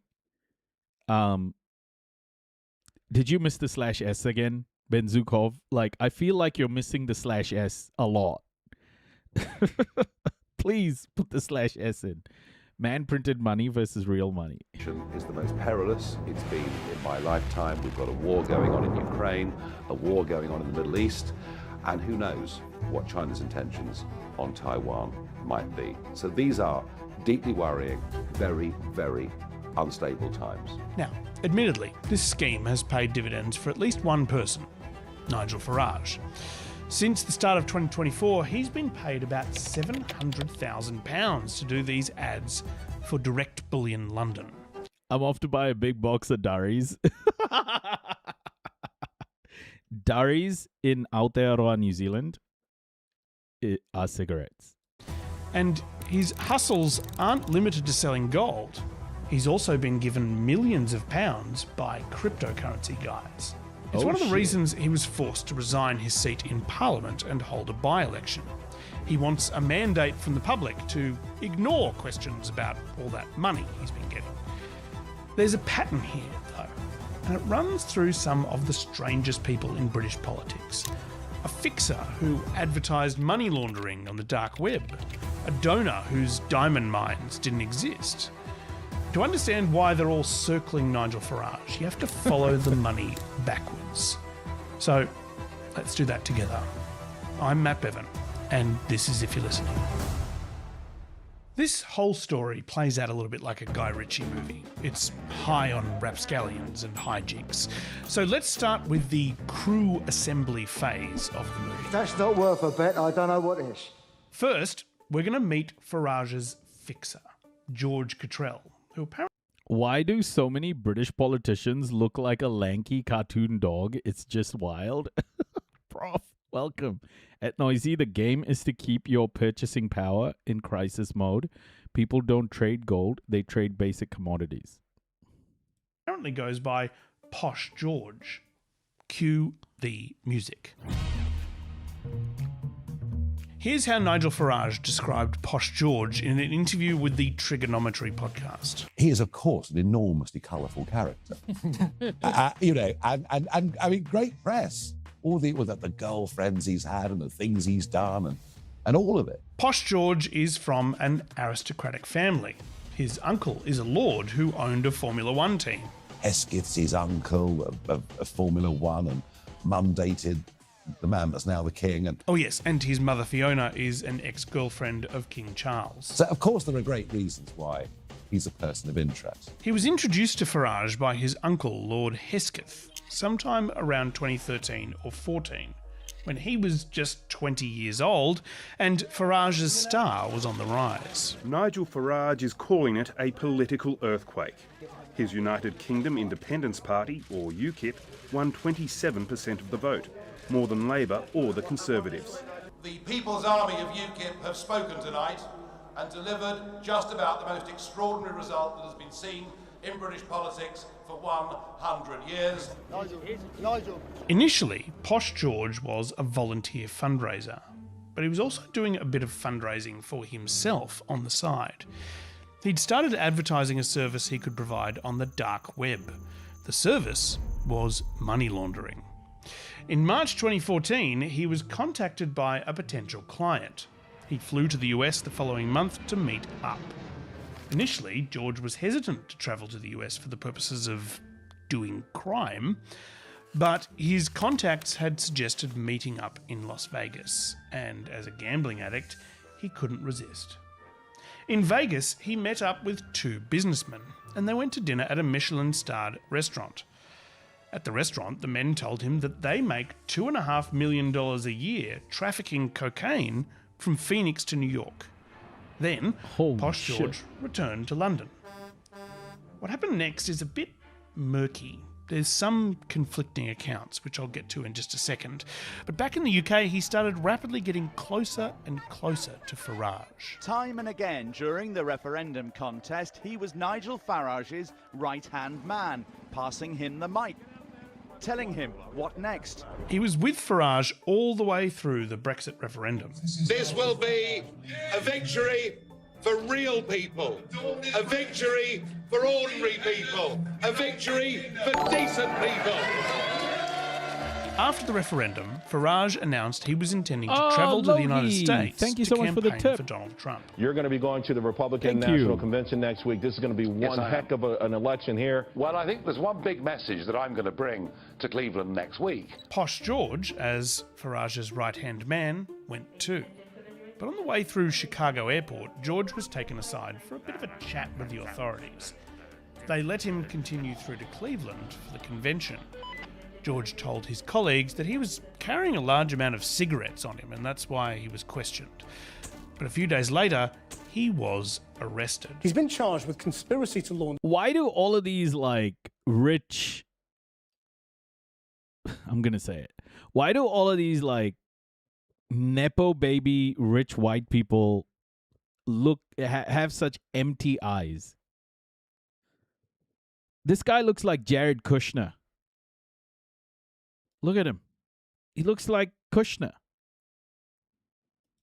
He was arrested. He's been charged with conspiracy to launder drugs money and faces years in prison if found guilty. So, those drug dealers he met in Las Vegas, it turns out that they were federal agents conducting a sting operation on him. He's now accused on 21 counts of conspiracy to commit money laundering itself, wire fraud, and even blackmail against the undercover FBI men who mounted the sting. According to the indictment, George had continued corresponding with the agents after returning to London and eventually threatened to report them to authorities if they didn't pay him a ransom of 130 Bitcoin. At the time, that amount of Bitcoin was worth about $80,000. It would be worth about $11.5 million now. But Posh George didn't get his Bitcoin. See, federal agents are tricky to blackmail with threats of reporting them to themselves. George ended up pleading guilty to wire fraud and spent 8 months in a maximum security prison. He later told The Telegraph that his time in British boarding schools prepared him well for a stint in an American maximum security jail. But in that same interview with The Telegraph, he basically put the whole thing down to just a misunderstanding, and that's what Farage says about it too. George, as a young man, got into trouble in America. If you are involved in tax avoidance schemes, it is very easy in America to get into very, very big trouble. To be clear, in his plea bargain submitted under oath, Posh George says that he advertised money laundering services on the dark web and was planning to divert criminal proceeds into his own accounts and keep them, basically to rob the drug dealers, which, it doesn't sound like tax avoidance to me, but what do I know? Oh my gosh! All right, so Posh George is our fixer. Now we're going to meet the money man, a guy aptly named Aaron Banks. Vincey, welcome. I'm a self-made person. I made my money from a desk and 2 telephones. So I resent your kind of comment that I'm some sort of rich Tory. Aaron Banks had previously been a big donor to the Conservative Party. But in 2014, he made a big splash when he suddenly made a £1 million donation to Farage's UKIP. Well, someone has to fund us. We have to have money. At the time, most people had no idea who this guy was and were sceptical about how he was able to make such a, by British standards, massive political donation. It seems like I'm only Got suggesting about 30 businesses involved in diamond mining, involved in insurance, banking. Now, it's clear that our money man had money. What wasn't clear was where exactly that money was coming from. See, when journalists at the time went poking around to try and figure out how he was able to give so much money to Nigel Farage, they found mysterious things. For example, Banks told Channel 4 that a chunk of his money was coming from South African diamond mines. Diamond mines? Diamond mines, yes, in Kimberley. It's the old De Beers Kimberley mine. And you own it? Yeah, we own 7 mines there. Not all of them, but there's quite a cluster. What's that worth? Quite a lot. We pulled out a 12-carat diamond last week. But when they sent a reporter to South Africa to check out the mines for themselves, they weren't operating. And he has said that the diamond industry is the most fun he's ever had in business. It is admittedly after office hours, but if there is fun to be had here, it isn't obvious how. The BBC, meanwhile, had a look at his Gibraltar-based auto insurance business and found that it pays out almost 3 times as much in claim settlements as it takes in as a premium. For Southern Rock, they pay out £2.86 for every £1 of income that they generate. So for every pound they get in, they're paying £2.86 out. The Guardian found that his other insurance businesses were also barely breaking even. Between 2014 and 2016, Banks gave Farage £450,000 in personal gifts and became the biggest political donor in British history, dumping a total of £8 million into UKIP and the campaign to leave the EU in the Brexit referendum. Subsequent reporting by Bloomberg News calculated that Banks's donations were equivalent to about a quarter of his known assets. Wow. So he gave away a quarter of his money in political donations, apparently. Given the confusing nature of his business interests and the fact that he'd taken several meetings during the Brexit campaign with various Russians, rumours started flying. For months, there has been speculation Mr. Banks was being funded from sources in Russia. A criminal investigation began. The UK's top organised crime agency is investigating the true origins of Aaron Banks' huge political donations. But he was cleared of any wrongdoing. Bloomberg found that it was more likely that the donations had been funded by lending money from his own insurance companies, which apparently is totally legal. Banks then launched a big defamation case, which essentially stopped any more journos from poking around, including us. No more poking, we promise. So that's Nigel Farage's Brexit era. Oh my gosh, in a Logie, circle. thank you so much. Thank you, Logie. USD Financial Complex, Swift, IMF, Alternative.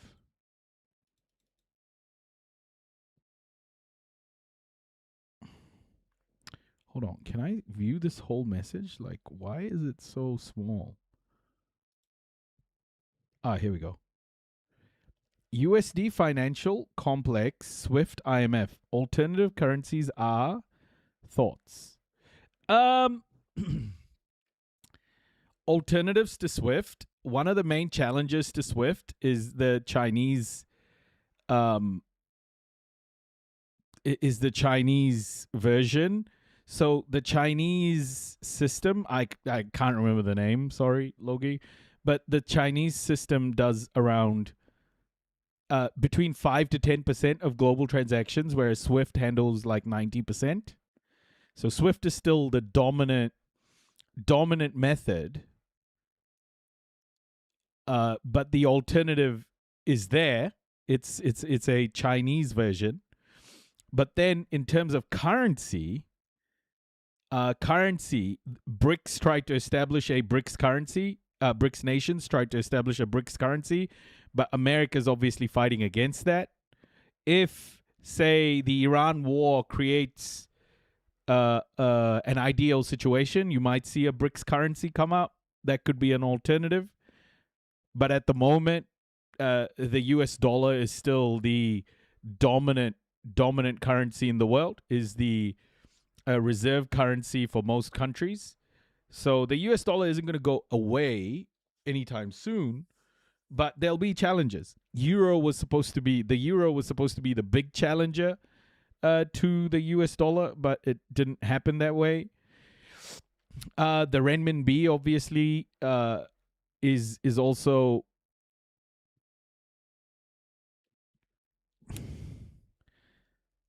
it's SIPS. What does that mean? My clothes brush. CIPS. Oh, the Chinese one. Yeah. The Chinese system is CIPS. SIPS. Yeah. Thank you, my clothes brush. Yeah. So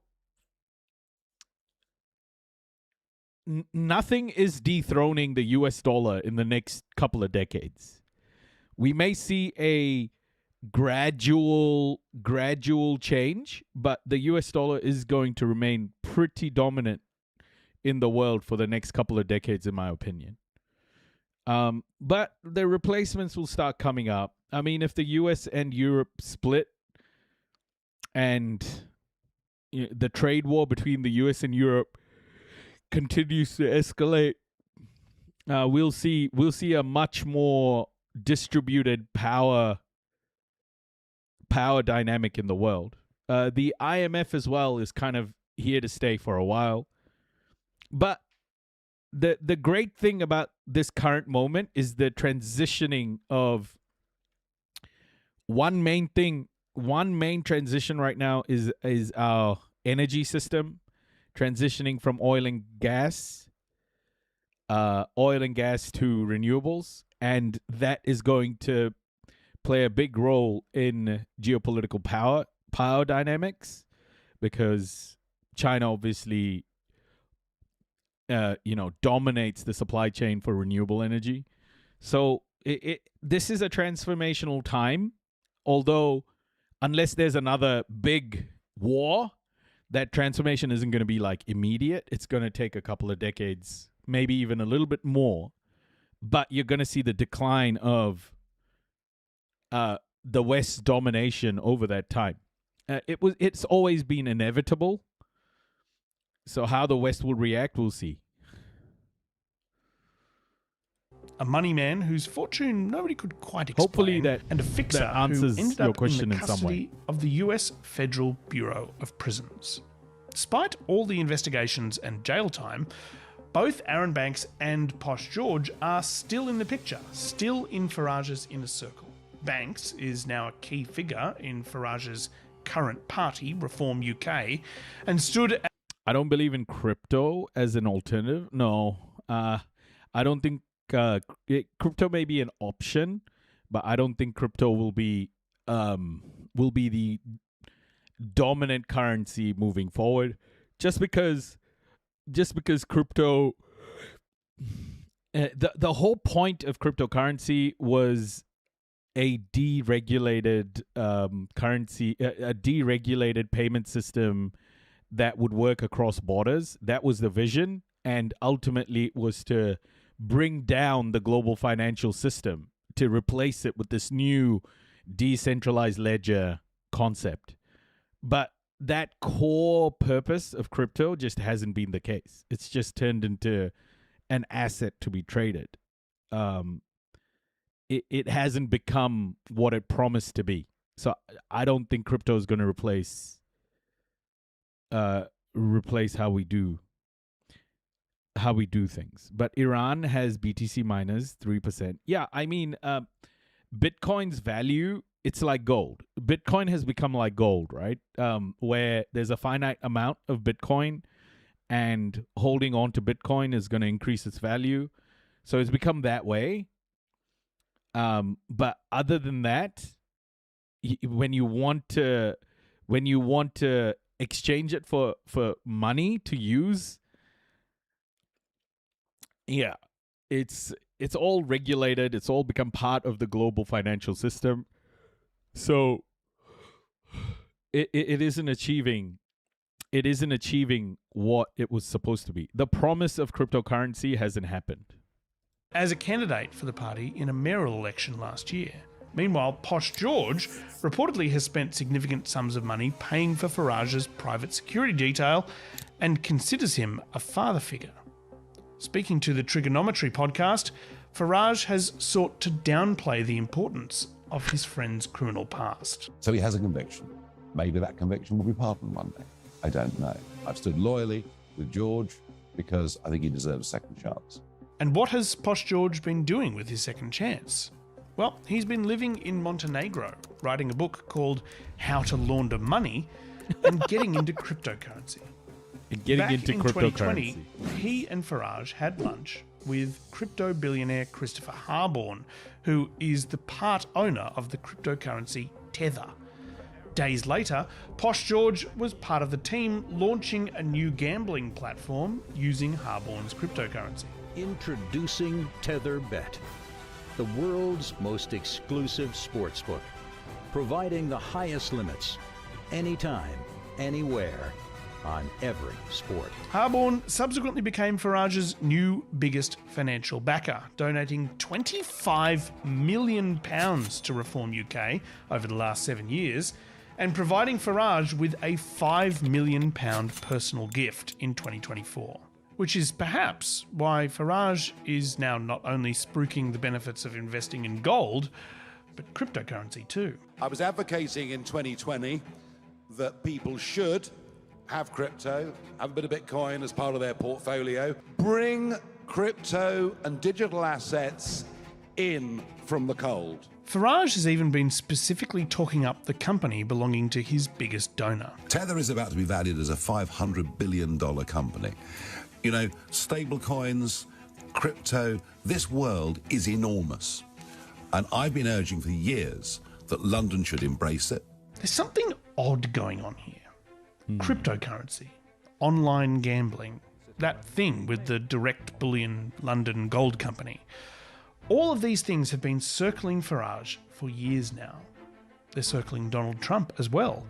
A few weeks ago, we did an episode about how various crypto bros, pickup artists, and right-wing podcasters have been helping the Trump family get rich through cryptocurrency. We're live at the crypto ball, and the official Trump token just launched. In fact, the entire anti-establishment right-wing political ecosphere is getting into both gold and crypto in a big way. Well, I've become a big crypto guy. We are about to place our Bitcoin order. As you can see, gold is the top performing asset year over year. Gold can be a safe haven in hard economic times. Oh shit, they're grifting this stuff?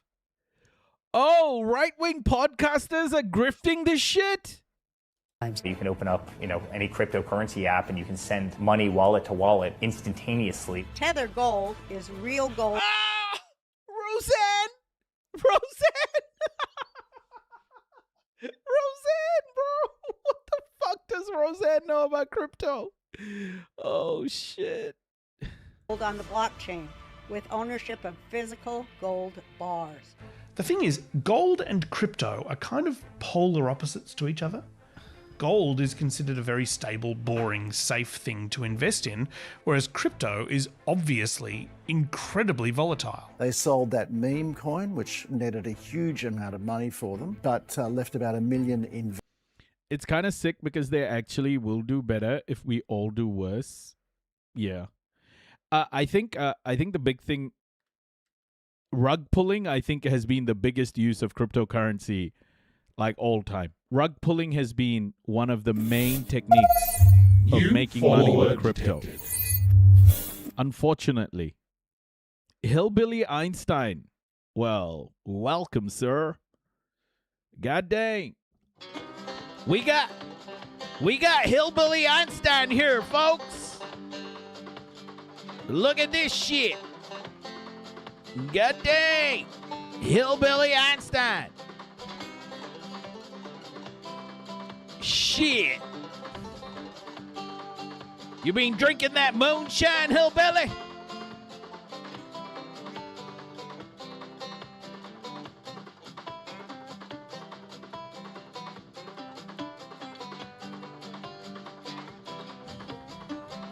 You been drinking that goddamn moonshine?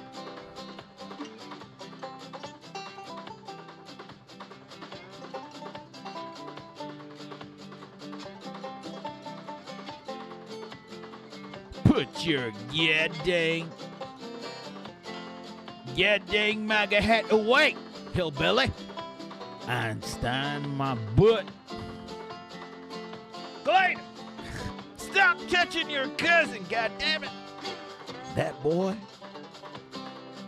that motherfucking boy, I tell you what, constantly just touching his goddamn cousin. Yeah,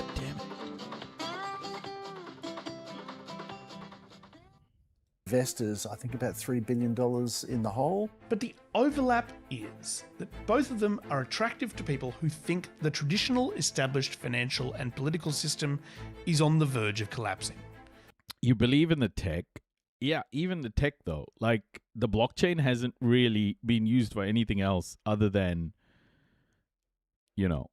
other than crypto trading.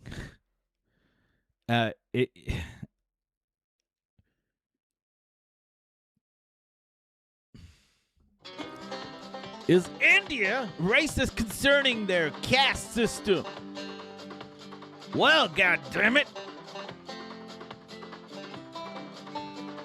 I was just thinking, how about we ride our horses into Arabistan and shoot them brown children, Hillbilly Einstein? How you feel about that?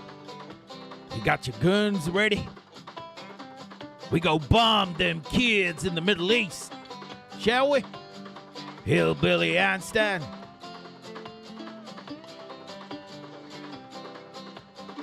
You got your MAGA hat ready? Boy, I'ma get my F-35 and we'll head on over to Iraqistan. Bomb some of those helpless brown children, We gon' bomb some of those helpless brown children. Just like you love it, hillbilly.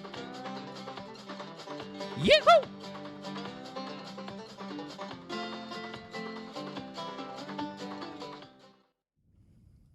They don't trust the government.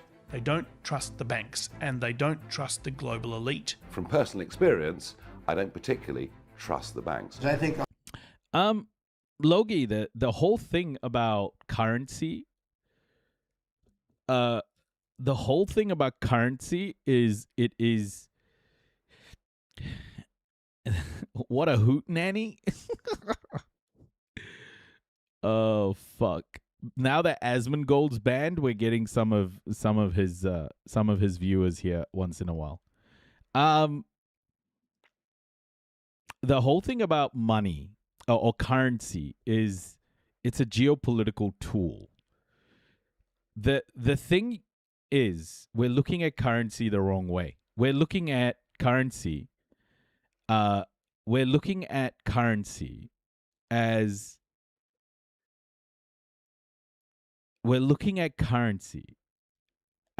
this, this tradable asset. It's more than that. It's about geopolitical. It's about geopolitical power projection. And what we need to do is look at currency in a geopolitical lens and see that the power of currency will only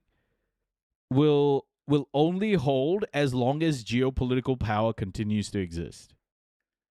So if you really want to understand and analyze how currency systems will change, you have to understand how geopolitical power is changing. And that's how. No, say the truth, you use it every day. Yeah, I mean, we use money every day. But that's the thing, guys. Like, you can't assess how currency systems are going to change just by looking at a particular currency. You have to look at how geopolitical power is changing. So, in my opinion, the renminbi will become a lot more consequential in the world over the next few decades. That goes without a doubt. And people like Hillbilly Einstein are so scared about being replaced. Because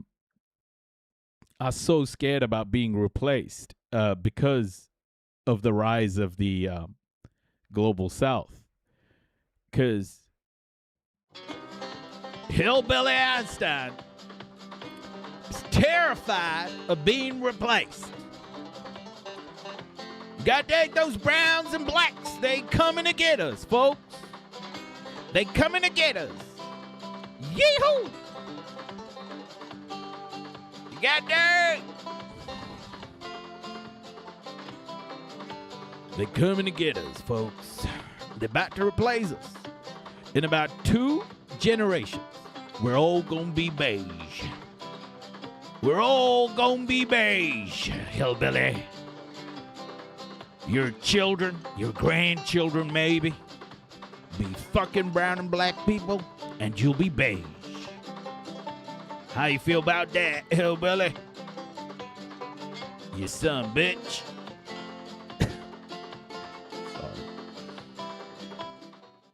A lot of the people that are elites aren't elite. I think the people that aren't elite are elite, so we're going to have to maybe switch that around somehow. The thing is, if you draw a Venn diagram with one circle being guys who don't trust the banks or the government, another being guys who might want to put their savings into gold or crypto, and guys who would like to vote for Nigel Farage or Donald Trump, you basically have a single large circle. Trump and Farage are 2 of the most influential people in the Western world, and they're using that influence to promote the idea that the Western world is falling apart and you need to put your money in non-traditional assets like crypto and gold. A lot of journalists, citizens and regulators are spending a lot of time trying to find reasons why any of this is breaching any kind of rules. For now, it seems that it's all above board. But I'm not all that interested in the rules of the situation. What I'm interested Every day you choose the USD. I mean, I don't choose it. That's what the world is modeled on. The USD became the global reserve currency after World War II, but the world is changing. It's I am not a person who buys crypto, bro. I just don't buy crypto. I actually don't even trade. I don't believe in this, like, making money for money's sake. I'm not that person. I believe in a more equitable... I want to contribute towards a more equitable world for all. Like, I don't trade my money. I put, like, $500 in some fucking ETF, like, 10 years ago or something. And that's it. I don't do any of that shit, man. I don't play that game. I stay out of it. I'll analyze it. I'll understand how it's working, but I don't see value in making money for money's sake, you know? Like I just don't do it. I don't know. I've just never been that sort of person. interested in is simpler. We are used to... If you're against crypto, you're against giving workers more financial freedom? No, that's just something you've made up in your head, Vermi. Crypto isn't going to give you financial freedom if you're a worker. That's what it was supposed to be, but again, it's lost its reason for being. Who owns the most crypto? Like, what the fuck are you talking about? If it was about giving workers financial freedom, who owns the most crypto? Two politicians being funded by establishment companies. What a crazy thing finance, to say. Mining, manufacturing, defense. But clearly that has all changed. We now have some of the most powerful politicians on earth whose careers are funded by very strange people who profit from instability, who profit from fear. And that... What does that have to do? It's because it isn't what it was. It's become like any other asset that you trade on the stock market today. That's what Bitcoin has become. It's become integrated into our global financial system. It was supposed to be an alternative, but it has become part of our current financial system. No, we don't have two options. It's become integrated into our current financial system. I know we've had this chat before, Vimy. I'm not going to keep going down the same road. I know you're protecting crypto because that's like what you've put your life into, maybe. I don't even know how fucking invested you are in crypto. But for me, I don't see crypto as any different to our financial system we have today. It's been completely integrated. That is, I mean, when people like Donald Trump are telling you to buy cryptocurrency, it's no more for the workers. It's definitely different.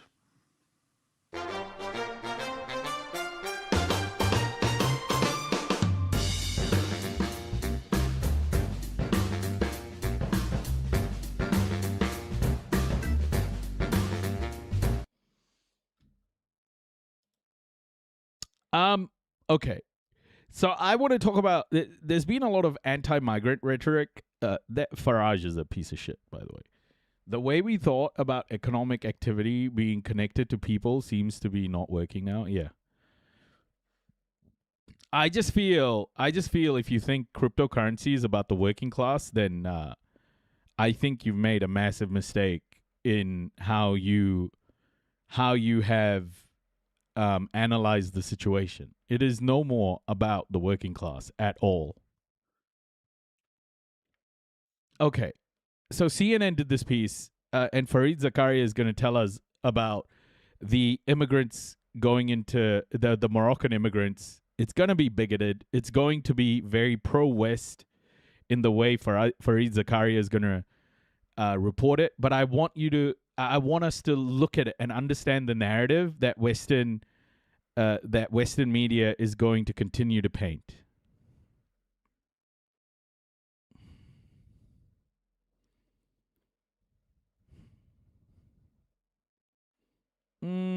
No, that's false for me, though. That's not true at all. That's not true at all. Because the only way you can use it in our current world is the only way you can get value out of it is by exchanging it for currency. For real for money.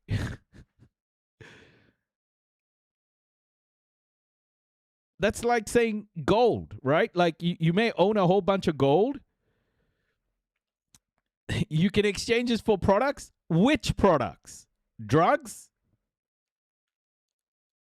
People do that every day. Okay, man. Drugs and weapons. Great. The ongoing migrant unrest in Spain's North African enclave, Ceuta. Officials say that between 3,000 and 5,000 migrants remained there. It comes after about 72,000 migrants from Morocco illegally entered the area in a 24-hour period last week. Officials. Vemi, we're not going to agree on this, bro. Like, we've had this conversation. You keep saying it's used for so many things, but it's not. It hasn't lived up to what it said it was going to. It's just being traded like any other asset now. And even if you could buy things with cryptocurrency, it's heavily regulated. It's not what it was. You can't just escape the fact that it's been integrated into our current financial system. It isn't a new financial system, which it was supposed to be. Both can't be true. Say at least 100 of them died in transit. Ceuta is seeking the transfer of roughly 1,100 unaccompanied minors to mainland Spain. They arrived before and during the influx and cannot be summarily deported. Here's what one young migrant said about why they wanted to go to Spain. We want to go to Spain because we heard you have a king under whom no one is wronged. In Morocco, we suffer corruption in administration and justice, and at the level of health and education. We suffer in these 4 sectors. We want to work hard, we have young energy, and we have capacity, you know? And we want to develop our second country and make progress, you know? And boost your economy. This is our intention. Let's bring in... Here we go. A brown guy is about to shit on brown people. Take care, Vemi. A brown guy is about to shit on brown people. This is going to be so insufferable. I hate Zakaria, honestly. CNN's Fareed Zakaria, the host of Fareed Zakaria GPS, right here on CNN. Fareed, thank you so much. I'm happy to be surprised because I haven't watched this interview. I'm happy to be surprised. Maybe Fareed will show some empathy, but let's see. Being with us, I want to make it clear to our audience that, you know, when you think about Morocco, it really is the tale of I think, two countries. I mean, I've spent time in Morocco. I've visited the Medinas and the souks and the deserts. You know, you see the mountains. It's a beautiful country. But the side that tourists see of Morocco is really a curated side to the country. And then there's also the experience of the financial elite. Can you tell us why you dislike him? You mean why I dislike Fareed Zakaria? He is what I like to refer to people like him is as a house curry. He is a brown face who gets his validation from being around whiteness and power. He has decided that that being disproportionately subservient to Western power and close to white privilege, closely associated to white privilege,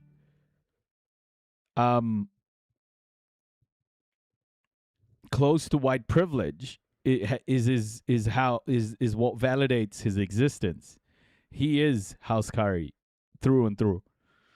Noisy, you forgot the whole country. G7 can be banned of SWIFT, money violence.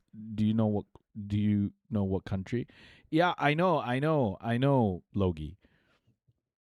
But the thing is, crypto isn't upending that system. Crypto isn't upending the SWIFT system. Crypto isn't upending any of that system, Logie. That's the point I'm trying to make, is crypto isn't living up to what it was supposed to be. I mean, we've talked, many times about, the investments in renewable energy and infrastructure and that sort of thing. But when you think about the other side to Morocco, this is a country that has a lot of inequality. Youth unemployment is about 40%. There's also rural poverty.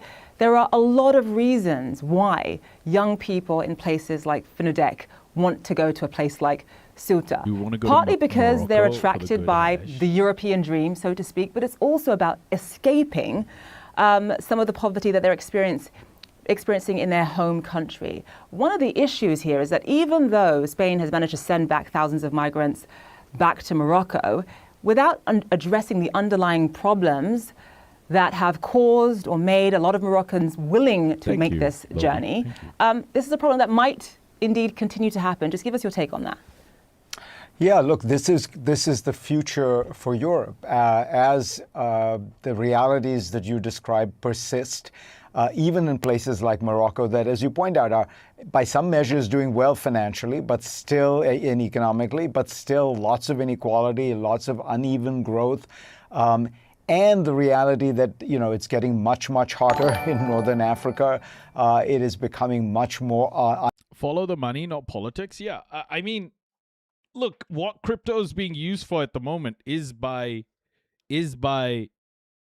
political power to undercut the SWIFT system or, bypass normal routes of the global financial system. It's not being leveraged by everyday people because it can't.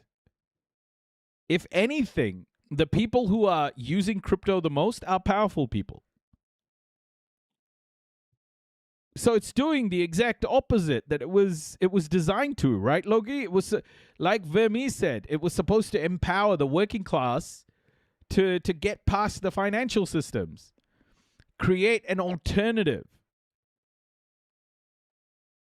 Create an alternative way to buy things and sell things, but that's not how it ended up being. It ended up being used by powerful people themselves. Like, it didn't create a more equitable world for all. It probably created more inequities. More inequities. So yeah, I mean,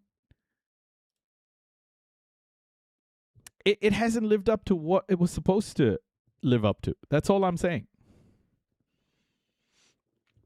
Because you choose to do USD every day, but that's not the point.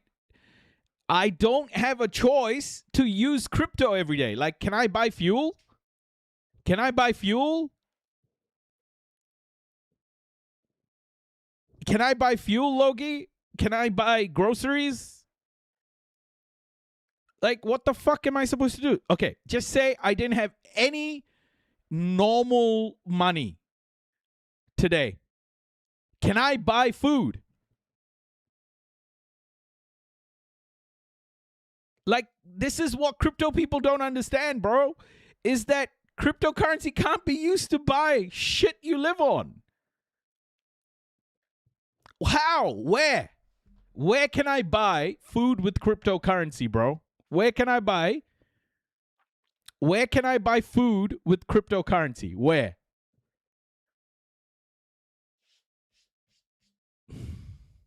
Unlivable, particularly hard to farm and things like that.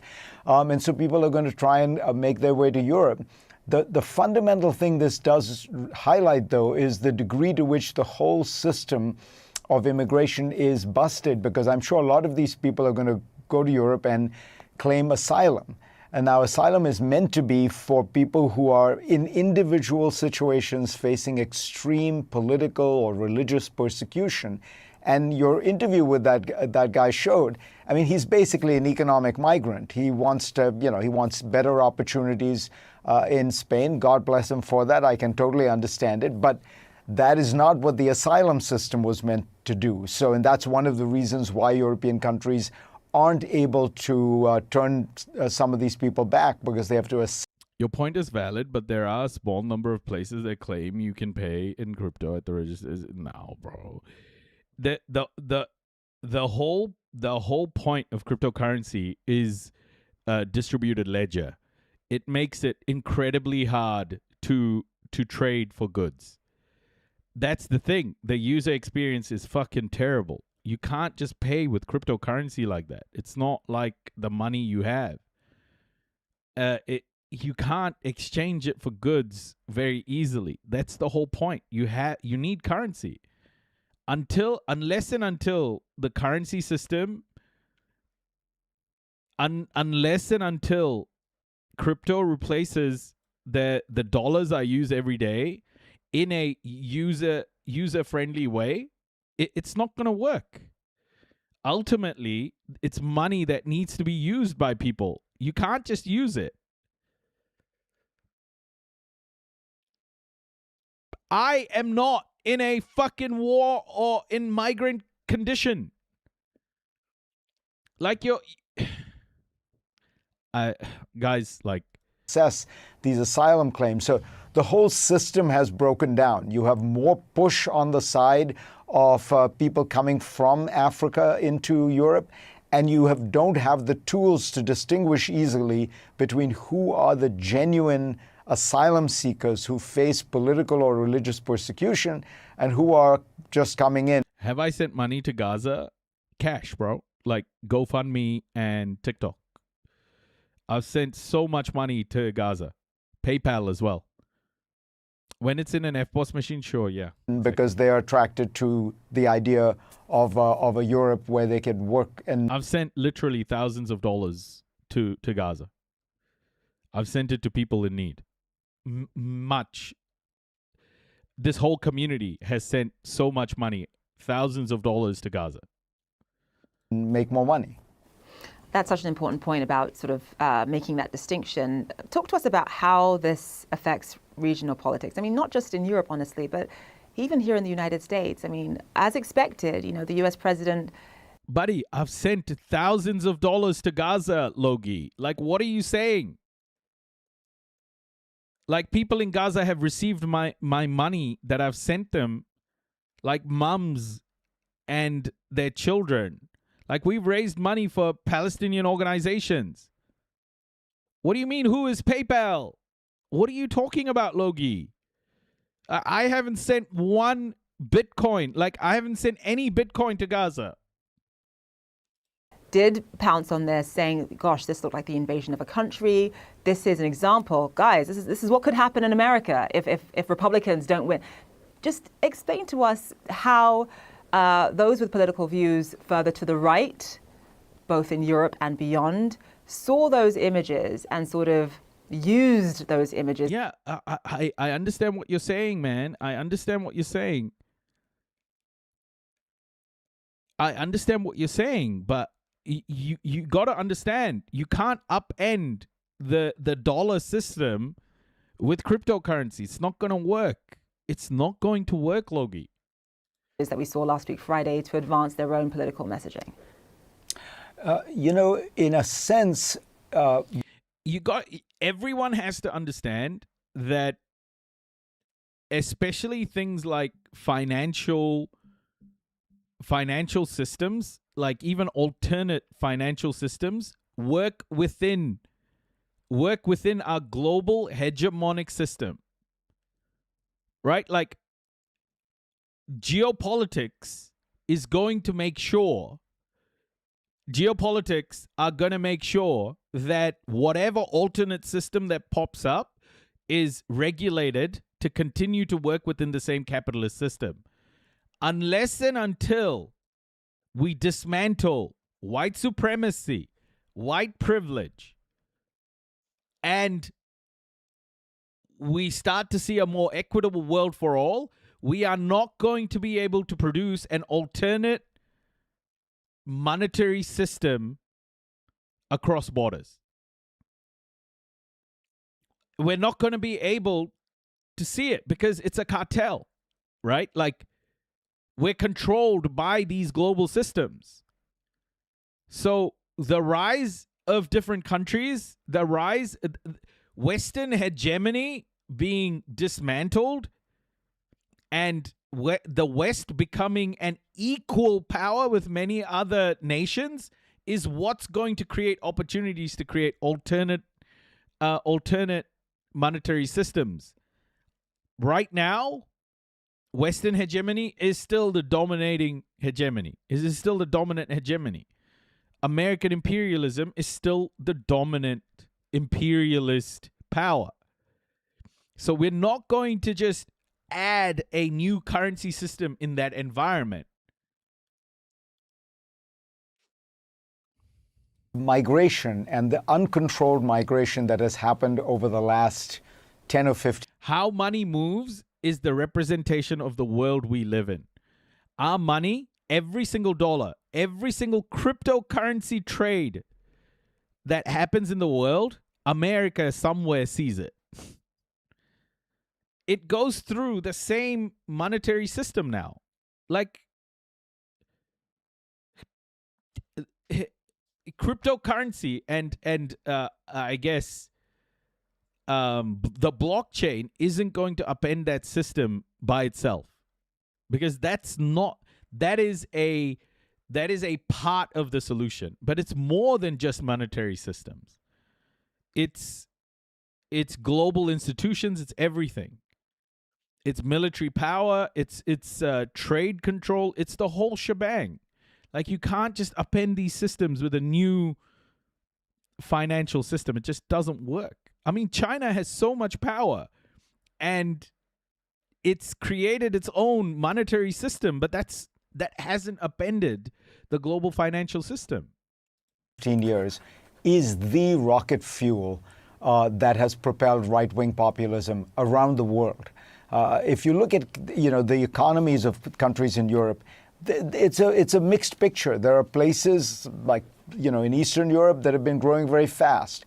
There are places like Germany that have maintained manufacturing. They've not lost their manufacturing. There are places like. Would you say we now live in a multipolar world order? I think we're in a transitional period. We are transitioning from Western domination to a more multipolar world. And that transition is going to take a few decades. Like, it's happening right now. America is by far the largest economy in the world, GDP-wise, and China is catching up. We are slowly but surely witnessing a change in global economies, but we're not there yet. We're not there yet. But the change is happening. The transition is taking place, and China is playing a massive role in that. China's playing a massive role in that. BlackRock has 747k Bitcoin. Yeah, exactly. BlackRock has so much fucking Bitcoin, bro. How can you call a system an alternative financial system and BlackRock owns that much fucking Bitcoin?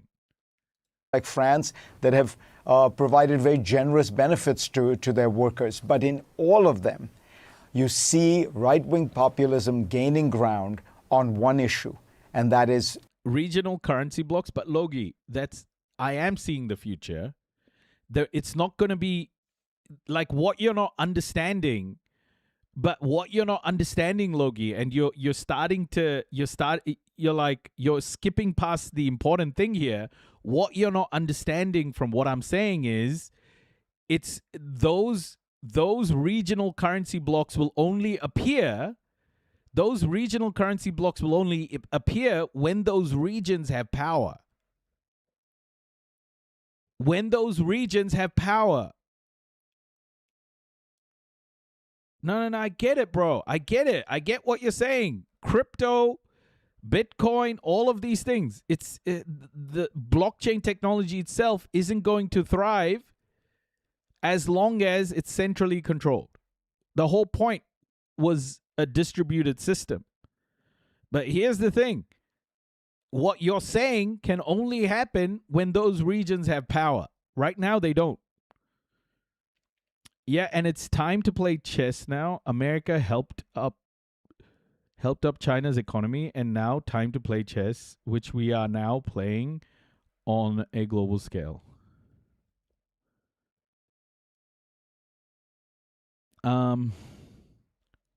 China has started what?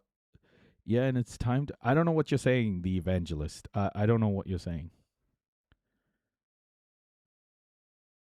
The cryptocurrency has turned into it's become a cryptocurrency itself has become part of the financial system. No matter any new crypto platform that you get, or any new blockchain that you might get, Ethereum, it doesn't matter. It's all centrally owned by oligarchs. Immigration, migration, and its assimilation more broadly. So you're absolutely right. It is the issue. And of course, it is the issue that propelled Donald Trump to power twice in the United States. And the form it takes politically is very simple. In general, over the last 10 years, the center left has been unwilling to really come to grips with the reality of this problem, that you have many, many more people trying to come into the country. And as I say, many of them are really just...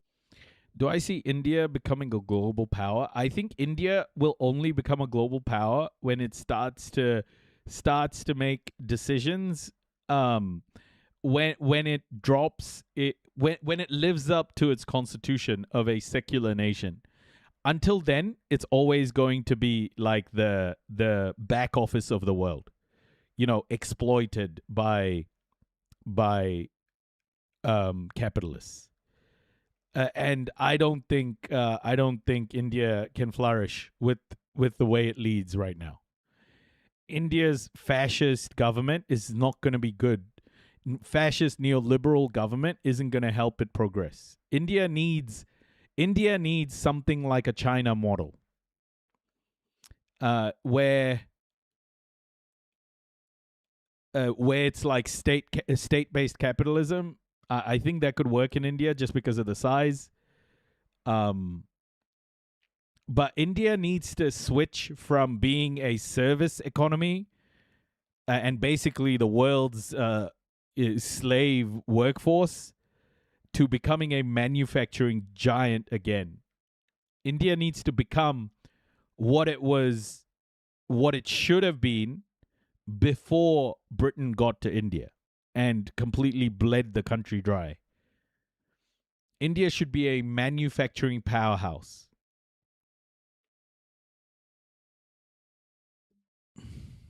Just economic migrants, and they figured out that there is a path to not being deported if they say they're claiming asylum. So the whole asylum system has broken down.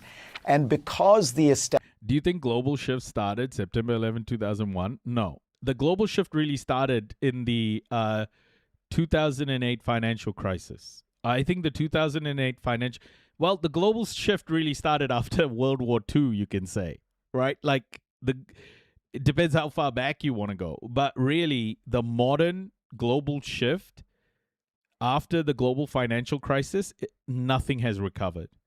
And then the global crisis is just amplified more and more and more. The 2008 global financial crisis has had impacts even till today. The size of it was just so massive. I don't think the world has truly recovered from that yet. And then you add COVID onto that, and then you add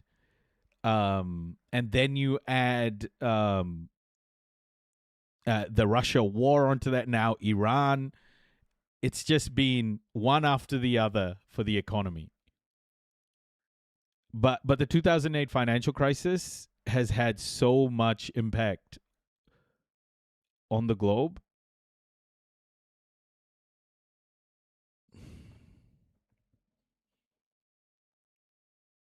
Capitalism hasn't even allowed the world to recover from World War I, and India is getting it even worse.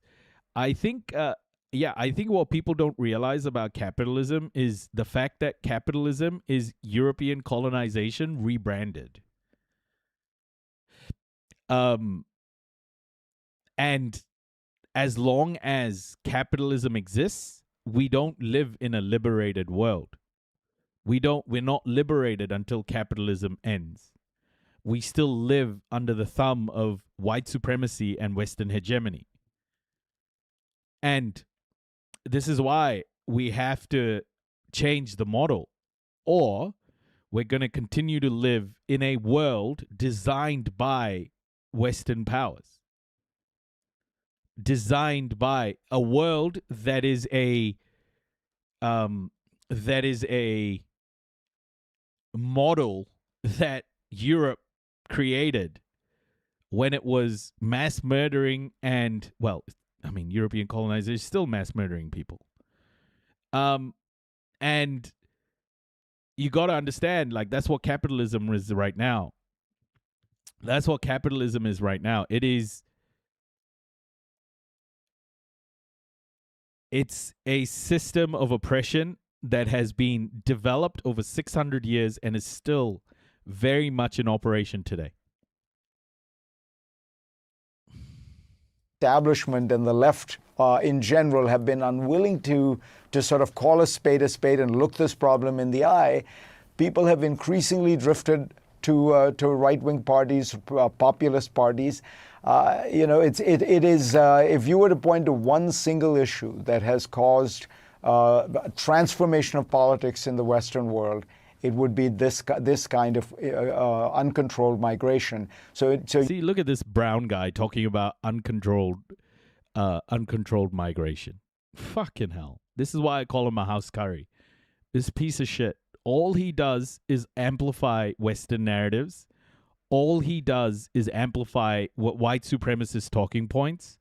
I despise Fareed Zakaria in such a it deeply affects me when I see this man sit there and speak about immigration the way, Donald Trump speaks about immigration, or Europe, in the EU speak about immigration. Like, this guy will be chanting "send them back" with all of those white people. Like, this guy has no self-respect. You see in Spain almost like it's kind of a poster child for exactly what has happened to the politics of Europe. If you are a 25-year-old Moroccan young man and you're not employed, you're not necessarily in school, you don't have enough money to cover living expenses, there are no real economic opportunities that are motivating you at this point in time. Why would you not make this trip? Why would you not try to cross the border into Ceuta again? Great question. Oh, I entirely agree with you. It's a perfectly rational thing for these migrants to be trying to do. And the only way that they would be deterred, the only answer to your question would be because you will be turned down, you will be turned back, because it is very hard to make that journey, because there are real borders and real border controls, which means you are forced then to try the legal path. That has to be, to my mind, the solution. It's so stupid that this guy ignores the fact that Europe has now extended its borders into Northern Africa and basically paying militant groups in Northern Africa to do their police work or border police work for them. Europe has created a violent situation. The Mediterranean Sea is a mass grave. And this guy's talking about legal fucking migration when Europe and the US have completely looted and stripped Africa for parts and continue to do it. They continue to fund militaries that are causing mass harm. Look at Sudan, for example, millions of people displaced because of the RSF, the proxy RSF being funded by the UAE. There is and they're not taking any real action. When you look, Sudan is such a great example of Western meddling and Western inaction in Africa, right? The RSF killed so many people in El Fasher, so many Sudanese people in El Fasher, you could see blood from space. You could see pools of blood from space. You know, the West has prescribed Hamas as a terrorist organization.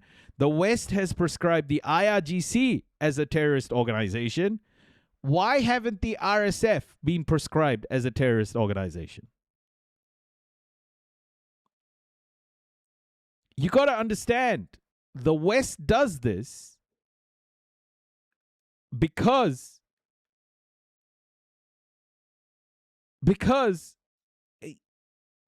it's NATO is a terrorist organization. No. So the West hasn't prescribed RSF because they get benefit from the RSF doing what it's doing. 60% of the weapons that the UAE gets is sold by America to the UAE. No Western nation has prescribed the RSF as a terrorist organization. And they have killed more people, assassinated, executed on fucking camera. I've seen it. I've seen the videos those guys are taking. And yet, why haven't Western nations prescribed them? It's because the RSF is working for Western interests. And then when the West enables militias like the RSF, the terrorist organizations like the RSF, to mass murder Sudanese people, and then there are millions of Sudanese people displaced, looking for a better life, who get on those boats on the Mediterranean Sea, and those officials sink those boats. Europe blames the people who drowned. How is this a fair system? Europe and the West are creating the conditions for these people's displacement by funding wars, by funding extractionism, and then they're blaming these people for wanting to move somewhere else to have a better life.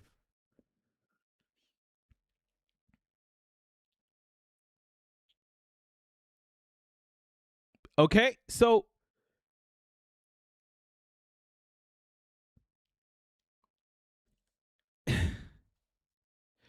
the fact that Europe goes, okay, we need border control, we need legal immigration. Well, stop fucking up these people's countries then. Stop fucking up these people's countries and then shooting the people fleeing the war at the border when they're trying to get to Europe for safety. or sinking their boats into the Mediterranean's mass grave.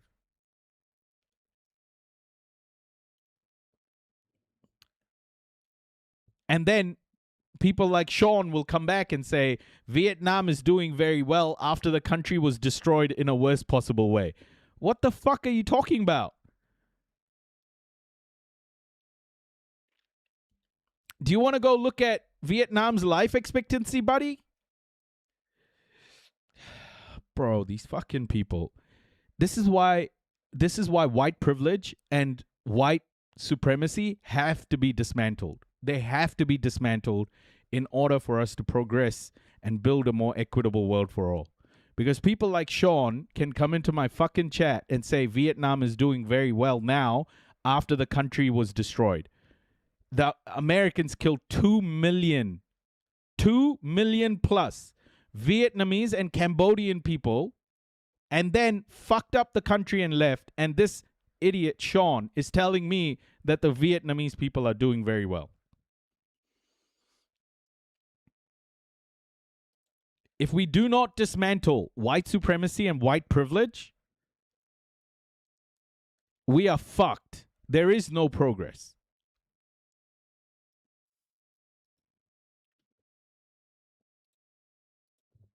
Okay, man.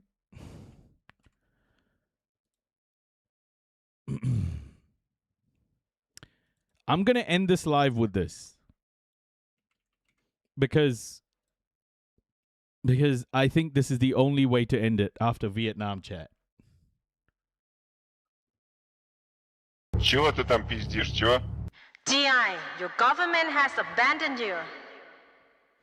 They have ordered you to die. GI, do not trust them. Defect, GI. It is a very good idea. This lady you're hearing, her name is Hanoi Hannah. Well, that's what she was called. She has given more American soldiers PTSD than anything else.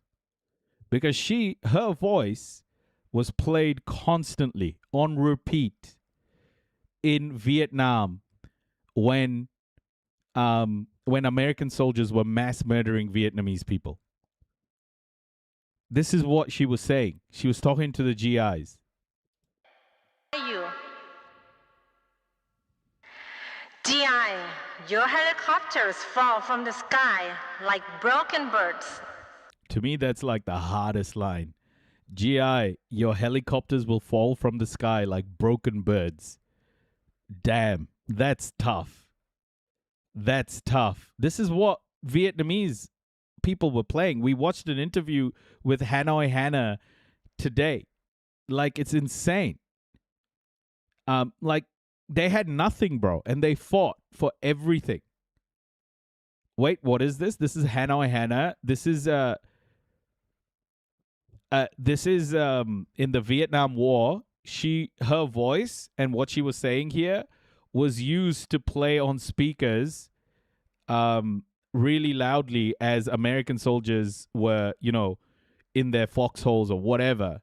And her voice has become kind of like this super important voice because it's given American soldiers remember her because they remember her voice because they played it on repeat.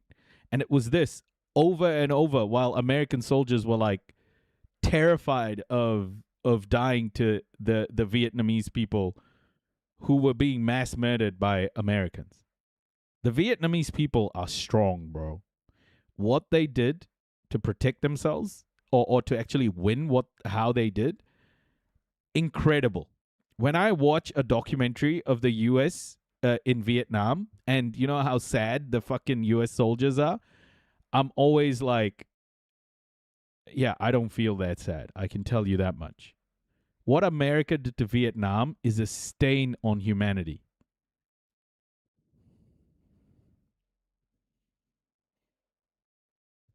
A stain on humanity.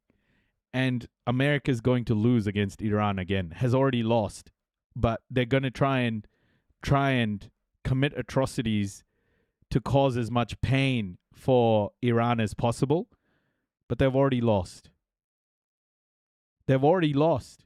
They cannot wipe out Palestinian identity. They can't wipe out Iranian identity. They won't wipe out any identity because those people are tougher, stronger than anything a Western country can do. The Western countries have used their domination to try and wipe people out, but they have survived. Everything the West could throw at them.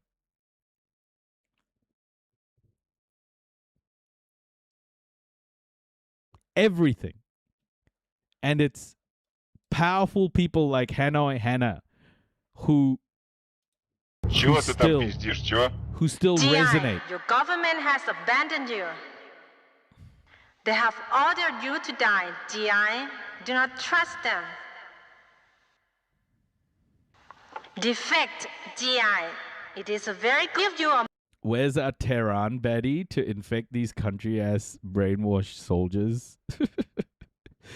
If they put boots on the ground, man, I will be so fucking, like, heartbroken because there'll be so much death and suffering for America to admit defeat, just like Vietnam. This is what it has become. Like, we need to work towards a more equitable world for all. We just have to, because we can't have powers mass murdering people like this. We just can't. We just can't have continued wars, continued mass murdering like this. We just can't do it. The world can't keep going in this direction. Jujus, either completely get rid of nuclear weapons or give every country a nuclear weapon. Either or. I don't mind. imperialists make you fight this war, DI. They do not care about you. What bad things did the British do to Indian people between 1880 and 1920 due to British policies?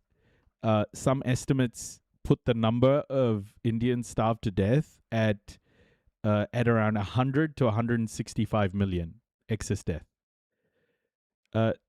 The British did horrible shit to Indian people, bro. The eye-watering number of people who were killed, like, we just don't know.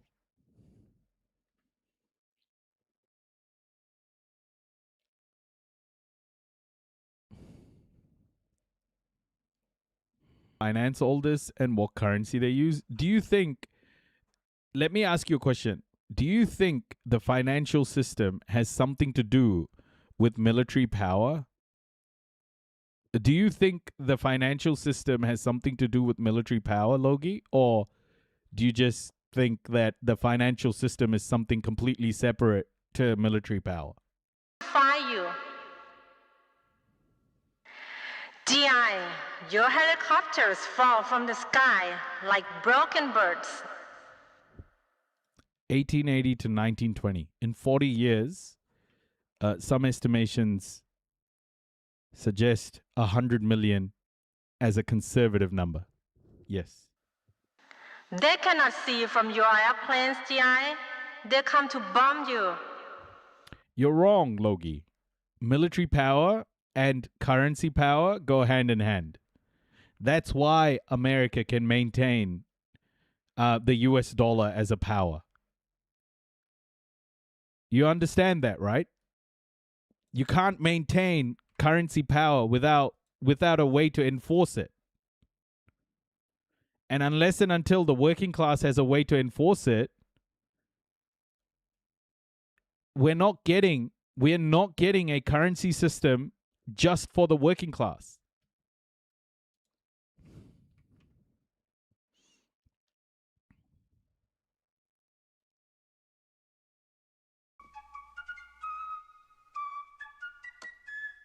Copyright on YouTube if I keep playing this trans woman. I'll get a copyright. It's okay. All right, folks. I'm about to head out. I'm about to head out. But thank you so much, everybody, for being here. Of course you can. China's doing it. Do you think China would be able to do it without its military? Do you think China would be able to maintain its power without its military? Bro, China has a humongous military. China invests so much in its military. China has the first 6th generation jet fighter. China has nukes.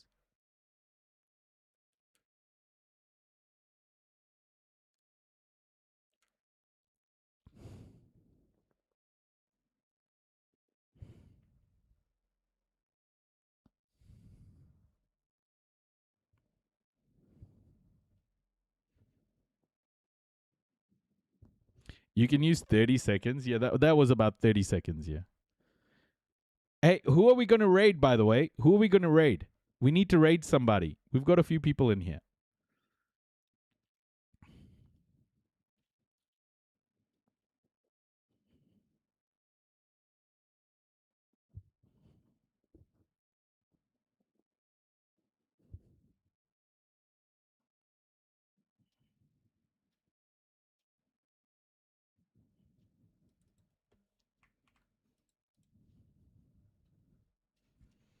Okay.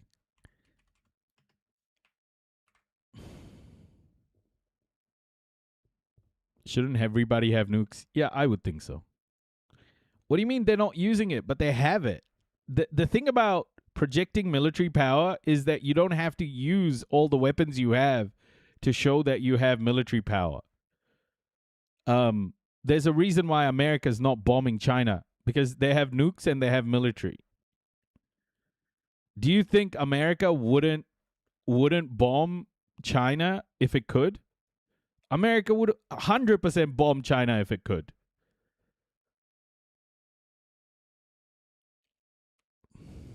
Hasanabi doctrine.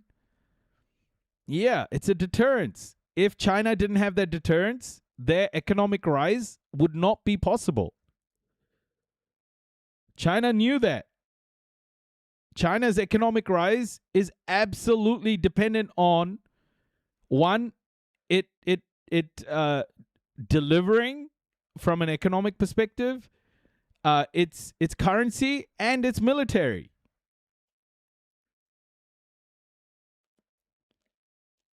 Yeah, exactly, MTEX. So you got to understand, China's military isn't just about deterrence; it's its economic power too, and its economic power is dependent on that. All right, Raiders, here we go. In 3, 2, 1. Enjoy the raid, everybody. Enjoy the raid. Okay, so I'll catch kakite to everybody on TikTok, on YouTube, on Facebook. I'll catch everybody soon. Let's chat again tomorrow. Thank you so much for all the support, everybody, all the gifts, everything. Love to all of you. I'll see you all tomorrow. And yeah, kakite, free Palestine. Take care. Consciousness.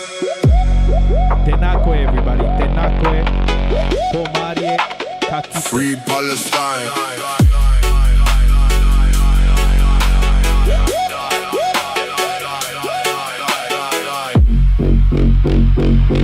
We should be on 24/7. Take care, folks.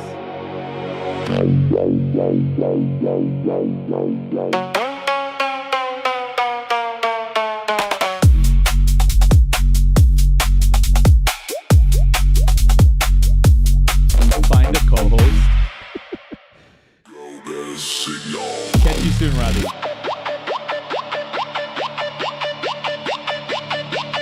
Free Palestine.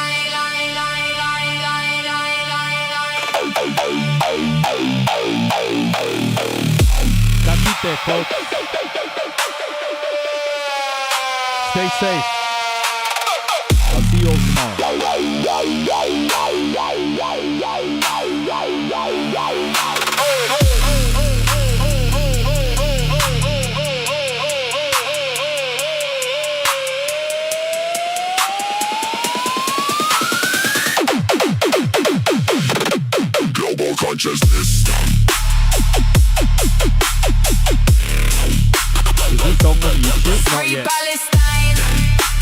get it to you guys. I'll put this song on Discord.